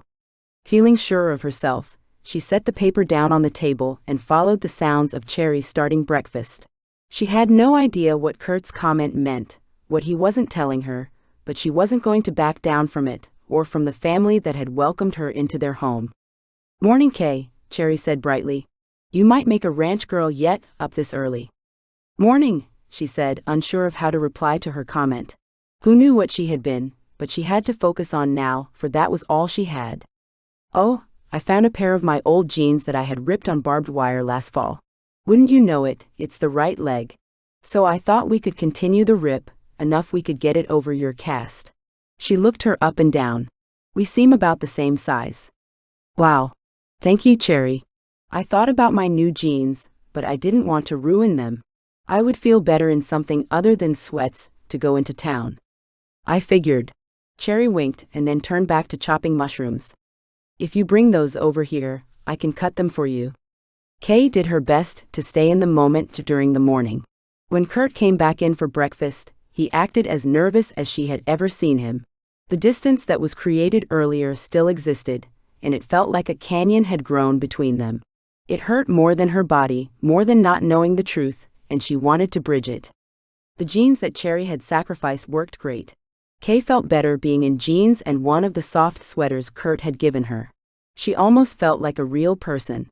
Now, once she got to wash her hair tonight, that would complete the feeling. While she bounced down the road in Curt's truck, she thought about the bath she would take after the doctor's appointment. "It's nice to see you smile." Curt's voice broke into her thoughts. "Thinking of the bath I get to take tonight." "Ah, I can see how that would make you happy." Kay glanced at him, longing to feel his warmth, but needing the truth. "Curt?" "I know, Kay." His brow furrowed. "I'm figuring it out. Let's get through this appointment, and we'll go somewhere we can have an uninterrupted, long conversation." Kay nodded. She could agree to that. They pulled into the small town of Graybull. Old stores lined a street with raised walkways in front of them. The town seemed safe, quiet, and lovely. Several people on the road and the sidewalk raised a hand as they passed, and Curt raised his in return. "You know all of them?" she asked. "Pretty much." "Huh. What would it be like to have everyone in your town know who you are?" Curt pulled up into the parking lot of a small office building. "Is this the doctor's office?" "Yep, Dr. Green. He's the only doctor in town. Now just about 20 minutes down the road, you reach the next town. It's bigger and has a hospital and more chain stores." "Oh," she said, not able to admit that this all seemed odd to her. Flashes of skyscrapers, lanes of traffic, and large sprawling buildings filled her mind. Yet with those memories, the fear returned. She once again found herself peering at everyone near her, watching the shadows and roadways. For what, she didn't know, but she had the feeling that once she saw it, she would. "Tell me about this fear." Curt sat in the truck, watching her with knitted eyebrows. "Once you tell me whatever you are keeping hidden from me." She matched his gaze, feeling an inner strength begin to tear through her. "Fair enough." He lightly chuckled. "You're quite the spitfire, you know." "I'm starting to like it." She smiled wryly, realizing she really did. "Come on, Spitfire. I'll go introduce you to Dr. Green." Dr. Green didn't look like a doctor. He looked like an aging cowboy, with white hair that looked to spend most of its time under a hat. His eyes, though, were gentle, and his voice as down-to-earth as the plaid shirt and cowboy boots he wore. "So, you were in quite an accident, I hear." Dr. Green peered at the chart, and then he looked at her in a way she knew she could trust, and she was glad she had asked Curt to wait outside, though it had hurt him. "How are you feeling?" "As good as can be expected." She shrugged. "Well, let's check you out." He completed a quick exam, wrote some things down, and then met her eyes. "As far as your memory, have you had any recollections?" "Well, only little flashes here and there, some feelings of familiarity. Memories that were habitual and perfunctory, as in walking, talking, and so forth, are the easiest to remember. Then learned memories, such as what you learned in school or from reading, are next. There is a possibility that before the month is out you will start to remember more personal memories, your mother's face, childhood memories, etc." Hope flew through her. Her mother's face, her name. If she could remember more, she might be able to find out about her past, besides relying on the untalkative Curt. Nervousness fluttered within her. Why wouldn't Curt have told her more about her past? "Do you really think I could remember who I am before the end of the month?" "I can't promise, but the possibility is there. If all is well." "Do you have family around here, Kay?" "I don't know." She looked down at her hands. "Well, how did you end up here when your accident was in Green River?" The small-town doctor looked at her, full of curiosity. "Curt McAllister brought me here. Maybe if she left it open, he might reveal something about her rescuer." "Good old Curt." A smile lit his features. "That there is a good man. How do you two know each other?" Kay hesitated. He says he's my fiancé." "Oh." Dr. Green leaned back in his chair. "Is that so?" "He rescued me from the crash." She added just in case. "Oh really?" he whispered. His eyes glazed over for a moment, and she couldn't help but wonder if he thought of Curt's parents. She sure did ever since she heard the story. The man nodded and dropped the subject. "Let's take a look at these X-rays of yours." After examining the X-rays of her arm, ribs, and ankle, the doctor took out her stitches both on her arm and her head, exclaiming at how well they had healed. It was nice having the bandage off her arm.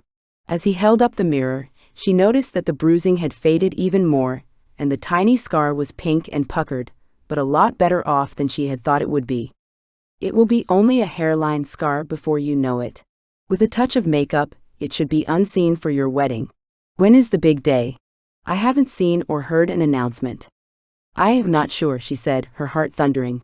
They hadn't talked about a date at all. "Well, if you wait for summer, you should be able to walk down the aisle without hardly a limp." "Will I have full range of motion and be able to use it properly after it is completely healed?" "I believe so." He nodded. "The numbness in the toes, however, I'm not sure if that will leave."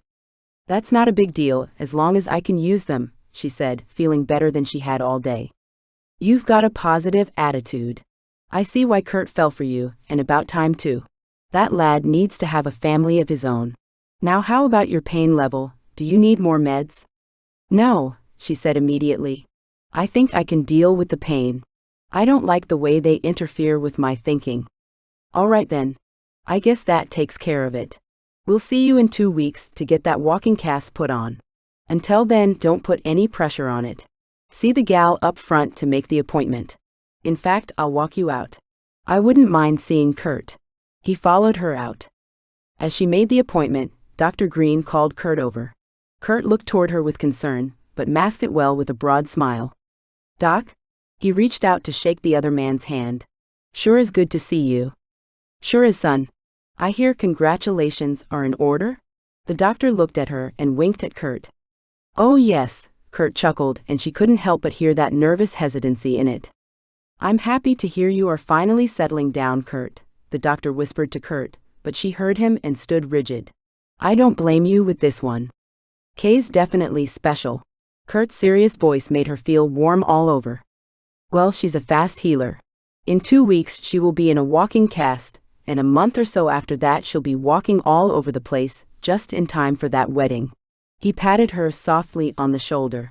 "Keep me up to date on your memory. You probably won't remember the accident nor a day or two before it, but we'll pray the rest returns." "Thanks, Doc. I appreciate you seeing her. Just put the visit on my account and send over a bill." "But Curt," she objected. He shook his head and she shut her mouth. Here was not the place to hash out about money. We'll see you two in a couple of weeks then. Dr. Green shook both of their hands. Give me a call, Kay, if anything comes up, and congratulations again. Curt walked by her side all the way to the truck, opened her door and helped her in. He didn't move from beside her. What is it? She asked. Nothing, Curt said slowly, a wry grin on his lips, and then he closed her door and climbed up into the driver's seat.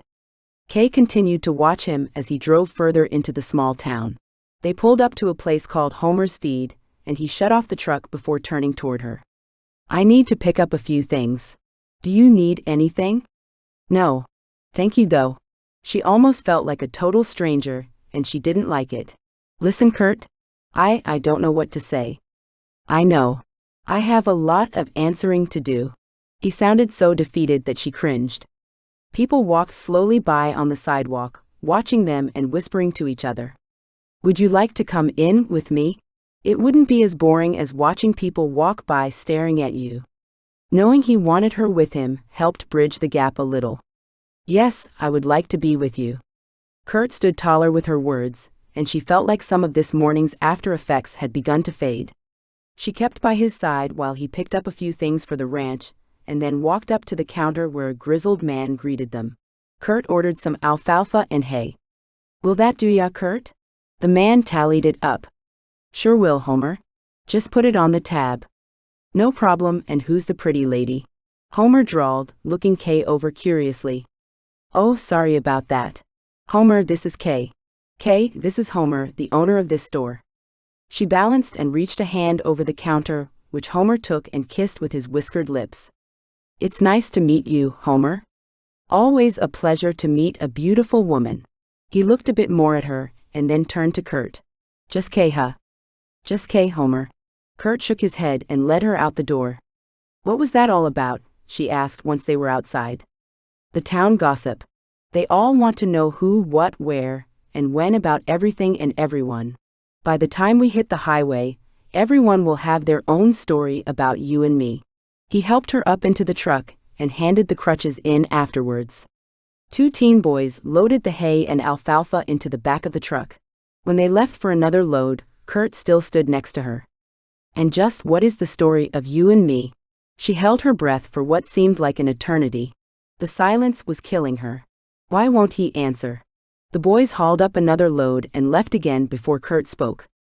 That darlin' is still in the making, he whispered as he gently pushed a stray strand of hair behind her ear. Before she had time to reply, one of the youngsters approached Curt and cleared his throat. Excuse me, Mr. McAllister? But it's all loaded up for you. Curt carefully shut her door, and then turned his attention to the boy. She watched him interact with the kid, and let her mind whirl. He sure didn't give much to go on. His statement could mean so many different things. Did he mean they weren't really anything right now? Did he mean the future was still up in the air? Did he mean they would always be making it? The questions just wouldn't leave her alone. She turned her attention to a rough-looking cowboy staring at her while he strutted toward the feed store. In fact, he was so interested in her, he ran right into one of the support beams holding the roof over the covered walkway. Kay covered her mouth so she didn't laugh out loud. The cowboy, though, did not think it funny, and he pushed his hat down as he cursed loudly enough the words made it into the truck. Immediately Kay was back in that dark room, with that big man cussing and yelling. This time she realized that she was hidden, and the anger wasn't directed at her but someone else, someone she wished she could protect. But fear kept her immobilized. Then those dark eyes slowly looked up right to her. Kay. Curt cupped her face. She gasped and moved away, fear pounding within her. Then she frantically searched around her, seeing she was in Curt's truck, in his small hometown. She closed her eyes and took a shaky breath. Did you have another memory? She kept her eyes squeezed tight and nodded. If she tried to speak, tears would pour forth along with the sobs trying to break free. A bad one? She nodded again. You're safe, darlin'. I won't let anything happen to you. With the certainty of his words, she slowly opened her eyes and lost herself in the blue depths of his. She read the truth in his words.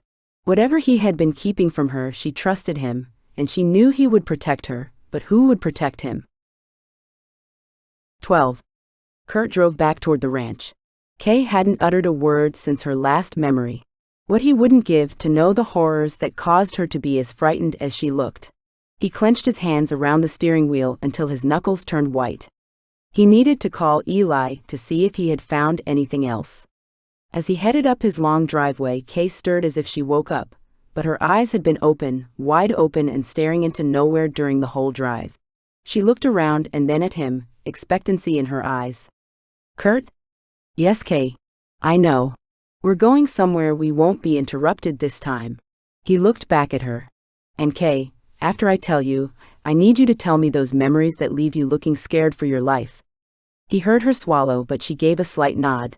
The dogs barked and chased the truck for a few feet as he drove past the main house and up an old dirt road. "We don't use this road much in the winter, but I think it's frozen enough today that we won't get stuck in the mud." He stole a glance at Kay, who watched the landscape. Her body seemed to relax as they drove out onto his open property. He couldn't blame her. It was beautiful, especially now with everything so green. Soon there would be a blanket of snow covering the rolling hills, but today it was perfect, and he had the perfect spot to take her. He wished he didn't have to have this conversation. He should have told her right from the moment she woke, but would she have come home with him then? A stranger? Yet she seemed to feel the same way he did, though he worried she felt like she had to act in love under false pretenses. The dream she told him about played in his mind. If only that could be true.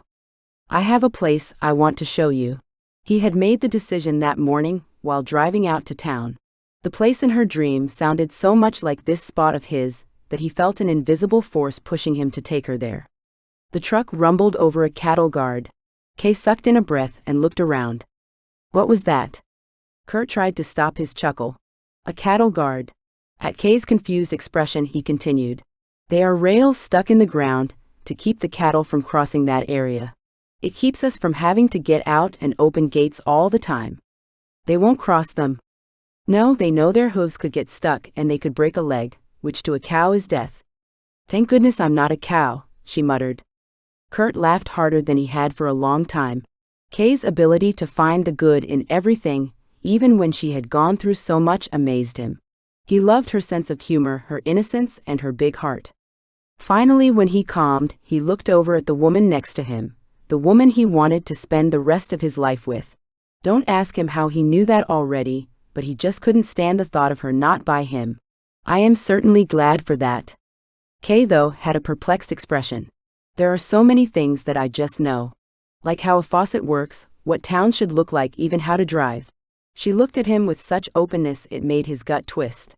"Why don't I remember cattle guards?" "I'm not sure, Kay." He slowed the truck as he came to the spot he had decided to take her. She had stopped looking around, though. She only focused on him, as if she could read his mind. "I will tell you all I know." He slowly climbed out of the truck and walked to her side. He took a deep breath as he opened the door. After helping her down, he handed her the crutches and wrapped his jacket around her to protect her from the biting wind. She kept her head down as she followed him, but as they neared the creek her head shot up and she took in the scene. "Curt? I know, it's beautiful, isn't it?"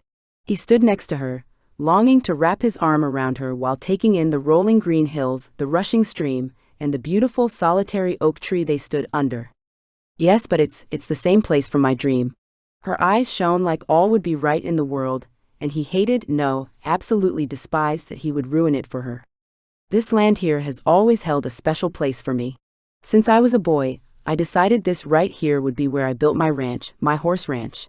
I wanted to build a small house and a great big barn. The house would face the morning sun to light the kitchen and the front porch. The back porch would face west, toward the setting sun, so I could sit there with my love and enjoy God's beautiful colors." He chuckled and looked at her sheepishly. "Pretty silly, huh?"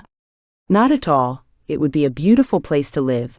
She paused before asking, "Why haven't you built it yet?" "Truthfully," he sighed, "I have never had a reason to leave Joe's, until now. This is where I want to build my life, now that I have a reason." "Have you shared this spot with me before?" Her eyes pleaded into his. His pulse raced and his gut squeezed. He felt like he would be sick. To distract himself, he pulled out 2 lawn chairs he had stashed in the back seat of his extended cab and set them up next to her. Once she sat, though, he paced. He felt Kay's eyes on him, but she gave him the space he needed to work out what needed to be said. I was driving back from picking up Jasper, he began, uncertainly, but gained sureness as he continued. Coming up from Colorado. It was late, and I needed coffee, so I pulled into a 24-hour diner, the Green River Saloon. I knew I needed to get back on the road. It was about to snow, but something made me stay. He paused, his blue eyes questioning hers. The Green River Saloon, she asked. Yeah. That's when you came in. I knew right then why I was supposed to wait. He let his eyes meet hers momentarily before he started his pacing again. I couldn't take my eyes off you. You were so beautiful, even as road-weary as you were. I heard all them hippies talk about destiny and love at first sight, and I had thought it was a bunch of hoopla. That is, until you walked through that door. He grinned at her a moment, but as realization hit her, her expression changed to one of horror. You aren't my fiancé? Her voice cracked and she bent over in the chair, breathing rapidly. Please let me finish, Kay. I need to get it all out. She nodded. I will tell you all I know. He sighed, wishing he knew more. When you came in, you asked for the ladies' room. From the start you acted nervous, scared. I had the strongest urge to protect you. It was obvious that you weren't from the area, given your trendy clothes and all. Trendy clothes? She looked down at her clothes and back up at him. Yeah, you know, those chic suits and high-heeled shoes and little skimpy jackets. The type of things you see in those magazines that Cherry sometimes gets. She shook her head. Well, after you used the restroom, the waitress asked why a city girl like you was out here in the middle of the night. You said that you were taking a long drive and you wanted to watch the sunrise, but you kept looking out the window and at me and the only other person there, an old truck driver. Kay squeezed her eyes shut, and he wondered if she tried to remember. You also said that you would rest for a while once you got to Cheyenne, so it sounded like you were driving through Wyoming. Why would I have been driving through Wyoming? Curt shook his head, took his hat off, and smoothed his hair back before replacing his hat. What happened after that? You asked for some tea to go with cream and sugar, he said, giving away his secret. I remember that so well, because that was how my mama liked it. Everyone thought she was weird, but she wasn't bred out here in Wyoming. She was from somewhere east. Anyway, when I realized you were leaving, I got all my papers together in a hurry. I think it scared you because you left without your change and forgot your tea as well. That's it? That's all you know of me? She lowered her head to her hands. The pain in her voice felt like a knife twisting in his heart. I paid real quick and followed you out to your car with your tea, he continued, his memories flowing with urgency. I made you so nervous that you dropped your purse. So many little things fell out all over the parking lot. I bent down to help you, and when we picked it all up, we faced each other and your face was as red as a strawberry. You finally found your keys and unlocked your door. I remember teasing you about that. We don't lock our doors around here, which was another clue that you are from a city. I handed you your tea and asked you if you were sure you didn't want a room. I think you took it the wrong way though, the way you looked at me. I wonder why, she said sarcastically. Even then you showed a hesitancy, like you wanted to talk more, but your gaze kept flicking toward the road you came in on. After that you pulled away. I wished I had stopped you. Something in me told me to, but I didn't. You looked back one last time, and that's when I decided I was going to follow you. You were going to chase me down, she asked in shock. Well, I don't know. I just knew I had to follow you, at least for a while. You were going in the direction I needed to anyway. Curt shrugged a little defensively. Well, I got in the truck and pulled down the road behind you. I had warned you the roads were real slick, so I hoped you were driving slow and careful. He stopped and squatted down near her. Remembering the accident scene about caused him to pass out. I saw the whole thing. The snow had started falling. The deer ran out in front of you. You swerved. He looked up at her seriously. By the way, never swerve on icy roads. She nodded her head, her eyes wide. I couldn't stop thinking about my parents. I prayed and beat myself up for not stopping you. Your car spun out of control, flipped over, and teetered on the edge of the cliff. At that moment, I knew I could save you. I had to. His eyes drilled into hers, the emotions of the accident rooting in his heart. I barely pulled you out of the busted window before the car ended up falling over the side, rolling and crashing down into that deep canyon, a canyon they can't even hope to access until spring melt-off, if there is anything left of your car by then. Curt watched her process what he had told her. So many emotions crossed her face. She squeezed her eyes shut several times, before finally taking in some deep breaths and meeting his eyes. "So you aren't my fiancé?" she asked again. "Not yet." The words flew out of his mouth, shocking him as much as it did her. "I mean, well, when I drove you to the hospital, they said only family could come, so I said the first thing that came to my mind. I needed to know you were okay." Kay nodded, chewed on her lower lip, and blinked back the tears that threatened to spill at any moment. "I'm sorry. I should have never lied. Once you woke and I realized you had lost your memory and had no ID, no way of knowing who you were, no place to go, I kept it up until I got you here, where you could be safe while we figured it out. I didn't mean for it to go on as long as it did. You know, you didn't have to act it so well," she trailed off as she seemed to breathe in the land around them. "Who said I was acting?" She slowly turned back to him. His heart raced, wondering what he would see in her eyes. Would he see contempt, distrust, and hatred? Yet when her beautiful green eyes met his, he really didn't see any change in them at all. They still looked at him with longing, trust, and a touch of something deeper that he hoped one day would turn into love. "I know you don't believe me," she said as she looked back out at the creek and rolling hills. "And I may have lost my memory, but deep down in me, I know that dream, and this place here, and you, have been a part of me a lot longer than the last week." Curt fell on his knees in front of her, hope singing a song deep inside of him. "I want that to be true, Kay, more than anything. I meant every word I ever said to you. I will always be here for you. I won't let any harm come to you. We will figure this out together. I promise you." Kay met his eyes for a moment before dropping her head in her hands again, and then finally, as if she no longer had the strength to hold it all in a second longer, her body shook with sobs. Without thought, Curt wrapped his arms around her and held her while she let her life crumble all around them. Kay had had too much. She couldn't hold it together anymore. Curt was not her fiancé. She had no connection to the life she had lost her memory of. She only had now this man, and his wonderful family that had opened their home, their lives, and their hearts to her.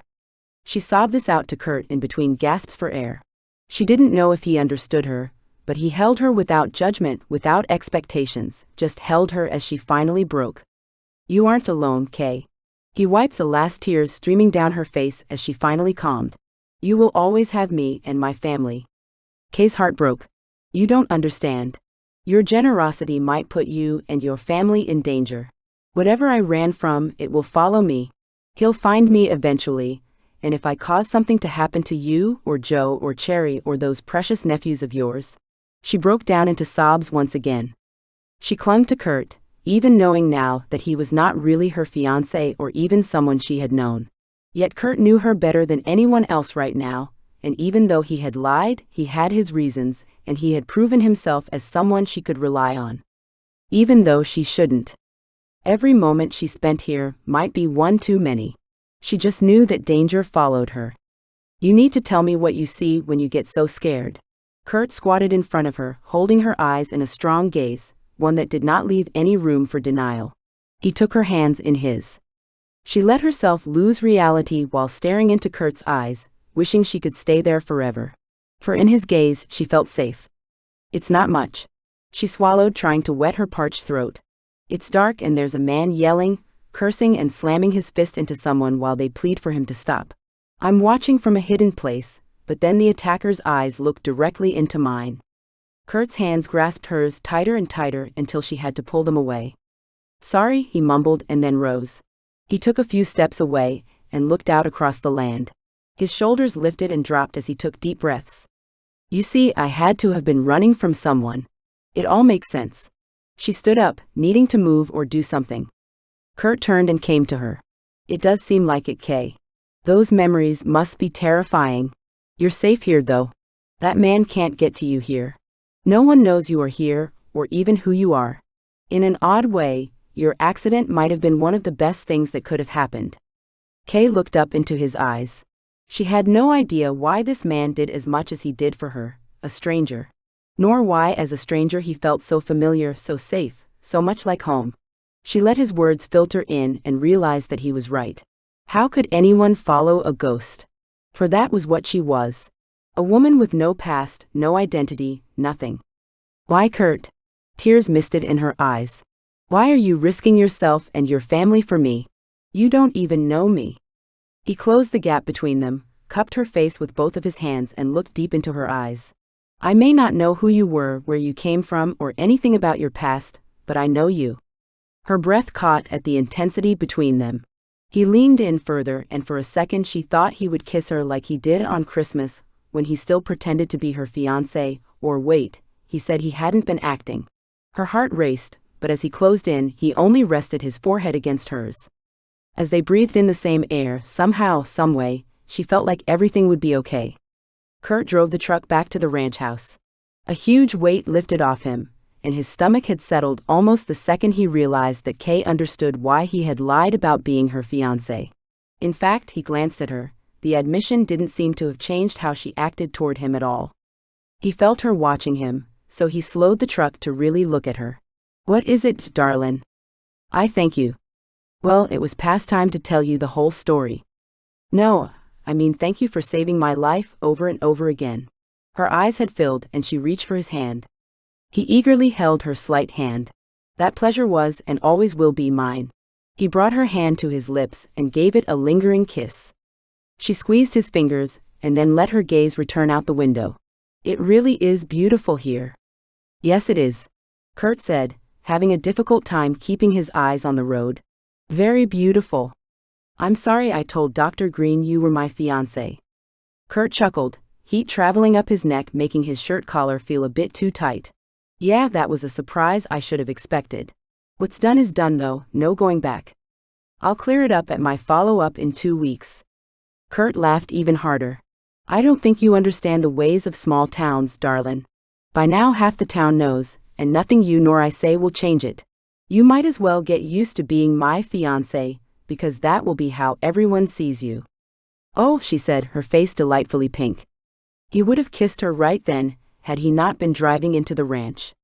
As they pulled back up to the house, the boys ran to the truck yelling for him. Even though his heart soared as it did every time he saw his nephews, a pang squeezed his chest. He would have to share Kay, and be under the scrutiny of his sister-in-law. He chuckled with the thought of Cherry meddling in his love life, and exited the truck just in time to scoop the boys up and twirl them. He set them back down and watched them wobble on their feet while he helped Kay from the truck. Hey brother, you've got to see this. Joe called from the barn. Cherry stood at the ranch house's door and waved. You two finally made it back. Had to take a detour. Well, I was starting to worry. She planted her fists on her hips as he helped Kay up the porch steps. They made it to Cherry's side, and Curt ruffled up her hair. No need to worry, lil sis. I wasn't worried about you, Mr. Bighead. Curt laughed and then took Kay's hand as Joe called for him again. You'll be okay? Yes, go on and see what your brother needs. Just don't get started on nothing big, lunch is just about ready. Yes, ma'am.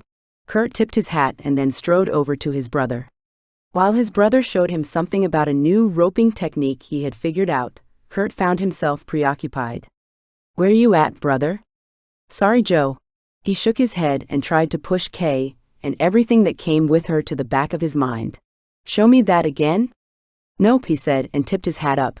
Not until you tell me what's going on. You talked with Kay? Yeah. She mad as a castrated calf? Curt chuckled at his term. Actually no, she's quite understanding. Then what is it? Curt sighed.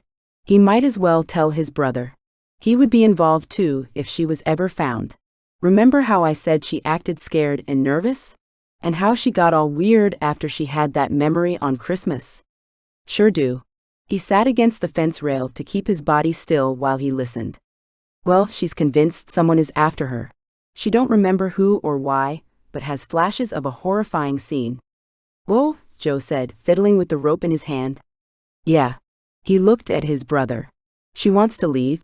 She's afraid of bringing danger to you and the family. She's not going anywhere. We McAllisters stick together. Curt grabbed his shoulder. Thanks, Joe. I pretty much told her the same thing. The question is, how do we find this guy before he finds her? That is the million-dollar question, isn't it? Curt scratched at his face. He needed to shave, but right now he needed to talk to his friend in the city. He pulled out the small phone from his pocket, excused himself from his brother and pushed his friend's name. Hey there, Eli. We have a problem. Kay felt awkward at lunch with everyone sitting around the table, and the huge meal Cherry had made spread out in front of them. Curt sat next to her as always. Holding his hand during grace sent jolts of electricity through her. Knowing that whatever was between them was new actually gave her more waves of excitement. Before there had been guilt mixed in and wondering of expectations. Now it sent each of her senses on high alert, and though she knew she should be more focused on the danger that followed her, she couldn't help her heart racing every time he came near. He even still kissed her forehead before he went back out to finish his daily ranch work after the meal. When he pulled back, there was a hesitancy in his eyes like he didn't know what reaction to expect. When she smiled, the width of his grin sent tingles down her spine. You know, he won't be coming back through that door for a few hours, more than likely. Cherry giggled as she cleaned the dishes from lunch. Heat filled Kay's cheeks. Has he talked with you yet? Cherry stopped in front of her, a serious tone to her voice. Kay nodded. Told you everything, she pushed. Everything he knows. Cherry narrowed her eyes as if she tried to glean the truth from pure willpower. And yet he's still acting the same way. Yes, Kay said, feeling her face flaming even more. And so are you. Cherry landed in the chair opposite her. I can't help it. I know I should be angry, but then I understand why he kept up the pretense. He wanted to protect me, of that I am certain. I can agree with that. And I can't shake the feeling that I know him. Maybe not that I knew him in person, but I keep having this dream, a dream that feels like it's been with me forever. Cherry pursed her lips. Well, God does work in mysterious ways. But Cherry? Kay's gut twisted. She couldn't keep the secret that had been haunting her, a secret that may put this kind lady and her family in danger. I'm going to have to leave. Cherry had been starting to standing as Kay spoke. Cherry rose all the way and stuffed her fists on her hips. Not a chance. You aren't going anywhere. You don't understand. Someone dangerous is following me. If they find me, she trailed off as she turned toward the sound of the boys playing right outside the window. No one is going to find you here. You are safe. Curt will figure this out. So just get rid of that silly notion of leaving. With the way you two puppy eye each other, I don't believe you'll ever be leaving. She closed the discussion, leaving Kay shocked and grateful all at the same time. It didn't change her mind though. There was no way she could put them in danger. As soon as she was able to, she would leave. Cherry had brought Kay some drawing tools to keep busy while she cleaned the house. Guilt twisted her gut, and Kay promised that she would make up for her lack of help once she could move around again. While she drew a picture of the small town of Graybull, she hummed a little song. She had no idea where the sweet melody came from, but it comforted her. Feeling eyes on her, she looked up to find Cherry watching her with a peculiar expression. What is it, Cherry? That song. It's a lullaby. I haven't heard it for years. Cherry started singing the song. The words struck Kay as so familiar. Her mind raced, images shooting by too fast to catch, being held and comforted by loving arms. The scent of jasmine filled her senses as tears spilled forth from her welling eyes. Kay. What is it? I'm not sure. She sniffled and dried her tears, allowing the visions to fade away. That song just brought all these emotions out, and jasmine. Why would I smell jasmine? Her focus strayed out the window. There is some jasmine growing across the yard, but it isn't in bloom now. Maybe you just had another memory? Cherry touched her shoulder gently, before going back to dusting the pictures on the mantel.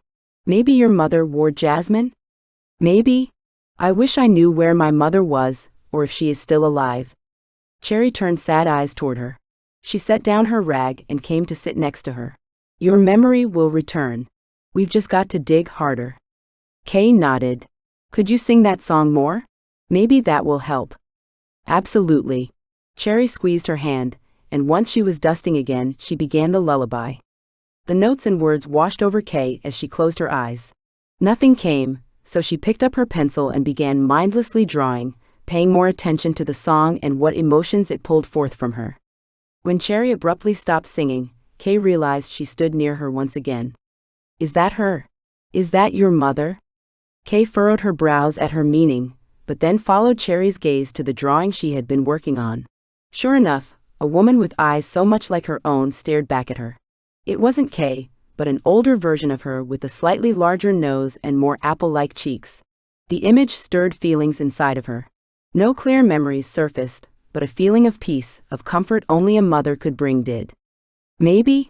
I wasn't paying attention to what I was doing, but I think it might be her. Kay sat back into the couch, lost in thought. She brought up her throbbing leg and soon drifted off, lost to probable memories and yearnings. 13.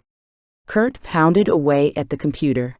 It wasn't often that he used the thing, but with the business of ranching, selling stock, and now especially horse breeding, the contraption was a necessity. It didn't mean he liked the dang thing though. He had ensured that Kay slept peacefully before sneaking out to the office. The drawing of her supposed mother left him in shock. Kay may not be having tangible memories, but she produced images. There had to be a way to help jar her memory further. He had been searching for an hour when he came across this support group called Unforgettable Cowboys, a Wyoming amnesia support group. He joined the group and immediately posted a question on how to help Kay. A man named Jameson replied instantly. They chatted online for quite a while, long enough for Curt to know the former FBI agent had amnesia. For him, sounds elicited some of his memories, and then when he saw someone from his past and was in an intense situation, which Curt could only imagine what that might be for an FBI agent, most of his memories came piling back in, but he still had not remembered a good 6 months or more before his accident.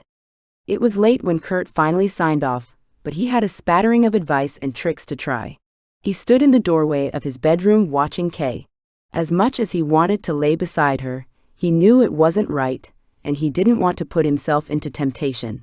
It was hard enough as it was not to kiss her. Just as he pushed off the door jamb to crash on the couch, she stirred. Curt? Kay mumbled, her eyes opening wide in the dark. I'm here, darlin'. He took the few steps to stand by the bed. You need something? She pushed herself up with a bit of a grunt. I don't like being alone. I know, but I'll be right down the hall on the couch.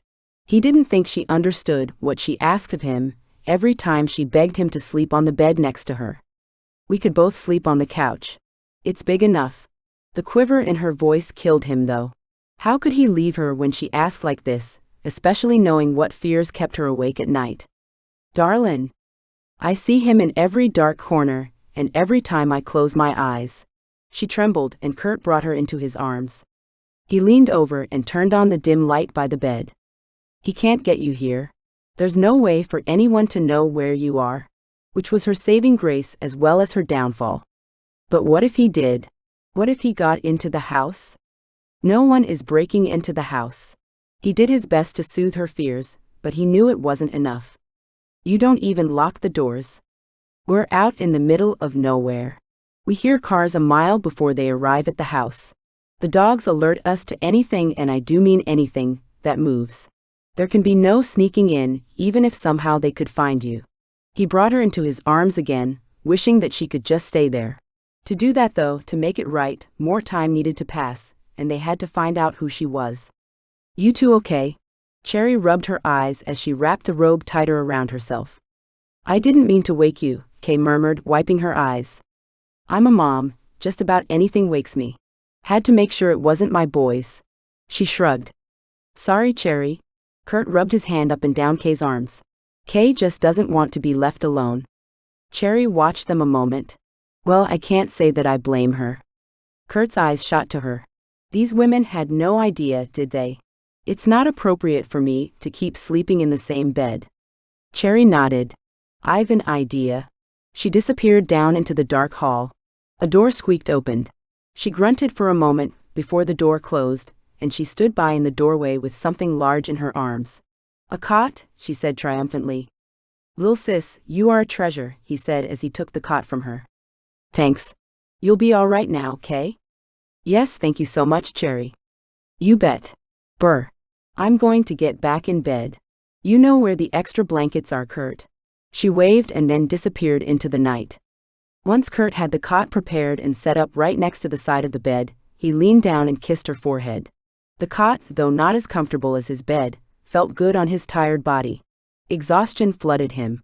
All he needed was sleep, but he had so much to share with Kay. "Darlin'?" "Yes," she said, her voice still sounding wide awake.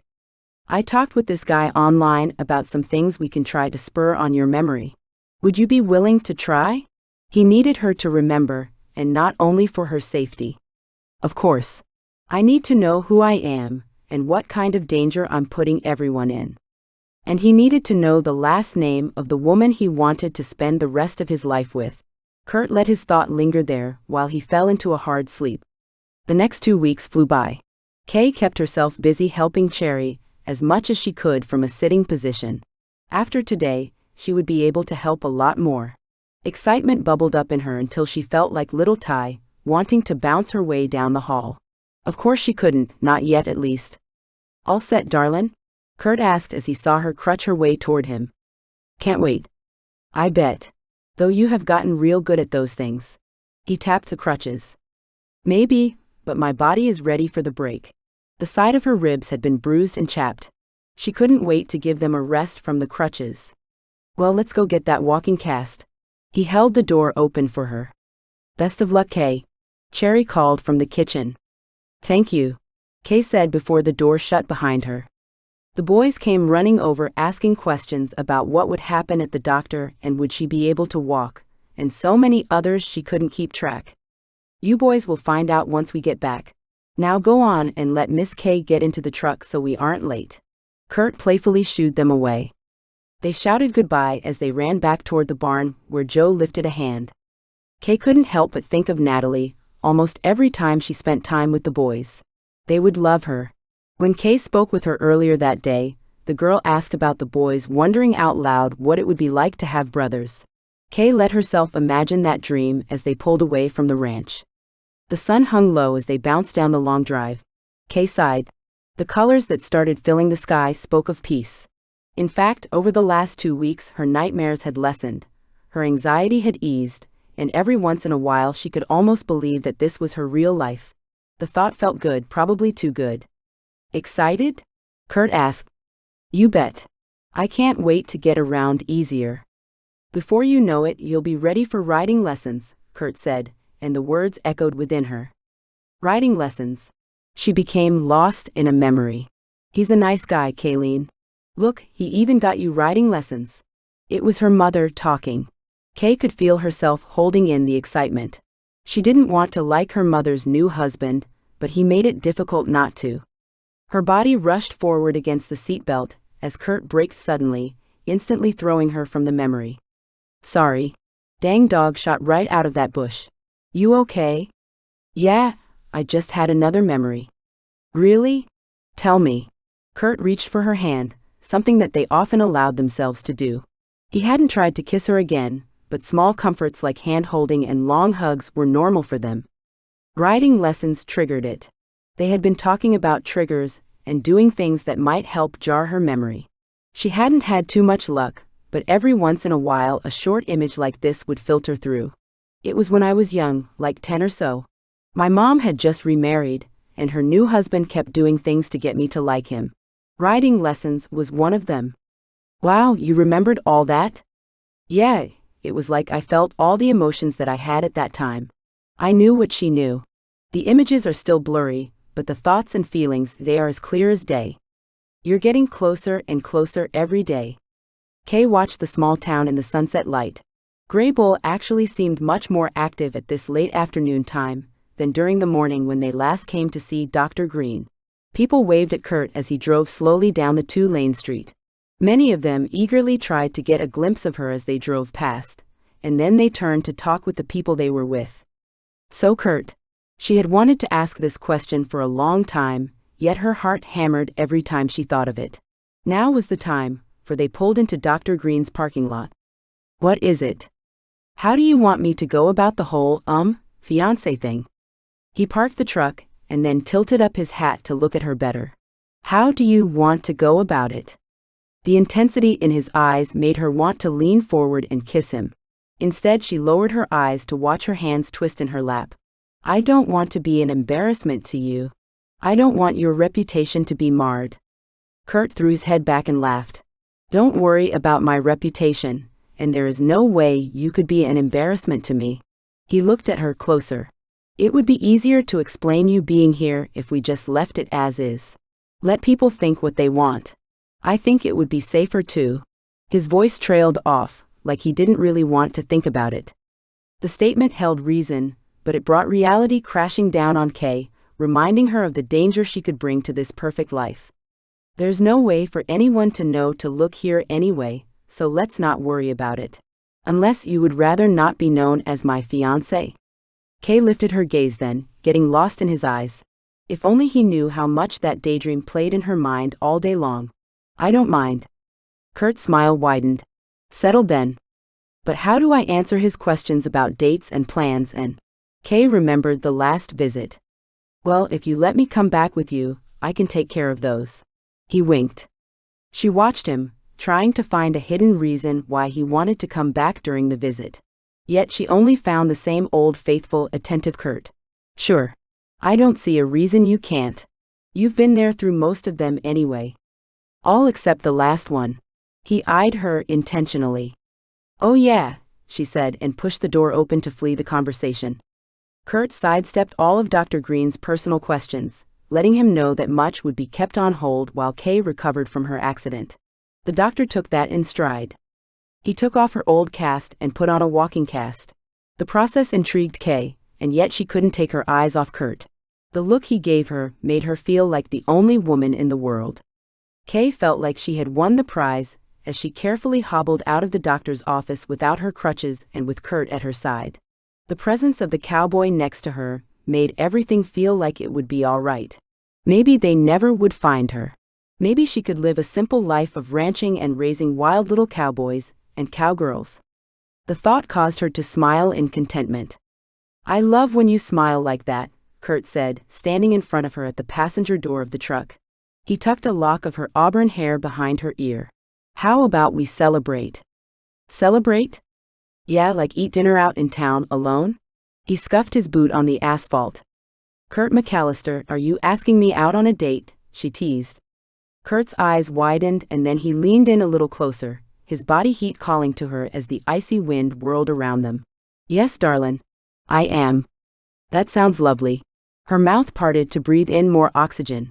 Somehow she felt extremely lightheaded. Wait, what about your family? I already told Cherry. Oh, I see. You planned this all out. Care to walk? The only diner we have is right there. He nodded across the street and 2 shops down. I can walk now. She wanted to jump up and down for joy, but knew better. And a lovely walk it is. Curt held his arm out, and she slipped her hand around his wide forearm. They walked to the restaurant in the twilight of the evening. A few lamps flickered on along the main street. Curt talked about the town and the few things it offered. Only 20 minutes away though is a theater, big chain stores, a roller rink, you know, all the things a big town has.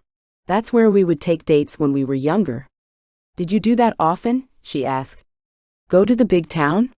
Go on dates. She couldn't help the jealousy that flashed through her. Curt chuckled. You have no need to be jealous, darling. I dated some, sure, but then? He slowed his step. Then my parents died, and I had more important things to do. Kay stopped them, turned to stand in front of Curt. You are an amazing brother. I know Joe is grateful for the sacrifices you made to give him the life you could. I only did what was right. Curt shrugged, kissed her forehead, and then led her the last few steps to the door of the diner. The diner was quite full. People filled the booths as well as the tables in the center of the room, and even a long bar. Of course, as they walked in, all eyes turned their way. Some people raised their hands in greeting and others just whispered to their dinner mates, whispering words that sounded like fiancé over and over. At least that was what Kay heard. Maybe dinner out wasn't such a good idea? She leaned up and whispered into his ear. Just life in a small town. You'll get used to it. She raised her eyebrows. Or you'll learn to stock up on things and travel into the bigger towns once a month. He shrugged like it was no big deal. You'll find everyone is actually quite nice here. I'm sure, she said, though she wasn't at all. She did not like the way most of the women eyed her, as if she didn't deserve to be standing next to her handsome rescuer. They were given the last open booth in the back, and once in the seat with her back to the room, Kay began to relax. They ordered hamburgers and milkshakes, which made Kay really feel like they were kids on a date. Curt reached out to take her hands across the table. "Thank you," he said. Shouldn't I be thanking you for taking me out? Oh, and rescuing me and sharing your family with me and," she leaned forward and whispered, "letting me sleep in your bed." Curt chuckled. "You are welcome for all of those, but I am thanking you for giving me the chance, for not turning your back on me when I finally got around to telling you the real story. The labels changed, but you didn't, and that's the important part." Curt's eyes softened even further. He squeezed her hands and let them go as their food arrived, but his gaze didn't leave hers. "Here you go, you two, and congratulations on your upcoming wedding. I know many hearts are breaking with the news, but it's about time you settled down." She winked at Curt, before turning and swinging her hips as she made her way back behind the counter. "Hearts are breaking," she teased. "Probably a standard saying." He shrugged, his whole attention on her. "Does it bother you?" She watched the expression in his eyes, the way intensity pulled her into him, letting her feel like none of it mattered, only that he and she were together. "Should it?" "I'm hoping not," he said. They ate in silence for several minutes, before talking about simpler subjects like the boys and the ranch. "Were you serious about the writing lessons?" she asked, trying to keep her voice calm. "Absolutely, though it seems you might not need lessons." Kay closed her eyes, let her mind relax, and did her best to think of writing lessons. A few images filtered in, before they evaporated. "I think I wrote English." "Oh no, one of those girls." Curt chuckled. "I have my work cut out for me." She swatted his hand playfully as she finished the last bite of her burger and pushed her plate away. "What? The wife of a Wyoming cattle rancher couldn't be caught doing that fancy saddle seat. What would people say?" he joked. "Wife? Well, I mean..." She leaned forward again. "What are we, really? I mean, where do we really stand? What do I call you?" He pushed aside his plate and took her hands. "Darlin', you can call me anything you want, as long as you call me." Kay's lips parted and felt like she panted. That was quite the line. "I don't know lines. I don't play games. I say it how it is." He brought her hands up and kissed each one. "Now, if you'll excuse me, I need to use the gentleman's room." His lips quirked to the side, and she knew he teased her. She watched him walk towards the restrooms, unable to take her eyes off him or his tight wranglers. Then the conversation two ladies behind her were having filtered into her conscious. "It was strange, that's all I know. I mean, they mentioned the woman was missing, should have been on the plane that crashed with no survivors, and then nothing. No follow-up story, and if you look it up online, it's deleted. Like she vanished into thin air." "I know. It's like she no longer exists. It wouldn't be so weird if the plane she should have been on hadn't killed everyone else." "What was her name again?" "Kayleen Daring or Daniels or something, wasn't it?" "Yeah, that sounds right. I wonder who she was or is." "Who knows? Did you hear about Mary?" Kay let their voices fade as she lost herself to memories. "Kayleen Daniels. Kayleen Daniels." The name repeated over and over. By the time Curt made it back to the table, Kay was in a full-blown panic attack. "Kay, what is it?" He leaned down next to her, keeping his voice quiet. She didn't respond, her eyes wide and breathing rapid. "Another memory?" She nodded. He tossed some cash on the table and took her hand. He led her from the restaurant through a barrage of well-wishers. He nodded and waved but didn't slow down. Kay could crumble at any second, and he knew she wouldn't want to do it in front of a crowd. Once outside, she gulped the freezing air as it hit them. Curt didn't hesitate. He scooped her up and carried her to the truck. Once they were both in with the heater blasting, he turned to her. "Tell me," he demanded. My name is Kayleen Daniels." A mixture of fear and excitement caused her voice to quiver. "Wow. How? When?" "That's what I..." She lowered her head, squeezed her eyes shut and shuddered. "Hey darlin'. It's okay. We'll make it through whatever it is. I'm afraid it's bigger than what you think." Curt took her face in his hands. "Nothing is big enough to take you away from me." Kay bit her lip, choked back a sob and let her forehead fall against his. Do you remember that plane crash that was all over the news? Her whispered words bounced off of his lips. The one that happened the day we met? Yes. She blew out a shuddering breath. I think I was supposed to have been on that flight. It left from San Francisco. I know. Wait. He pulled away and shook his head. How did this come to you? She told him all she had overheard, and the assumptions she made from it. Well, let's go home and do our own research. He put the truck in gear and drove them home. The boys were already in bed when they got back to the ranch. Joe and Cherry excused themselves once they caught them up with the latest memory. The ladies were right. Every link to an article about the missing person from Flight 127 was broken, dead, or absent. Let's try another approach. Just search Kayleen Daniels without adding the flight number or plane crash. Kay sat next to him in front of the computer, tapping the desk as she impatiently waited for the search engine to comply. How old is this thing anyway? Curt shrugged. We got it some years ago. Like 2 decades?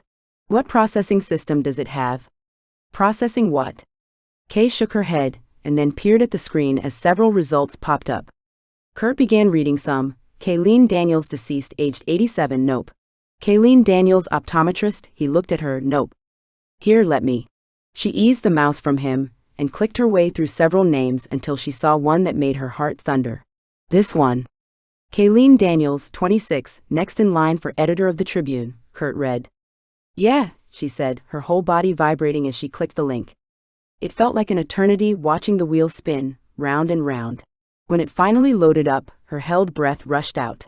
There on the screen was a picture of her. Sure, her hair was fancy and her makeup perfect, but it was her. Kay, that's you. Curt wrapped an arm around her. She nodded, her mouth too dry to talk, her pulse racing too strongly to even read the words. She stared at the picture. Flashes of memories pulsed through her, but nothing stuck. She thought they would come racing back to her, but they still felt so far away she couldn't quite grasp them. Curt watched Kay, but when she didn't do anything but stare at her picture, he couldn't stop his curiosity. Kayleen Daniels, a 26-year-old columnist for the San Francisco Tribune, is next in line for becoming managing editor for investigations. Once she takes the role, she will be the youngest female editor the paper has had in its history. The Cornell graduate has made a name for herself by digging deep into high society's secret social circles and human trafficking perpetrators. When asked if she looked forward to an editorial role, she shrugged and flashed her brilliant smile. I think I'll miss the writing and excitement of uncovering a story, but maybe I'll finally finish that novel I've been working on. The Pennsylvanian native has lived in the Bay Area, working at the Tribune for the last 4 years. Kay sat back in the chair and closed her eyes. He watched her, hoping for a flood of memories to pour forth from her, but she remained still. Silent. She leaned forward in the chair. When was that article written? November. Less than 2 months ago. Curt read and then watched her. Anything? Nothing specific. Nothing personal. Just flashes of typing, interviewing, chasing, but nothing concrete. She rubbed her temples. I need more. Curt took the mouse back into his hands. He wasn't near as fast at this as Kay was, but he did his best. He searched the archived articles she had written for the paper. After reading several, Kay placed a hand on his arm. Thank you, Curt, but I think I have had my fill. Nothing is seeming to spark the flood of memories I hoped would come. Curt rolled his shoulders. He didn't mind a break from sitting either. Helping her up, they both strolled out to the dark kitchen. He flicked the lights on and glanced at the clock. Holy cow, it's past midnight. I think I'll pass on the coffee idea, Curt said, turning toward her. Milk and cookies instead? I smelled them when we first got home. The smile she gave him made his heart hammer in his chest. A girl after my own heart. He poured 2 glasses of milk and found Cherry's stash of cookies. When he sat, he looked at her and warmed all over. I like how you call here home. Oh.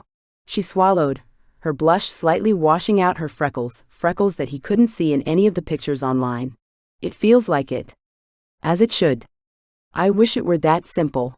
That faraway look invaded her eyes again. It was one look he wished she didn't have because it created distance between them, a distance she wouldn't let him cross. We're going to figure this out, and then he took her hand in his. It will be that simple. Thank you, Curt. Curt could feel her warring mind. She would leave as soon as she could if he didn't figure this out soon. After he got her settled in bed, he snuck out of the room into the darkness of the living room. The moonlight filtered in through the windows, lighting the wood floor as he paced it in stocking feet. He knew he would be waking Eli, but this news couldn't wait. If they had found her that quickly, then others might as well. The ring in his ear sounded loud in the silence of the house. "Hello?" Eli's voice sounded muffled and sleep-weary. "Sorry to wake you, Eli. We have a lead." Curt couldn't help the excitement that flooded him. If life had been different, maybe he would have followed his friend into investigations. He inwardly laughed at himself. He was a ranch boy, nothing more. "Hold on, let me get something to write with." Things banged around. "Okay, shoot." "We have her name. Kayleen Daniels." The other end of the phone went silent. "Hello, Eli? Did I lose you?" "Don't say it aloud again. I'll be there in the morning." Eli ended the call. Curt looked down at his phone as the call ended and the screen darkened. What was that all about? His pulse raced and his gut churned. He strode to the bedroom with an overwhelming need to make sure Kay was safe. Sure enough, she slept soundly in his bed, snuggled in his blankets, right where she belonged. He watched her peaceful features. What had this sweet girl got herself involved in? 14. The sound of children's laughter gently woke Kay from her slumber.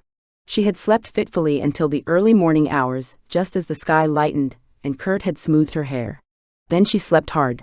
She rubbed her eyes and stretched, only to snuggle back into the scent of Curt. She loved waking to the smell of him surrounding her. Birdsong filtered in through the slightly cracked window. Those chickadees amazed her. How anything that small could live in such freezing weather was beyond her. As she swung her legs over the side of the bed, she saw her walking cast and smiled. Then the memories of yesterday rushed through her, leaving her panting in panic. She knew her name.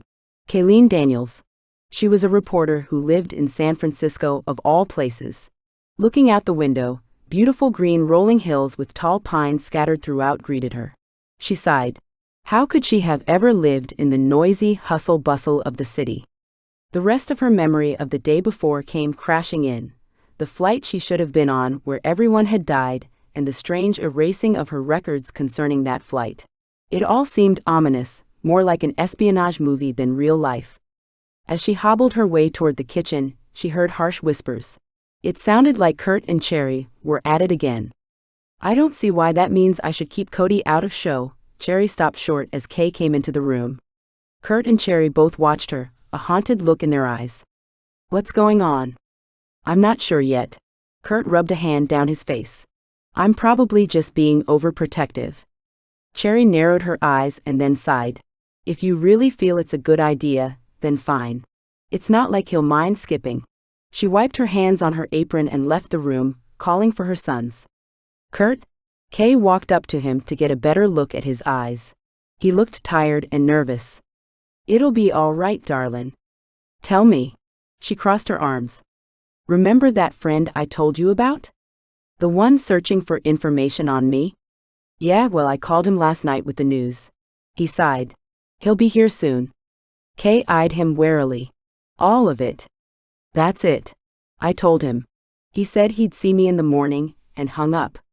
"Is this friend of yours trustworthy?" "Yes, I told you he used to be FBI and went into private investigations. He didn't like all the bureaucratic red tape limiting him from helping people. But to come all the way out here." The dogs barked and gravel popped in the driveway. Curt turned to look at her. "He's here. We'll find out soon enough." He took her in his arms quickly, before releasing her to meet his friend at the door. Kay slumped into a seat at the table and hung her head into her hands. For Curt's friend to drop everything and come, it must be big. Which meant she was putting the McAllisters in danger, including that sweet boy now shouting for joy that he didn't have to go to school that day. She let her head hit the table and a sharp pain shot through her. With a gasp she grabbed her forehead. "Kay, what in tarnation are you thinking? The doc told you to be easy on your head." Cherry reprimanded as she scurried back into the kitchen. She immediately grabbed a package of frozen peas and forced them into Kay's hands. "It's fine. Just put the ice on it." Cherry pushed her sleeves up and attacked the dishes. "I'm sorry, Cherry. I'm really sorry. Kay couldn't stop the lump in her throat or the tears that filled her eyes. Cherry stopped rough handling the plate she had in her hands and walked over to her. I'm not mad at you, silly. You should be. Kay sniffled. No. None of this is your fault. You're family now, whether you like it or not, and we stick together. So stop all this feeling sorry. The front door shut and Kay's heart hammered. She thrust the peas back into Cherry's hands. Curt has enough to worry about. Cherry narrowed her eyes, but nodded and went to put the peas back in the freezer. Kay did her best to fix her hair and have it fall over the spot she knew was red from the cold. When Curt came in, though, his eyes immediately focused on the red spot on her forehead and his brows furrowed, but he went straight to introductions. Eli, this is Kay. Kay, this is my friend I have been telling you about, Eli. Kay held out her hand to allow hers to be swallowed by his. It's nice to meet you, Eli. You as well, Kay. You have quite the story. He wasn't quite as big as Curt, but strong, and his eyes held an unrestrained intensity. I'm starting to gather that. And you remember Cherry? Curt said as his sister-in-law strode over. Sure do. A pleasure to see you again. Likewise, Eli. Joe will be in momentarily. He's just checking the cow's water. The pump stopped working again yesterday, and it had frozen over. Ah, the ranching life, Eli said as he took the seat at the table across from Kay. Can I get you some coffee, Eli? Cherry asked. Please? I take it black. Still have the cowboy in you, whether you became big city or not. Curt clapped his friend's shoulder as he sat next to Kay. He slipped a hand on hers under the table, and instantly Kay felt a calm ease the shaking within her. Curt held Kay's hand tightly. The way she shook, he half feared she would go into convulsions, and if that red mark on her forehead had anything to do with it. Should we wait for your brother? Eli asked. He took the cup Cherry handed him and sipped the steaming coffee. Nothing like real Wyoming coffee. Glancing at Kay, Curt knew the wait would be more torture than the news for her. No. I think we need to know now. What in the world made you fly out here overnight? Eli looked from Curt to Kay and back to Curt. Kayleen Daniels was supposed to have been on Flight 127. The one that crashed, killing everyone aboard? Cherry asked, coming over to sit down as well. Yes. There are many theories about that crash, but the most interesting part was that after the airline released her name to the press, they were immediately shut down. That's what I overheard, but why? Kay asked, her hand gripping his harder. That's where the story gets real interesting. I have done some digging, but the only thing I can come up with is that the FBI is searching for you. The FBI? Kay sat back in her chair. Curt watched her. What would the FBI want with his Kay? I put in a call to one of my buddies in the bureau, and am hoping to get a call back soon. The way things look, though, they aren't the only ones searching for you. If they were, they wouldn't have pulled down the media. They would have used it to find you. Curt's blood felt like it was boiling. Is that why you told me not to say her name again? There are programs that track every word uttered on a cell phone. The government branches put out certain words for the computers to scan, and then they alert someone and record the rest of the conversation. I don't think it would be bad if the FBI found you, but not every agent is clean. One of many reasons I stepped away. Curt felt Kay's hand loosen. He glanced up at her ashen face just in time to see her eyes roll back. He caught her before her head hit the table. Kay. Kay. Curt shouted her name, fear crawling up his spine. Let's get her somewhere we can lay her down. Eli moved chairs out of the way while Curt nestled her into his arms. Moments later, Curt had Kay laying on the couch as he gently caressed her white face, calling her name. Wake up. Come on, darling. Does she do this often? Eli asked, coming over and lifting her eyelids while shining a light into them. No, not since she woke from the coma. Curt's breath came in tight gasps. His whole body pulled as tight as a high-strung stallion. Has she fallen or hit her head recently? Curt flashed his eyes to Cherry. She smacked it on the table just as you left to go outside. It didn't seem hard, but I gave her a bag of frozen peas right away. It could just be the stress, too. That can cause fainting. Eli felt her pulse. I thought you were in law enforcement, not medicine. Curt narrowed his eyes at his friend. Every FBI agent takes emergency medical training. We have to deal with medical situations more than you would think. Should we take her to the hospital? Cherry twisted her apron in her hands. Let's give her a moment or two. Eli sat back on his haunches, still watching Kay's chest rise and fall. Joe scraped his boots off at the door and came in. He stopped when he saw everyone gathered around the couch and Kay. What happened? Kay passed out, Curt growled. Joe cursed under his breath. Kay moaned and thrashed before throwing her eyes wide open and panting. There you go, darlin'. It's okay, Curt soothed, calming her back down into the couch. She breathed rapidly, sucking air in and out. Curt knew the sound. He knew the horrified expression on her face. Another memory, he asked. She nodded, looking around the house frantically, squeezing them shut when she saw Eli a few feet from her. Maybe you should share it with Eli, he asked, taking hold of her hand. Let's let her rest. She can tell me once she's calmed. Eli sat in one of the armchairs and pulled out his phone. Do you guys have Wi-Fi here? No, Joe said. Though I keep saying we need it. No bother. I have service. Eli lost himself in his phone, so Curt put his attention back on Kay.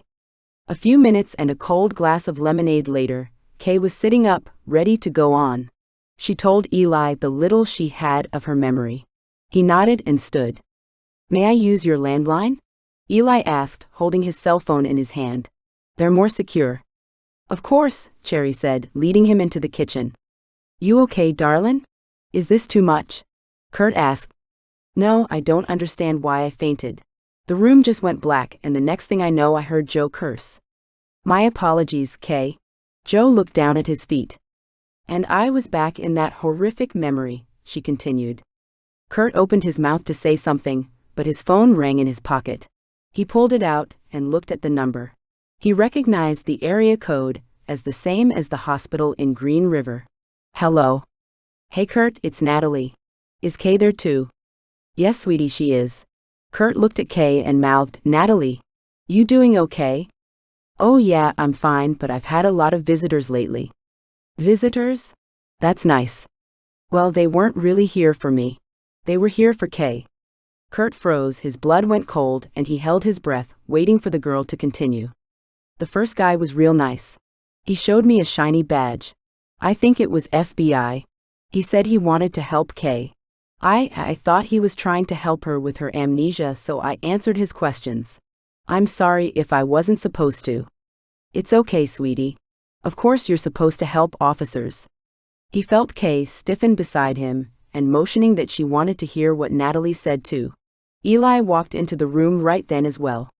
Hey Natalie, I'm going to put you on speaker so you can talk to Kay too, okay? Hi Kay. Natalie said over the speaker phone. Hi sweetie, how have you been? Bored? Well, that is until this morning when the FBI guy showed up. Eli immediately gave his full attention to the phone call, taking out a little book to write in. He mouthed who? Curt rose to whisper who Natalie was. You said the FBI officer was asking about me? Kay asked. Yeah, he seemed real concerned. He really wanted to help you, and Nurse Maggie said I could talk with him. Of course, sweetie. We wouldn't want you to lie. Kay looked to Curt, her eyes misting. Eli showed Curt a message on the note card. Hey Natalie, what kind of information did you tell him? I didn't want to get anyone in trouble. I just talked about how Kay didn't have any memory. When they asked about you, Curt, I said you were a ranch guy. I didn't tell them I had your number. Is that wrong? No, you did just fine, Kay reassured her. Did he say anything else? Curt asked. He did ask if I had heard you two talking about a plane crash like the one on TV. Of course I didn't, so that was easy to answer. Oh, and he asked if I knew where in Grable you lived. Curt's eyes went wide as he met Kay's. She squeezed her eyes shut and bit her cheeks. I don't know, so I couldn't tell him. Are you mad? Of course not, Natalie. Well, I didn't tell the other guy anything, not a single thing, well, except that Kay had amnesia. Everyone in the room looked at each other. Kay opened her eyes and leaned forward. What other guy, Natty? Kay asked. Another officer. Curt held his breath. No, this guy tried to act nice, but I could tell it was an act, and he was mean. I didn't like the way he sneered at my bald head. I'm sorry you had to deal with a man like that, Curt said. Well, he got real frustrated when I didn't tell him anything, and then my nurse came in and made him leave. I don't think he was supposed to be talking with me. Eli motioned to Curt, pointing to his face. What did this man look like? The mean one? He had dark hair that had way too much gel in it, dark eyes that squinted all the time, and thin, mean lips. Oh, and he dressed like he should be in a city with clicky shoes, and he had a black eye. I think someone else had got tired of him being so grumpy. You've been such a help, Natalie. Thank you. Eli leaned over and whispered into Curt's ear. One more thing, sweetie. Do you remember their names? The mean guy never introduced himself. The FBI guy, let me see, it sounded like Snickers, like the candy bar, but I can't really remember all of it. He was nice though. He had a super friendly smile and blue eyes like yours, Curt. You are a blessing, Natty. Kay told the girl, her voice only slightly quivering. Are they treating you okay there? Oh yeah, the same old gruel. The last lady in your bed slept the whole time. I miss you. I miss you too, sweetie. Once we figure this all out, maybe we can come for a visit. Really, I would love that. You could tell me all about the horses there, and what it's like living on a ranch. I would love to live on a horse ranch. Kay's eyes filled as they met Curt's, and he knew her thoughts. He felt it too. That girl had a hold on their hearts. We're going to work something out so you can visit, Natalie. Just give us time to figure all this out, Curt said. You aren't in trouble, are you, Kay? The girl asked, for once sounding somber. I don't really know, sweetie. Don't you worry your pretty head now, Natalie. I will not let Kay out of my sight, Curt promised. I'll keep her safe, and we'll see you before you know it. Only one more month. Then I may get to go, well, leave the hospital anyway. We'll see you before then. Don't you worry, Curt reaffirmed. Okay, well, I got to go. Old Grumpy Pants is here to make me take my medicine again. Miss you too. Miss you too, Curt and Kay said at the same time. The girl made a smooch sound on the phone, and then the line went dead. Curt searched Kay's eyes. How much emotion could she take because he was about at his limit? In fact, there was nothing more that he wanted than to take Kay and Natalie and move up to an old remote cabin in the mountains where no one could find them. Did he really just think that? A wife and a kid in one shot. He shook his head, and then noticed Kay watching him with furrowed brows. If the others hadn't been in the room, he might have actually shared that thought with Kay right at that moment. Now was not the time though. Eli cleared his throat, causing all eyes to look at him. Quite the story. Anyone else's heart being tugged on? Geesh, Curt. Yeah. She's quite the girl. I heard that. Right now though, I need you all to focus. Eli flipped through his little book. Mama? Cody won't let me have a turn at the computer. Ty ran into the room. Curt had wondered how Cherry had kept the boys out of the room, and so quiet. Excuse me, Cherry said as she took Ty by the hand and went to rectify the situation. She returned before anyone really had a chance to catch their breath. Ready to focus. Okay. Details. 2 men, one with blue eyes, supposed FBI, with a name that sounds like a candy bar. Eli grinned. Another dark hair, dark eyes, thin, mean lips. He shook his head. I need to give that girl a job. Both looking for Kay. Both presumed to now be on their way to Graybull. I need to leave. They'll ask around town. They'll find out I'm here. I'm putting you all into danger. Kay pushed up to stand, but she wavered. Curt helped her to sit back down. Hold on there, Kay. Eli looked through his book. We have to figure some things out first. Curt sat next to Kay and held tight to her hand. There was no way he was letting her leave, not over his dead body. I talked with my friend at the bureau. He was able to get enough information that I know the FBI thinks you saw something, and would be able to identify someone pretty high up in a crime circle. They are looking for you, and would like to put you in protective custody. Kay's brows furrowed. I wonder if it's the man from that frightening memory. Seems like it would be, don't you think? Curt said, caressing her hand with his thumb. How could it be with danger racing toward them? All he wanted to do was bring her into his arms. Kay, in your memory, you can't see a face or recognize the voice. No, I can't. All I know is that I'm terrified, and whenever I have that memory, I can't stop shaking, and I feel like someone is after me. I know he saw me. Eli took notes. Everyone else remained silent. Joe hadn't said a word, and he pulled Cherry into his lap. Curt didn't care anymore about what anyone thought. He wrapped his arm around Kay. She needed him now, and he needed to feel her against him, to know that she was okay. You want to know my advice? Eli looked at each of them. That's why I called you, Eli. We were great friends in school. I trust you and your experience. Curt held his gaze. Kay nodded, as did Joe and Cherry. Okay then. I think Cherry and the two youngsters should go somewhere safe. Cherry and Joe looked at each other. Curt clenched his jaw. He was fine with dealing with whatever came their way, but maybe he should have thought a little more about how it would affect his family. Kay squeezed her eyes shut and a tear slid down her cheek. Cherry, though, pushed her chin out. The boys and I would love to go visit my parents again. Good plan, Eli said with a nod. The fact is, Kay, he stared at her until she opened her pain-filled eyes, whether you leave or not, they will come looking here. We all know you didn't want to bring trouble, and we may be able to stop it before it becomes a mess, but it happened, and now we have to act. She nodded, and then looked towards Joe and Cherry. The anguish in her eyes tore Curt up. I will need to use that computer of yours to try to dig up a bit more information about exactly who could be following Kay. It must be quite the important event that you saw, because otherwise this wouldn't be happening.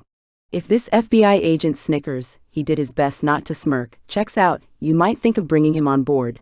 Protective custody might be the way to go. Kay hung her head. Curt brought her into his arms and let her cry. The others gave them space. Curt ground his teeth. He hated that things had turned out this way. Hated that he couldn't keep his family together, couldn't keep Kay away from this mess. He wanted to escape with her, flee this life and everything that scared her. Kay couldn't hold in the tears any longer. As soon as the first tear escaped, Curt wrapped his protective arms around her. That simple, comforting touch released the torrent. She clung to him like he was her anchor in the storm, which he was. Is this how she would have to live her life? In protective custody? Fearing every new face, every dark corner? Living without Curt? Would they leave her alone if they realized she had no memory of what happened, of what she witnessed? Somehow she highly doubted it. She let herself lose all sense of time in Curt's arms. If only the reality that had come crashing down could disappear, and she could live right here where she felt safe. Yet a pulse of fear traveled through her. Curt could get hurt. She wouldn't be able to live if something happened to him. With one deep, lasting breath, she pushed away from the man who rescued her, the man who lived in her dreams. The look in his eyes almost made her swallow her words, but she couldn't. Curt, you and Joe should go with Cherry. It would be for the best. Curt growled low, as if the thought made him want to rip through everything near him. I am not leaving you, and that is final. Curt, I said that is final. Kay swallowed. She hadn't heard him use that tone since with the office lady at the hospital. It made her wish to never be on the receiving end of it again. She would have to think of a different approach to get him to go. As much as she wanted him with her, Curt getting hurt because of her was not an option. While Curt helped Joe and Cherry pack her car up, Kay snuck into the office where Eli researched. Anything of substance yet? She asked as she pulled up a chair beside him. Not much yet. Eli? She waited for him to look at her. I need to keep Curt safe. I can't let anything happen to him because of me. Girl, do you know who you're talking about? Well, of course I do.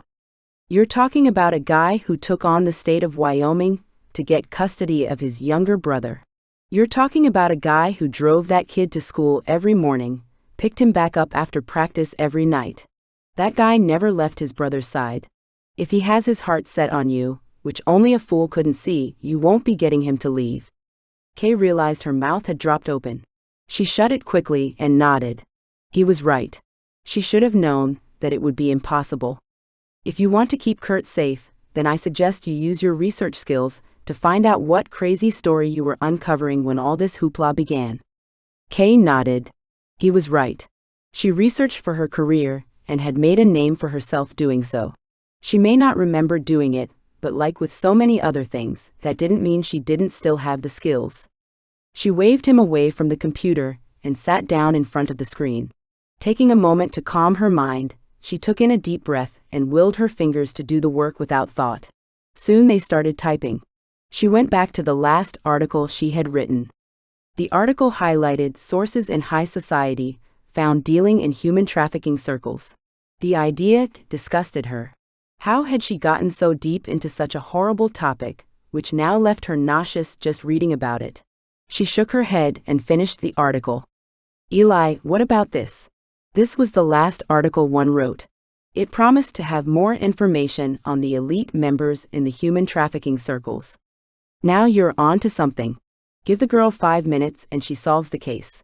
No wonder you were being promoted to editor. You found that article too? Curt asked as he walked into the room. Cherry and the boys want to say goodbye. Okay, Kay said and stood. All yours, Eli. With her awkward, slow gait, she and Curt made their way to say their goodbyes. She hoped with every ounce of her being that it wouldn't be a final farewell. Maybe, just maybe, she could solve this case like Eli proclaimed, and everyone would be safe to continue life as normal. 15. Curt watched Kay on the computer. She had up a dozen windows on the internet browser and switched back and forth between them faster than he could read them. The woman's use of the machine left him sitting back in his chair and shaking his head. Saying goodbye to Cherry and the boys had been difficult for him. Joe had remained quiet after they left, a sure sign of his unease of the situation. Curt blamed himself for uprooting his brother's family from their home. Only the boys were excited, thinking it a grand adventure. As hard as it was on him though, it seemed to tear a hole in Kay's heart. She kept it together until the car turned the corner and was out of sight, and then she turned into him and cried in his arms. She had allowed herself several minutes, but eventually she pushed away from him, squared her shoulders and strode to the computer. Since then she had attacked the keyboard like no one he had ever seen. A notebook next to her had notes scribbled in what looked like jumbled nonsense, but it must make sense to her because occasionally she would read through it, jot another note down and move on. Eli had left Kay alone in her search and did his own digging by phone. The guy had been on his cell phone and the house phone almost constantly since Cherry had left. Curt rubbed his head. How they did this, he had no idea. He needed some fresh air and movement. Kay didn't seem to notice when he kissed her forehead and slipped out the door. Eli nodded as he walked past him and out into the bitter cold. Clouds had rolled in, dark and threatening. They might finally get snow, just in time for chaos to hit the ranch. He flicked his coat collar up and pulled down his hat to shield his eyes from the biting wind. Joe pounded away at the small forge they had in the barn. He hammered out a shoe that had bent on a rock. I'm glad I paid for those forging classes for you all those years ago, Curt said as a greeting. Me too. He pounded more, the metallic sound echoing in the tall barn. Great therapy too. Curt settled himself against a fence close enough to talk, but not so close as to get hit with the sparks flying off the glowing horseshoe. I'm sorry, Joe. I shouldn't have brought this trouble on you and Cherry. Oh, it's not you I'm upset at. I want to rip a hole in the guy who did this to Kay and caused all of this to happen. Any leads on probabilities? She was a journalist, you heard that? Yeah, like a big one, right? Uncovering big secrets? Yeah. Well, her last published article had to do with human trafficking. What the? Joe stood straight, the hammer dangling from his hand. Exactly. She remember any of this? Curt shook his head. He didn't blame her memory for not coming back. He wouldn't want to remember all that either. Her research skills, though, are in full force. We might have to get a new computer after the hours she's spent with it on fire. Well, I've been telling you for years we needed a new one. Curt laughed. He didn't trust technology, but after hearing Kay's and Eli's frustration at his old machine, he realized Joe had been right. So it seems she is a witness to something, right? Something the FBI wants her to testify about, and something that the bad guys want to make sure she doesn't. So it seems. Curt let his head drop into his hands. When he first saw her, he knew she ran from something, but never did he think it would evolve to something of this magnitude. Hey, brother. Joe set the hammer down and walked away from his project. Think about it this way. You saved Kay. If you had just left her in that hospital, they would have found her by now. They didn't though because of you, and now she can face them with us behind her. Thanks, Joe. I want you to stay out of this though. If someone arrives, stay hidden. Don't get yourself involved. Curt drilled the words into his younger brother.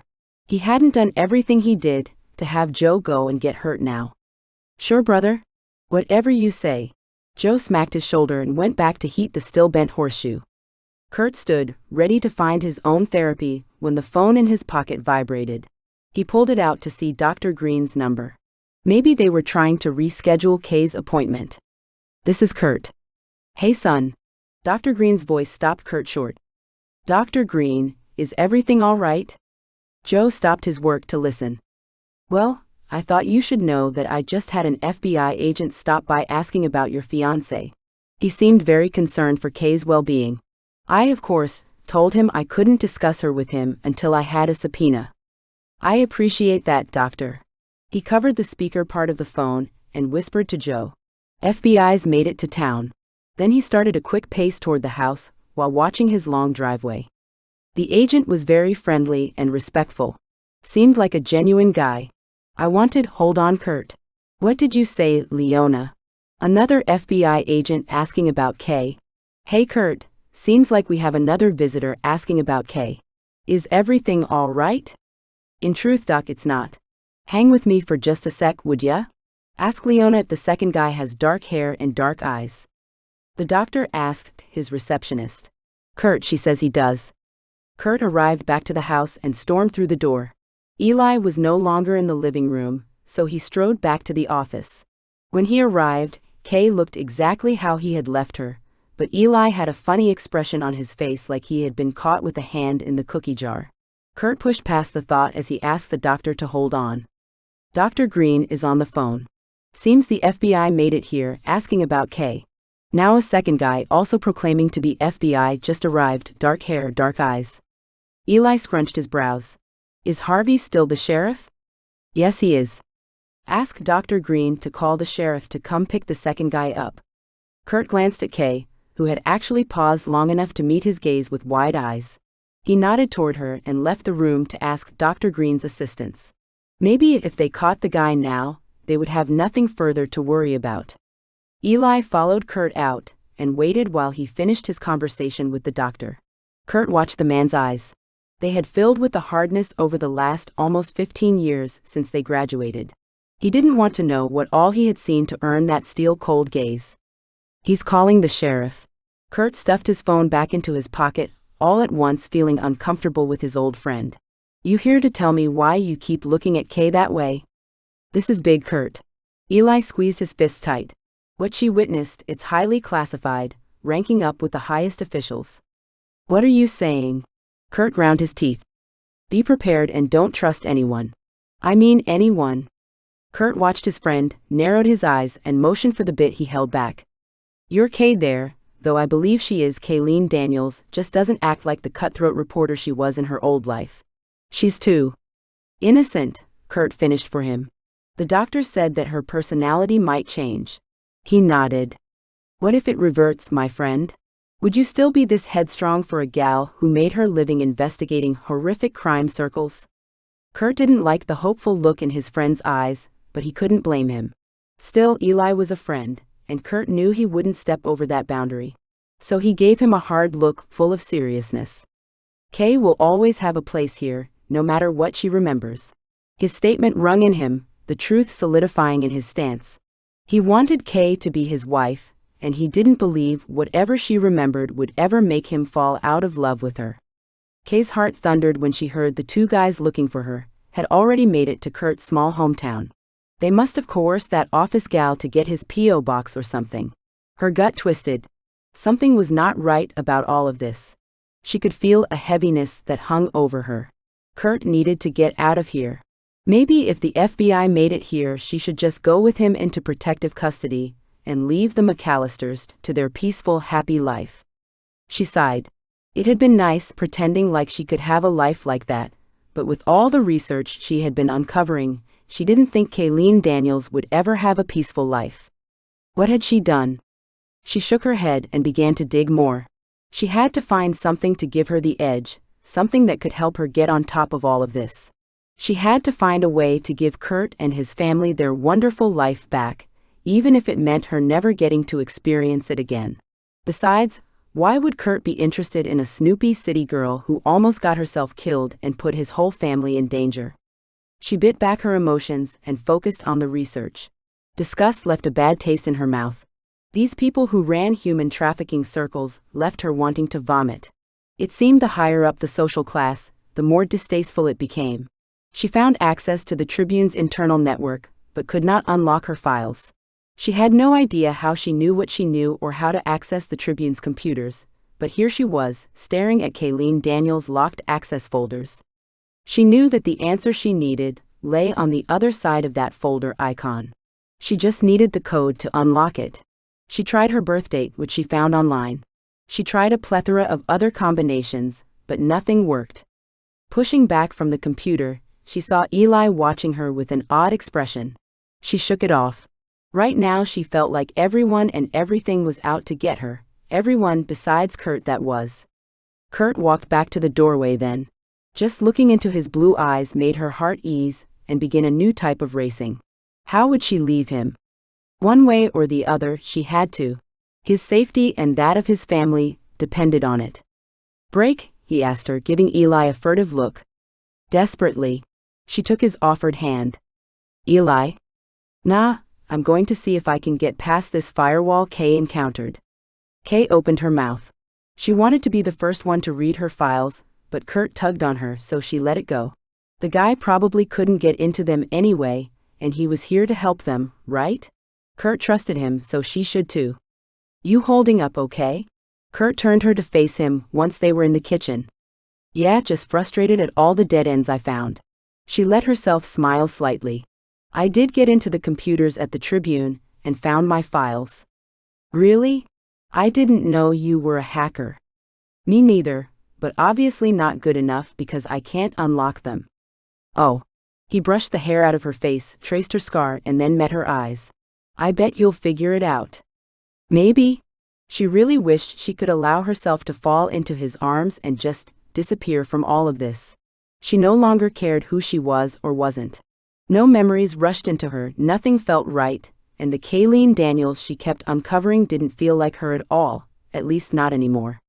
No, she felt free, like the rolling hills being watched over from the strong mountains surrounding them. She didn't want to be stuck bent over at a computer, but outside in the fresh air, riding horses and listening to this family she had come to love, joke, and laugh with. That wasn't her reality though, and even the thought of the life she wished she could have slapped her in the face with the sound of gravel popping in the drive and the dogs going ballistic. She looked up into Curt's eyes, her breath coming in gasps. Dr. Green said he didn't give the FBI agent information. His hands gripped her arms. "Stay here. Do not come out." "Curt, if it's the FBI, maybe I should talk to him, go into protective custody and keep you all safe." "What if it's not the FBI guy? And you aren't going anywhere unless I'm coming with you." "Please, Curt." The dogs were really barking aggressively. She had never heard them so upset. Sure, they barked whenever they got home, and they were a bit more earnest when Eli arrived, but now they sounded like they would rip out the stranger's throat. "Stay here." Curt dropped her hands and left before she had time to move. Her heart rose to her throat as she limped as fast as she could to the kitchen window to watch Curt stand on the porch. The shotgun always kept above the front door was in his hands, not pointed at the guy in the car, but there as reassurance. "Howdy? How may I help you?" Curt shouted above the dogs. "Sit," he commanded, and the dogs sat where they were, whimpering and whining. "Quite the pack you got there," the man said from the window of his car. "Keeps intruders at bay." Curt kept his voice even. "I do hate to intrude, but I was wondering if I am at the McAllister's place?" "Who's asking?" "I apologize. The dogs threw me off. I'm FBI Agent Snickerson." He held up a badge through the window. "Would you mind calling the dogs off and talking with me for a few minutes?" Kay made up her mind. Curt was willing to put his life in danger for her, but she wouldn't allow it. She would talk with this FBI agent and do whatever it took to keep Curt safe. She hobbled out and was soon by Curt's side. The FBI agent smiled when he saw her. "Let him out, Curt. Let's get this over with." Kay let a hand move to his arm to reassure herself more than him. Curt swung around to look at her, and she knew he was mad that she hadn't listened to him. Guess it didn't matter if he stayed mad at her, as long as he was safe. Curt grunted. He commanded the dogs to leave. The FBI agent carefully stepped out of his car. Mighty kind of you, thank you. He straightened his suit and turned blue eyes toward them. You must be Kayleen Daniels. I'm starting to believe that. Kay watched him carefully as she took a step closer to Curt. She couldn't help it. It was the only place she felt safe. Curt tensed. He didn't like this guy. He seemed too likable, and the way he stared at his Kay made him want to punch the guy in the gut. Though most men probably stared at her that way. Who wouldn't? She was beautiful, but she was his. He wrapped an arm around her to show the man ambling toward them that he wouldn't just let her go. Kay melted into him, and he felt her heart hammering. Would you mind talking inside? The man asked, rubbing his hands together. He watched his breath crystallize in the frigid air. Curt grunted. Holding on to Kay tightly, he motioned for the guy to head through the front door. They followed him inside, Curt eyeing him suspiciously the whole way. I'll get some water. Kay walked away the best she could. You're injured, the man stated. I'm much better than I was, she said as she left the room. I'm going to have to ask you to put that gun down, Mr. McAllister. The agent's voice harshened with his non-request. Curt sat on the couch and leaned the gun beside him. There was no way he was letting the weapon out of his reach. The man shrugged and sat in the armchair across from the couch. The two stared each other down. Curt's mind worked like crazy. He was happy that Joe had remained hidden as he had instructed. Where was Eli, though? He couldn't imagine that he hadn't heard the car, the dogs, and now their voices. No way would he let this guy know there was someone else here, though. Here we go, Kay said as she carefully carried 3 glasses of water, trying not to let them slosh over with her uneven movements. Curt rushed to her and took the glasses. He set one on the coffee table in front of the guy, but not with much invitation or grace. He didn't like him. The guy was too cocky, but most law enforcement were. He didn't want to admit the real reason he disliked the guy. More than likely, he would want to take his Kay away from him. Thank you, Miss Daniels. Kay gave him a peculiar look and then sat next to Curt, close enough so their legs touched. So, I've heard you've lost your memory. Agent Snickerson watched her closely like he didn't believe it to be true. Unfortunately, yes. Kay glanced at Curt and then dropped her gaze to her hands. I can't remember anything before I woke up in the hospital. So you don't remember who you are at all? No, I don't remember, but I have been researching. Curt squeezed her leg in warning. She laid her hand on top of his and continued anyway. I now know I was a journalist in California. That's right. But you have no memory of it? He leaned forward like he wished he could see inside her head. None. And what did the doctors say about your memory? Only time will tell, she said apologetically. May I ask why you are looking for me?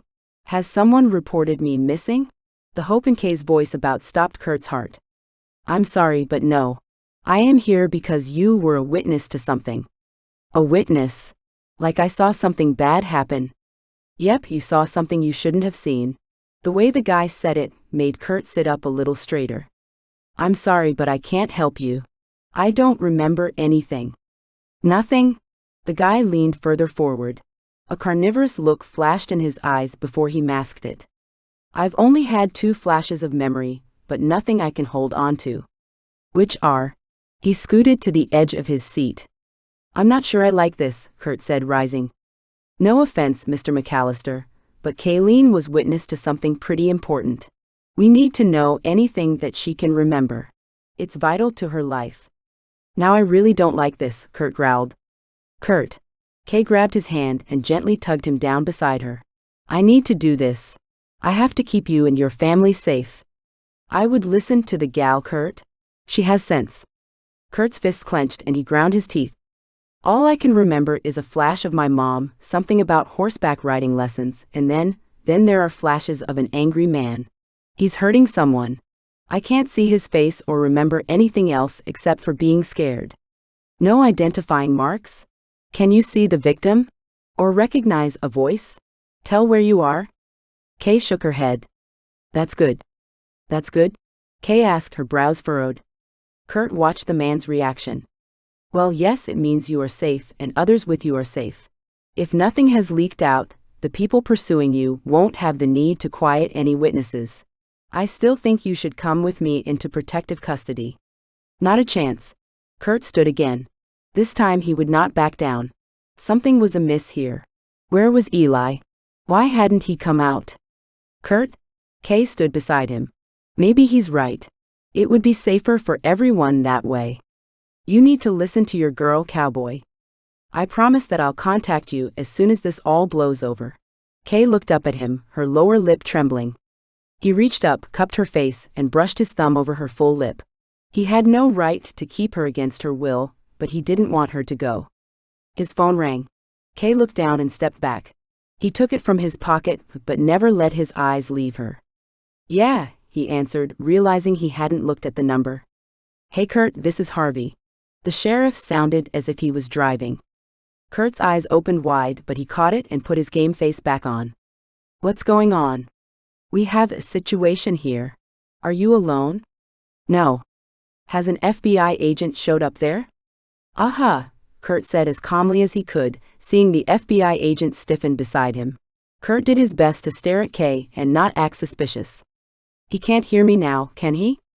No, sir. Good. He's an imposter. I have the real Agent Snickerson here with me. He checks out. I have a team coming, but we're a good 10 minutes away still. Can you hang until then? Curt eyed where he set the shotgun from the corner of his eye, and then met Kay's eyes again. Hers were furrowed. He wished he could help clear her confusion. Yes, thank you. That's good news. See you in 10. Curt's heart raced and every hair he had stood on end. He ended the call and slipped the phone back into his pocket. That was Harvey. They have that man pretending to be an FBI agent in custody. Curt reached for Kay's hand, gripping it in a way she couldn't slip it out. That is good news, she said, though she watched him curiously. Those people mean you harm, Kayleen. That's why it's important that you come with me now. He took a step toward the door and held out his hand to her. I think we need to talk about this first, Agent Snickerson. Curt pulled Kay close to him and sat them down on the couch within reach of the shotgun. How does this protective custody work? Will Kay be able to call whenever she wants? Kayleen, we don't have time to discuss this. He looked in her eyes, the blue of his stormy, unlike the clear blue of Curt's. If you want to keep your loved ones safe, we have to leave now. He held his hand out to her again. Kay started to rise, but right then Eli opened a door and walked out into the hallway, talking even before they could see him. Curt, I think I found, oh, you have company. A shot thundered through the house. Kay screamed and covered her ears. Curt threw himself over her and Eli's body slumped to the floor. The thwack of the bullet hitting his high school friend left Curt wanting to vomit. Now why did he have to go and ruin that? The guy pretending to be Agent Snickerson said, pointing the smoking gun at Curt now. I'm going to have to ask you to let the girl go now, Curt. Not on your life, Curt growled, wanting to rip the man apart. You see, you really don't have a choice now, do you? I could put 2 bullets in you before you reached your gun you wisely put there. Curt clenched his jaw. Below him, Kay sobbed, doing her best to squeeze out from under him. Just let me go, Curt. I can't let you get hurt. She shoved him. Do what Kayleen says, or I put a bullet in both of you. Curt didn't budge. He stared hard at the man who pointed a gun at his heart. She doesn't remember anything. You don't need her, Curt growled. The guy clicked the gun as his trigger finger flinched. Move. Kay wriggled out from underneath him right as the door burst open. Joe stood there, already having thrown the hammer that had been in his hand. The imposter's twitchy fingers squeezed the trigger as he spun to face Joe. The bullet launched as the hammer hit the man's hand. His bones cracked with a sickening sound, and the gun clattered to the floor. Kay had thrown herself over Curt as the gunshot echoed through the house. Her slight weight knocked him off balance and they both crashed to the floor. It all happened in an instant, but that moment had taken forever to pass. Fear ripped through Curt like a firing brand. Kay. He lifted her off him. Why did you do that? He searched every inch of her for the wound he feared would take her from him. I couldn't let anything happen to you. Curt. The tone of her voice made him freeze and he met her eyes. The bullet didn't hit me. Curt searched her once more just to be sure, and then his eyes went to his brother. Joe had picked up the man's gun and stood with it pointed at the imposter who crouched, holding onto his mangled hand. "Cherry's going to be furious that you shot her piano," he said to the man below him. "You crushed my hand, you crazy cowboy." He continued to curse Joe. Kay's breathing came in gasps, and Curt realized the cursing triggered another of her memories. He grabbed a piece of paper and put a pencil in Kay's hand. "Get it out," he told her. She started sketching, and continued even as he went to check on Eli. Guilt twisted his gut as he squatted near his friend. He realized no blood stained the wood floors, and he reached a hand to check his pulse. His touch brought a groan from Eli. "He's alive," Curt cheered. He ripped open his friend's shirt to see a bulletproof vest. 16. When the real Special Agent Snickerson arrived with the sheriff and some deputies, he nodded his head at them. His lips were still set in a hard line, but approval lit in his eyes. Natalie was right, he did look like a mean man. The shiner he had on his eye made him look even meaner. But who wouldn't carry some baggage when they chased down folks like the guy now in cuffs, despite his damaged hand? Especially after the bad guy had bested him and ran off with his badge. The imposter groaned and pleaded while sitting on the chair. Kay didn't feel sorry for him, not even a tad. "Guess that teaches people to mess with Wyoming cowboys," the sheriff said as he holstered his gun and shook Joe's and Curt's hands. "We have an ambulance coming for you, Eli." Eli groaned. "I don't need no stinkin' ambulance, Harvey." Yet he moaned when he pulled the vest off and revealed a nasty beginning of a deep bruise on his ribs. "Just a couple broken ribs." "And you know protocol," Harvey countered. "Which is why I left in the first place." The real Agent Snickerson picked up the sketch Kay had finished drawing as they burst through the door. He looked at her and back to the sketch. "This who you saw, Miss Daniels?" "I think so. It comes to me in a flash, but my hands work of their own accord." "Do you know who this is?" "No, sir. I don't recognize him at all, but then again I can't remember anything from my past." He nodded his head. Carefully, he set the picture down on the table. Then he turned to the guy in the cuffs. Without preamble, he socked the guy in the face. He fell to the floor with a scream. "I owed you that one." Agent Snickerson squatted down next to him, his knee resting on the guy's mangled hand. "Now we need to have a talk, Tony." "Ah. Get off my hand, Snickerson. Just as soon as you give me some information." "Who knows you're here?" "No one." Agent Snickerson leaned a little further on his knee, and Kay had to look away. "You expect me to believe that?" "Ah. It's true. I swear. I messed up with the whole plane fiasco. They were gonna kill me. I knew if I found her, they'd forgive me." "Ah, so you're the one with 247 lives on his conscience." "They made me. I had to," the man pleaded. "Are you sure no one knows you're here?" "If they did, I'd be dead." Agent Snickerson stood up. Kay watched him with her mouth hanging open. He scanned the room, meeting everyone's eyes. "Now let's just keep my little interrogation to ourselves, shall we?" Kay nodded, as did everyone else. "Good, now you and me, Miss Daniels, are going to have a talk." "Not without me, you aren't." Curt stood next to Kay. "Good enough, Mr. McAllister. We owe you too." Agent Snickerson pointed to the kitchen, and they followed him. Over the next few days, Kay answered more questions than she ever cared to repeat.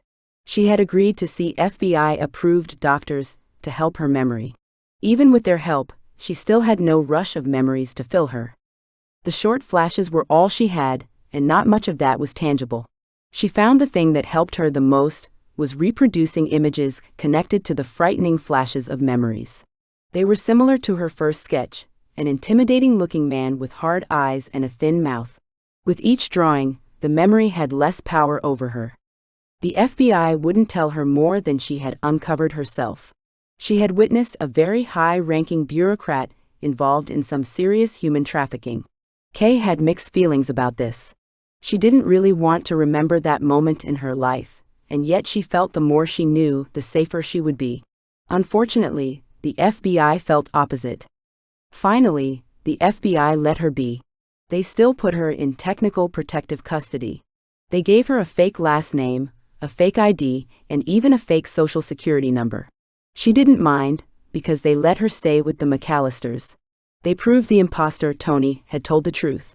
No one knew where she was, and he agreed to tell the FBI everything. They had their witness. The snow came to Grable, finally. Kay liked to think it cleaned out the past and left everything white and sparkling with a new future. She learned that her mother had indeed been looking for her, especially after the men came to question her about Kay's whereabouts. Kay enjoyed talking with her mom on the phone, feeling immediately comfortable with her. Once the investigation closed, her mother flew out to visit. Knowing her mom lived in Pennsylvania helped her find a probable reason she had been traveling through Wyoming. Kay must have skipped out on her flight and been traveling on Highway 80, which spreads from California to Pennsylvania, to see her mom. At least that was her thought. Curt stood with Kay at the airport watching people come off the plane. He wrapped an arm around her shaking body as she searched for the face that she had sketched. Sure enough, a woman with such likeness to her drawing maneuvered her way toward them. When she caught sight of Kay, she dropped her carry-on and ran toward her. Kay wished she remembered her, but she didn't. She still opened her arms and allowed the woman to embrace her. A wash of jasmine rushed her senses, and immediately Kay felt at peace. She couldn't remember anything specific, but the emotions were there. This was her mom, the comfort and peace that filled her left no doubt. "Mom," she said and hugged the woman tighter to her. Her mom had brought several picture albums and entertained them with stories from Kay's childhood and beyond. Kay enjoyed hearing them, and she hoped that even if she never remembered them, she could memorize the stories enough that she felt like she actually had a past. At one point, Kay showed her mom the drawings she had done. She shifted through them. "You always loved to draw," her mom said, looking at each piece. "Really?" Kay asked, fascinated with learning more about herself. "Ever since you were a young girl."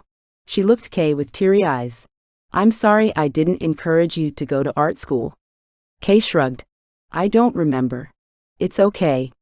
Her mom shifted through some more artwork until she came to the first picture Kay had sketched of her dream place with her dream cowboy. "You're still drawing this one, huh?" Kay's heart hammered in her chest. Curt walked into the room then. "Which one is that?" he asked. "This one."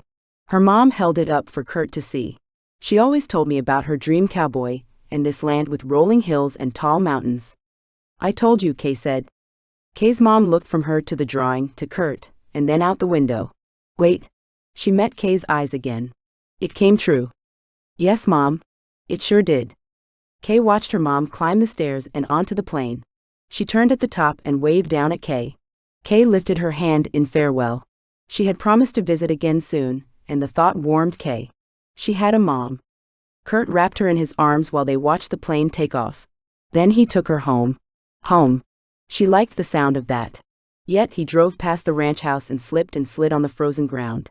Most of the snow had melted, but the earth was still frozen solid. It took a long time, but they finally made it to their spot. "I'm sorry I didn't believe you, darlin'." "It's okay. I believed enough for us both. Besides, it's not like it changed how you felt about me." "Nothing has. Nothing will. I knew the moment you walked in that diner's door." "But Curt, I don't have anything to offer you. I have no memory of my past. I'm living in protective custody. I don't even have a last name of my own anymore." "That's all right, darlin'. You can have mine." He took her face in his hands then, his eyes pouring love into her, his thumb caressing her parted lips, and he leaned in. Kay's heart raced. She had wanted to feel his lips on hers since the first time, but he never tried again, and she never gave in to her desire. Now, as his lips touched hers, he kissed her like he meant it.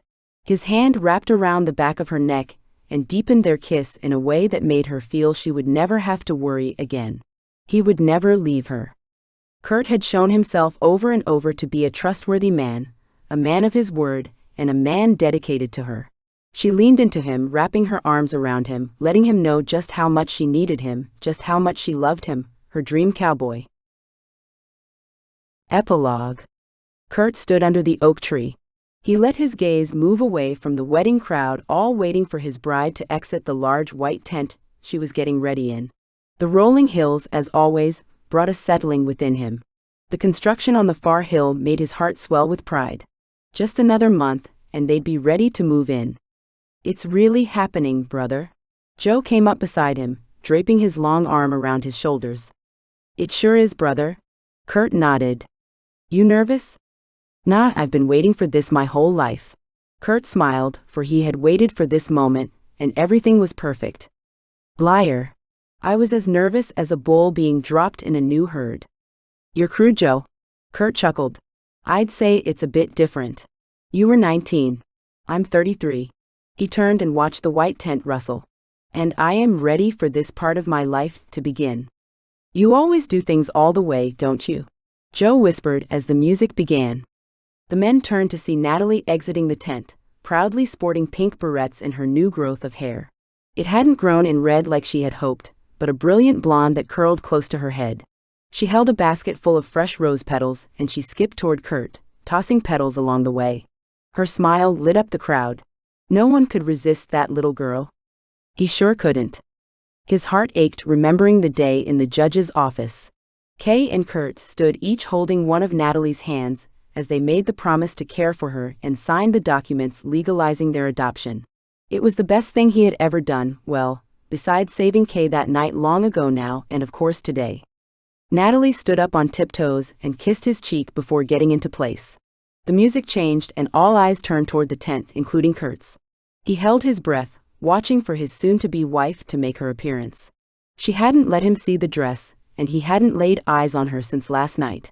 It had been the longest he had gone without seeing her or hearing her beautiful voice since the night she entered the diner. When she stepped out of the tent, his breath shot from his lungs. She was gorgeous. Her hair had grown and it flowed in silky curls past her shoulders. The flowers in her hands twirled as her nervous hands moved of their own accord. The sun sparkled off her dress as it shimmied and shimmered with her every step, closer and closer to him. The crowd faded and all that existed was Kay walking down the aisle to him. When she came close enough he could see her green eyes, he felt his knees wobble. They had been through so much together. He didn't care that she couldn't remember her past. All that mattered to him is that they created their future together. Sweet honeysuckle wafted around him, teasing his senses as she stood in front of him. Her stepfather proudly handed her over to Curt, the older man's eyes misting as he did. Curt had come to love her mom and stepdad.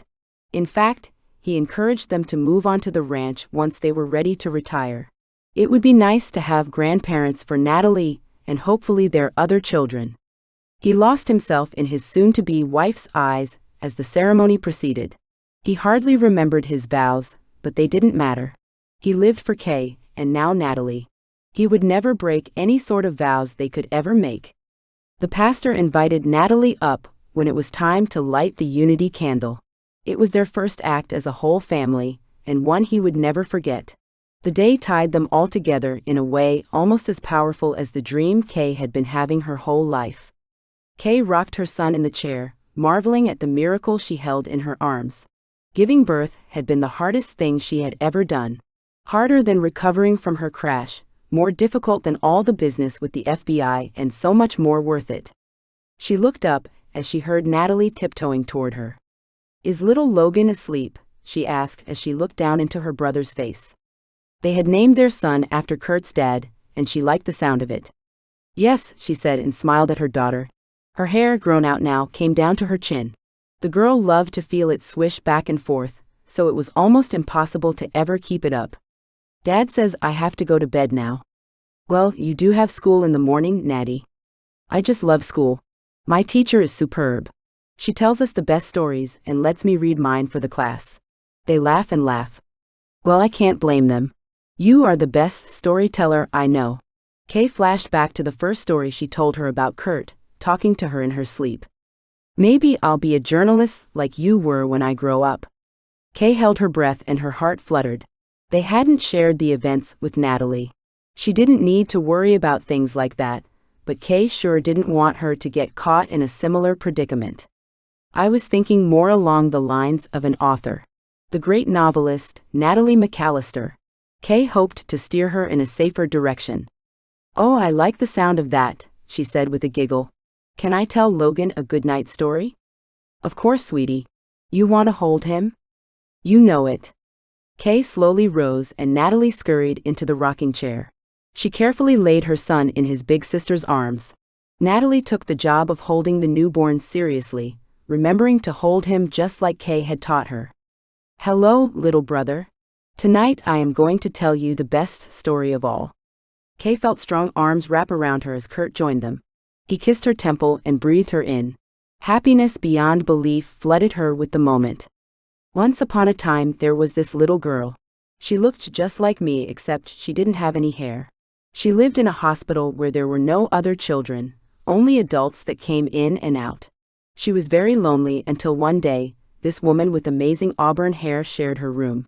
A handsome cowboy with eyes as blue as the sky never left her side. Natalie continued the story of how their family began. When she finished and Curt took Logan from their daughter's arms, Kay's tears had splashed over. "Mommy, are you sad?" "No, sweetie," she said as she took her daughter in her arms. "I'm so full of love I can't contain it." Natalie squeezed her tight and said, "I love you too, Mommy." Kay sang her to sleep, as she had every night since Natalie came to live with them. When she came out to the living room of their cabin that Curt had helped build, she snuggled into his arms on the couch.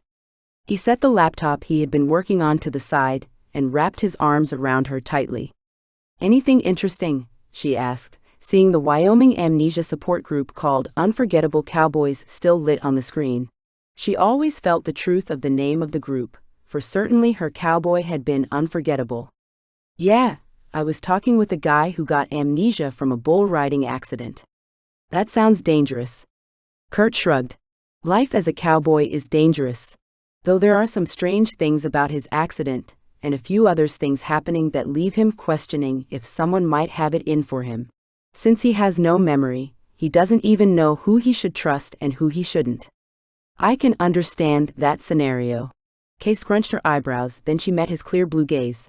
"Everyone but you, that is. I always trusted you." Curt planted a kiss on her temple. "This guy, though, has a daughter some years younger than our Natalie. He can't remember her, and guilt is ripping him apart. His physical therapist found the group for him. It sounds like there might be a little love story growing between them. I can't imagine having a child I couldn't remember. That must be really tough for him, and for his daughter." "There's no mom in the picture?" "He said he can't remember, but he was told she ran off a few years before." "That poor little girl." "I know. Luckily, it seems this physical therapist lady has been helping bridge that gap. She's spending a lot of time with the child, and coaxing him to be a part of that. If she's anything like you, she'll help him see that there is life beyond the past he lost." Kay let a tear glide down her cheek. She didn't bother to wipe it. "You okay, darlin'?" "I'm more than okay, my dream man. It's you who gave me the hope of life without a past. Thank you for giving me that gift. Thank you for allowing me to." He kissed her lips and held her close. She wrapped her arms around the man who rescued her in more ways than one. The man she had dreamt about since she was a little girl, her dream cowboy. Thank you for listening to Her Dream Cowboy. I hope you enjoyed Kay and Curt's story. If you enjoyed Her Dream Cowboy, continue with the next unforgettable cowboy, Her Wounded Cowboy.